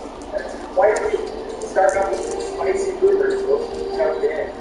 Newest thing that kind of came off Assassin's Creed and the next concept of game is that it is going to be Aztec themed, interestingly enough. This quickly took off, spread like wildfire, thanks to a tweet from fellow YouTube game reviewer person guy, ACB. ACB is awesome because it's working in this person, and he just randomly tweeted out that the next Assassin's Creed game is going to be Aztec, which he has actually had a track record of hearing some things behind the scenes. But this one is kind of weird. He didn't follow up or clarify or anything, but JC Ryan, a journalist who also gets Assassin's Creed and stuff, went on to say that from what he has heard, like was reported earlier this year in like February, the next Assassin's Creed game is going to be centered around Nazim from Valhalla, and it's just going to be set in Baghdad, and that is kind of like the next fill-in game leading up to the next one that we talked about before, the Blizzard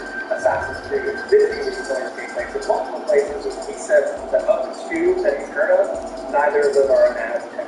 So consider it possibly bumped for now, but on the other hand, like I feel like ACP would throw something out there here somewhere. The big question is like, where's that coming? Maybe there is an Aztec section in Assassin's Creed. Who knows? There's going to be a really long time until we actually know. But we are going to hear about the actual first feature that Assassin's Creed is different. There's one other rumor floating around just earlier. I'm thanks to go Jeff Grubb, another hero who often gets some scoops. He has stated that he has heard rumblings of finally an Assassin's Creed Japan thing happening, which is something that, like, I feel like for years everyone has been like, please just give us Assassin's Creed Japan. So he says he doesn't know the context or anything, but yeah, there's a lot of things flowing around right now. I still think it all with a grain of salt. I gotta go to see it. I gotta see it to believe it. Rain don't work. Yeah, it's gonna be interesting to see what actually comes of any of this. As an old Assassin's Creed fan, came all these rumors like, okay, whatever. I still just want like kind of the back of basics in terms of gameplay, stuff like that. We'll have to wait and see. The other big story this week is that Red Dead Redemption Online is dead. Yes, you've heard of it. Hey, if you've been online on social media at all, you probably heard the hashtag Save Red Dead Online. The votes down, hope strikes. There's just get Rockstar to give them more content, more cool stuff in their scheme. That's seemingly a good amount of players play and love to live in the world of Rockstar, and their updates have kind of dried up. And now Rockstar has, at the very least, finally come out and said, hey, we have no more planned big content to update for the game. They said that they're moving their resources to other games, and the expectations are very high with Grand Theft Auto, so that's what they're doing. So a lot of people have been, of course, mourning the death of the game. It's not actually shutting down, nothing's happening, it's still going to get bug fixes and service support and stuff like that. But yeah, that's where it's at. We go a little bit deeper into the topic. We put out a video yesterday, so if you want to check that out, that'll be linked down below. But another report that kind of flew by this week that like seemingly nobody really cared about, but maybe is the fact that last week we talked about the rumor that Rockstar, after the reception, like the whole city of that Grand Theft Auto trilogy release, they've also scrapped plans to release remastered Grand Theft Auto 4 and the original Red Dead Redemption. Some players don't really have a good way to play that, so they were really banking on that. But hey, whatever. Because it was this week that another report suggesting that they have also opened plans to release updated PS5 and Xbox Series X versions of Red Dead Redemption 2. I personally really loved Red Dead Redemption 2, and I was hoping that like an updated version for PS5 or Xbox Series X would give me another reason to replay it. I also have a PC, so like, you know, it's like a worst thing in the world, but still, a game that good and a game that made that much money could stand to get a little resources to get updated for the week. Right? It's kind of some of you out there watching, and I know some of you are sitting there watching, and you're like, I'm still on PS3 or I think it's PS5. And I hear you. Again, all rumors, nothing confirmed right now, but that's where we're at. Hey, next up, this episode brought to you by our longtime sponsor, Vest. Now, these are your dependable sneakers that we've been asking for a long time. Whether you're wearing it for work or for just chilling or whatever, Vest has got you covered with a bunch of different styles and colors. Most notably, their newest release, the Everyday Boot Slip. If you like to keep it comfy and simple, these are your best bet. They got the extra arch support for their previous Everyday Boot style. They're great, and all of their picks are sustainably made, vegan, and 100% waterproof. My favorite. Despite the hot summer in New York here, it's been raining quite a bit, and they come in clutch. Your feet stay dry, but the cool part is that they feel cool in the summer and warm in the winter. Really, it's that good. But if you're looking for the reliability and the convenience of waterproof but actual, comfortable, dependable shoes, they're covered here. They're lightweight, but they're good for a variety of uses. Like, look at this pair I'm wearing here. Like, I beat the heck out of them, but they still keep going. They're that effective. So if you want to check them out, it helps the show. All you gotta do is click the link in the description down below. We'll go to vest.com/GameRex and use code GameRex for $25 off your pair of adult Vest shoes. Once again, that's vest.com/GameRex, and thanks again to Vest for sponsoring our video. Another news, interestingly enough, something I didn't see coming is that PlayStation, Sony, they're launching a loyalty program. Specifically, you'll be able to sign up with your PlayStation account, and this is apparently going to start rolling out in a month or so. It's called PlayStation Stars. No, not the Special Tactics and Rescue Service, the Raccoon City Police Department. No, Stars loyalty program is apparently going to be a thing where you're going to earn, like you can think of kind of like login into the download bonus as you get the Game Pass, equivalent services, actually doing stuff like hitting leaderboards, what you want the first people to get the platinum for a certain game. All these things are apparently going to be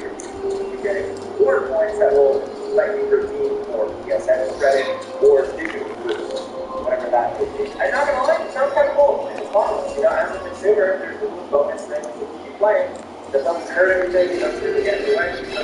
I definitely want to know what you guys think in the comments. Like, I like, you know, after buying a couple of Nintendo Switch games, then I usually have a little credits and play next turn, you know, stuff like that. So if you get the feel of this, if you're playing on PlayStation, or really if you're playing on any platform, you're looking for something like this, I'd love to know what you think and what it will take for you to actually give a day. Also, in great news for me, we finally got a trailer and a release date for Bayonetta 3. Just when we thought she was out, he pulled us back in with her weird hair.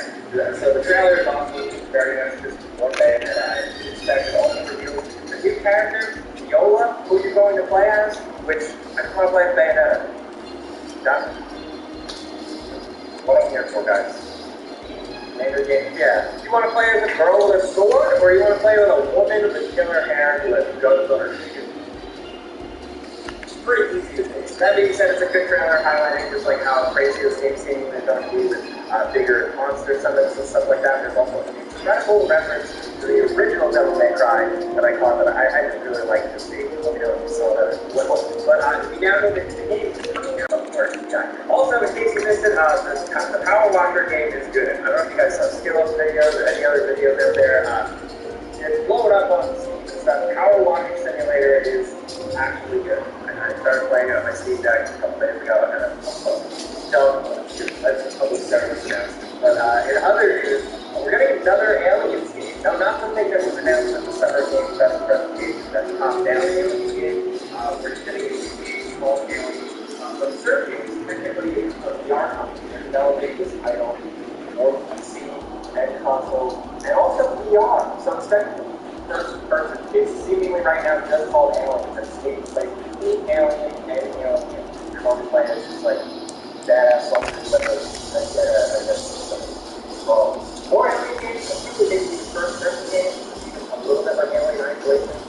More Alien games are better. Definitely. This property to me personally, but serving us in terms of the gameplay data are a little all over the place, so I don't know how this what it's going to be. This is going to be like a normal game, but that's the news right there. And another news, we finally got some good news about Skate 4. First of all, it's not going to be Skate 4, it's going to drop it's going to be called Skate.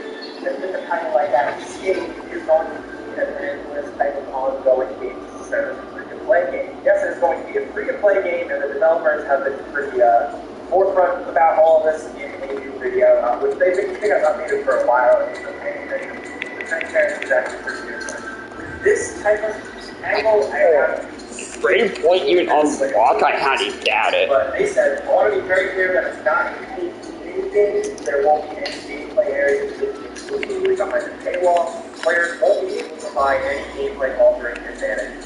So that's what is very interesting because, you know, skate games don't always fly off the shelf. Now, some people question, like, how many people would actually buy skateboards for $70? You might be screaming, yes, I agree with you. But, you know, mainstream, I don't know. So the free-to-play thing, it's like on the one hand, I just would want an endlessly playable skate. Wow, they want to bullshit my guys. Skateboard stuff forever in a video game. Everything's good too. Tony, but it doesn't matter just how much of the monetization stuff's going to be a turn on. It's really funny because I feel like EA executives were like, oh yeah, we'll let you make a new skate game. Sure. Yeah. Definitely, dude. But there's always a caveat, and we should have seen this coming, like to do that piss. Thankfully, like I said, the developers are putting out a lot of videos. They're going to keep us updated. So we'll probably know ahead of time how bad it's going to look. There are signups to start playing alphas and betas and stuff like that. So, and even with all that being said, the game release is still way off. Just please, this should be obvious, but like, please don't be like, yeah, we won't want to. Also wanted to point out, shout out to the mod community, the people that have been finally diving into Skyrim Reborn, which is an incredible mod that allows for cooperative gameplay between a handful of players in the world of Skyrim, and it looks pretty damn good. I want to shout out friends of the show who's in that place. He did a great video breaking it down, describing his early experience in the game, so we'll link that in the description down below. It's like, it's very much like, oh, everybody's sick of Skyrim, but like Skyrim turns out it's totally different. Also, another PSA, the Netflix Resident Evil show is up this weekend. I'm going to dive in because I hate myself. Reviews have been all over the place. Seemingly another Resident Evil thing that just kind of takes some of the story and the elements and runs it and makes it great thing. Kind of like those movies. like the Village Open movie, but hopefully better. You know, whatever. I'm gonna watch it, see what's up. So if you already have, and some people do that, they did an entire show, they go live. But if you watch it already, let me know what you think. And really, that's the show this week. That's the news to keep up with. We're just catching you guys up on the show. We want to get you guys in the comments and keep asking everything. Skate, obviously, we got to talk about that. The PlayStation rules.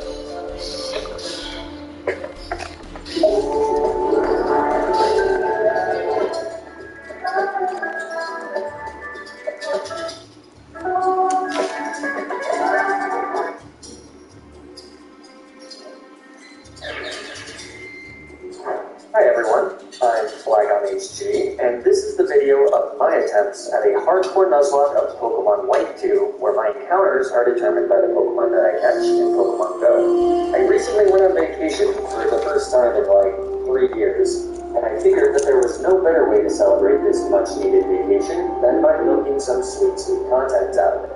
Every city I went to, I caught the first Pokemon I found when I opened up Pokemon Go, and using the power of having an uncle that works at Nintendo, these little pocket monsters were transferred to my very real cartridge of Pokemon White 2. I chose White 2 because the game is broken into 3 relatively discrete segments that will represent the 3 portions of my vacation, such that my encounters will be distributed throughout my playthrough. In total, there were only 8 encounters though, so this was pretty tough. The rules for this playthrough can be found in the description below, but in short, in addition to standard Nuzlocke rules, there's no using items in battle, no leveling up past the next gym leader's ace before the start of the battle, and we're playing on set mode. Oh, and for the first time ever, I'm playing White 2 on challenge mode, meaning that most major battles have stronger and larger teams, as well as higher level caps. Okay, let's get started. My international journey begins by heading to the airport from my home in Brookline, Massachusetts. I haven't played Pokemon Go in a long time, but I remember the summer of 2016 all too well. I know it's long gone, and that magic's not here no more, but I'm hoping that this run will capture just a fraction of the utopian feeling from that summer. My very first encounter is a Kraken. There was actually a fossil leak going on at the time, so there were a good amount of these little demons running all over the place. I named Kraken Brookline. He has a pretty solid naive nature. Krakenos and Rampardos have disgusting physical attack stats at the expense of literally everything else, so any boost to their abysmal speed is greatly appreciated. From Brookline, we head to the Boston airport, where I encounter a classic Bostonian. Technically, Logan Airport is in Chelsea, at least according to the location tag in Pokemon Go, so that's what I named right now. But Chelsea will be relatively useless for the first part of the game, which consists of Brookline just steamrolling his way through the first few gyms. So early in the game, a 125 base attack stat just demolishes everything. Despite Brookline's admittedly abysmal level up moveset, and since Cherry and Roxy use normal and poison types respectively, they don't stand a chance against the barrage of headbutts from our headbutt Pokemon. It's actually super weird that Kratos and Rampardos are headbutt Pokemon. Not the headbutt Pokemon, the headbutt Pokemon. Anyways, there's no need to dwell on these early game sweeps from face ass, so let's just move on. After convincing Roxy's dad to give up on his dreams of being a movie star, I'm ferried out to Castelia City, which will be a stand-in for the beautiful city of Reykjavik, Iceland, the first stop on my vacation. I catch a Voltorb, who gives our team some much-needed speed. We were only in Iceland for a few days, but I did get to travel to a handful of other places in the southern part of Iceland, including the Blue Lagoon, which is in this place, where I catch a Zigzagoon. This city/town/province is too long for a nickname, so I'll just go with Reykjavik. With a few levels, chasing the balls into a Lagoon. I'm not sure if I've ever used Lagoon outside of Pokemon Emerald, so this should be fun. There's one more Icelandic encounter, but it doesn't really seem right to get it from the Castelia sewers, which is the only other route that I have access to at this point. So for now, it's time to fight Berg in his creepy cocoon room where he definitely doesn't do psychedelics. He leads with Dwebble, so I lead with Reykjavik, who's able to outspeed and with a charge beam, which misses. Not a great start, but that's okay. Dwebble gets off the rock polish, meaning he outspeeds on the next turn and hits a soft pain attack, which is even softer thanks to Reykjavik's EDI. We also connect with a follow-up charge beam, which gives Reykjavik a boost to their special attack. Dwebble then just goes for another pain attack and then falls to a now +1 boost to charge beam. This brings in Carablast, one of the Pokemon added to Berg's team in challenge mode. Another charge beam puts Carablast in the yellow, and then he retaliates with a headbutt that crits, though Reykjavik does manage to survive. I'm not really feeling like gambling on a 90% accurate move, because I've been burned way too many times in the past. So I just switch out to Brookline as Carablast attempts to endure. He then enters again, so a headbutt leaves him with 1 HP. Berg heals, meaning that another headbutt barely misses out on the hit. Carablast then tries to go for another enter, but it fails, meaning that we're able to take him down with 1 more return. This brings in Leaving, who's obviously pretty scary for our rock head. So I bring in Chelsea. Razor Leaf still does decent damage for being not very effective, but Leftovers does heal back a bit of HP. Leaving, also known as Grass Whistle,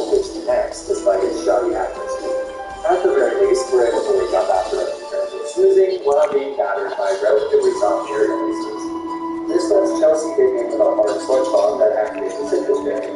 Meaning that generously misses the next grass whistle, so we get on a second sludge bomb for free. But then we then those two for free and does connect us with the grass whistle. So I switch out to Breathevik, who tames an air place.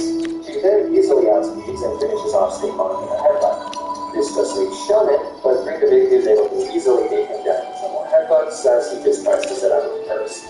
Because of the defense boost from curse, it does take one more turn than it should, but Breathevik was never in any real trouble here. That gets us the third gym match.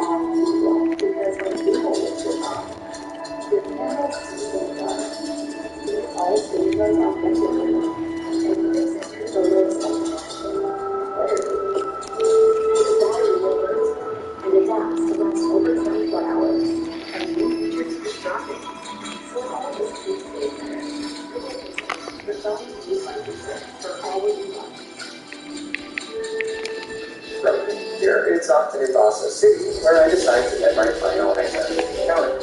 On our last day in Iceland, we drove the Golden Circle, a popular route through southern Iceland with a bunch of different stops along the way, including a beautiful national park, as well as a collection of active geothermal cottages. The final destination on our Golden Circle tour was the massive roaring waterfall Goldfoss. More important than this random waterfall, though, was a nearby cafe that had Wi-Fi, that I was able to successfully load up Pokemon Go and catch a Torchic. The location tag in Pokemon Go for this Torchic was even longer than the one for Zigzagoon, so I ended up just naming it Lost Without. It would have been pretty useful in the bird tongue. Fortunately, we still made it through in one piece, meaning that now it's time for Elisa.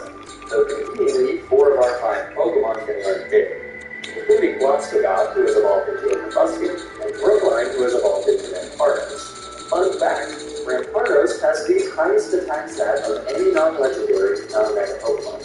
If only he was even just slightly faster. But speed's no problem for Reykjavik, who has evolved into an Electro, making them one of the fastest Pokemon in the game. If only I could fuse Reykjavik and Brookline into one mega powerful, ultra-speed, unstoppable Pokemon, I'd call him Rampardos, and he would be useful.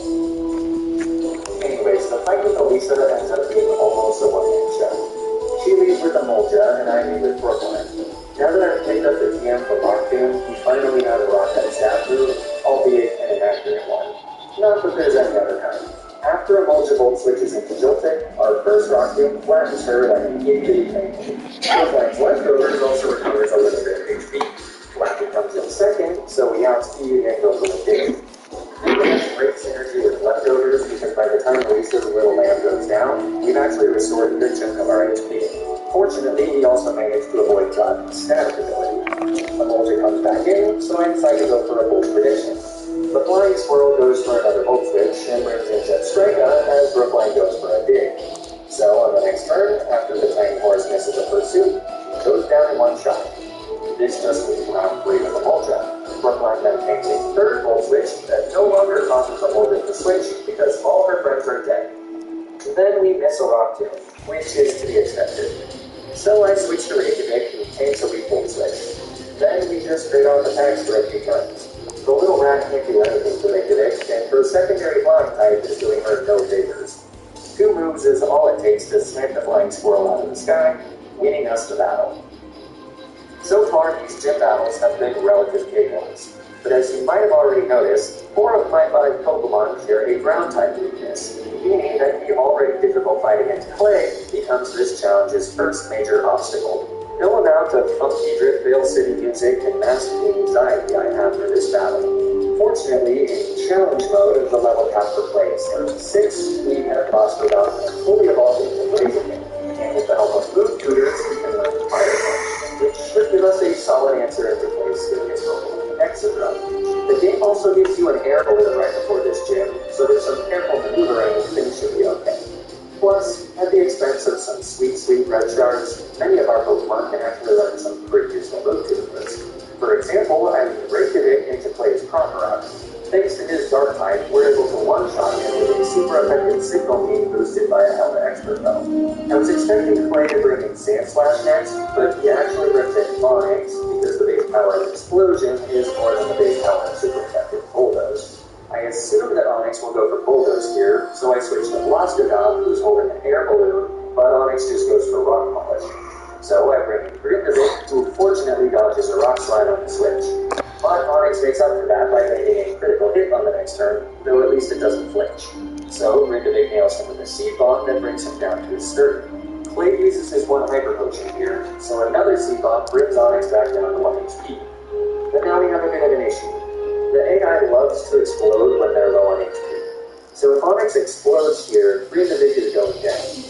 I could switch to Brookline, who will resist the explosion, but use then at risk to Bulldoze if Onyx goes for that instead.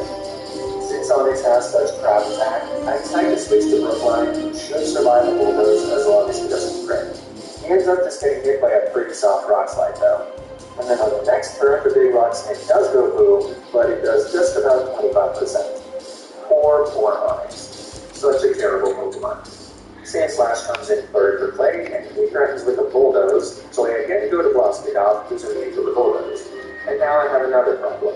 According to my calc, Sandslash is bulky enough to tank 2 Fire Punches, meaning that he'll be able to break Blastogob's air balloon on the first turn, and then hit him with a Bulldoze on the second. Even if the Bulldoze didn't kill our Anthropomorphic chicken, and he was able to kill Sandslash with the speed drop of Bulldoze, Blastogob wouldn't be fast enough to outspeed Clay's Excadrill, who could then kill us before we get off an attack. So, for that reason, I switched to Chelsea, who I know can take 1 non-critical hit Bulldoze. But Sandslash just goes for Hone Claws, which is pretty bad.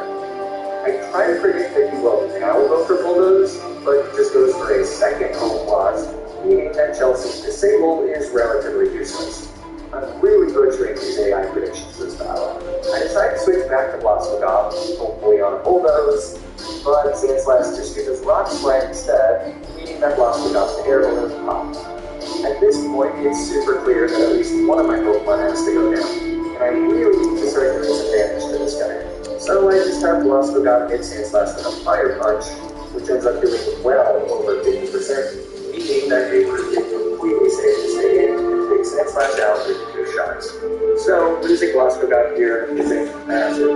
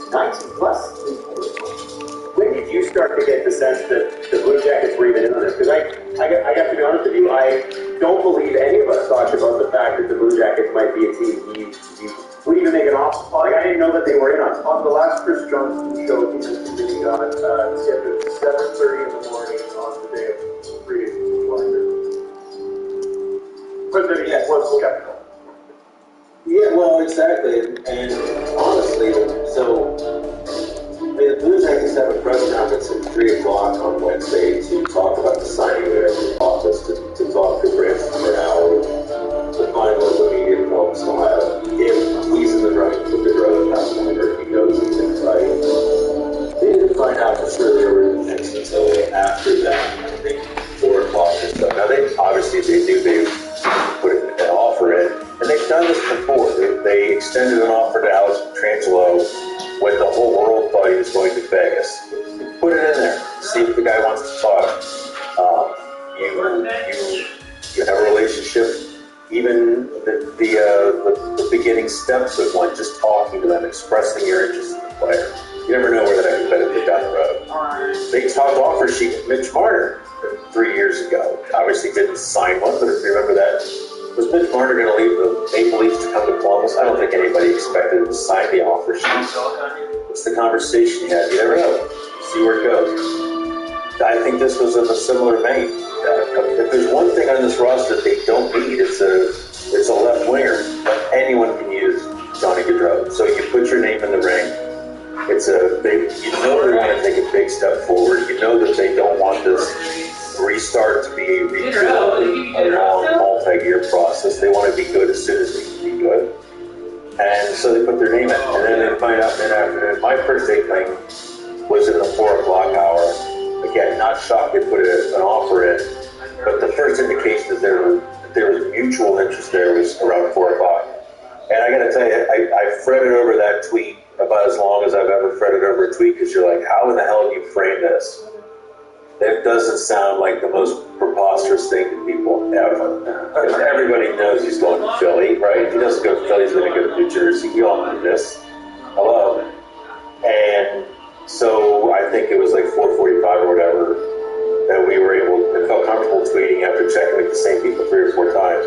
This is like a legit thing, like not just an offer, but mutual interest, and that's when it became apparent to me was around 4 o'clock. Wow. I liken this deal to sort of when New York signed Panarin in the middle of their, quote, rebuild, and it expedited everything, and then now we saw a team this season overperform all expectations and jump ahead and make the Eastern Conference Finals. And Columbus, I see in a similar situation with this signing, where it might not be this season where all of a sudden they're into the Eastern Conference Finals or anything like that, but they've definitely sped up the rebuild, and in a couple of years we might see that this swing was the right move at the right time, because this is when the free agent was available from Columbus, and now they might actually be a contender, not this season, but maybe in a couple of years. Yeah, I think so, and you know, at first when Jarmo Kekalainen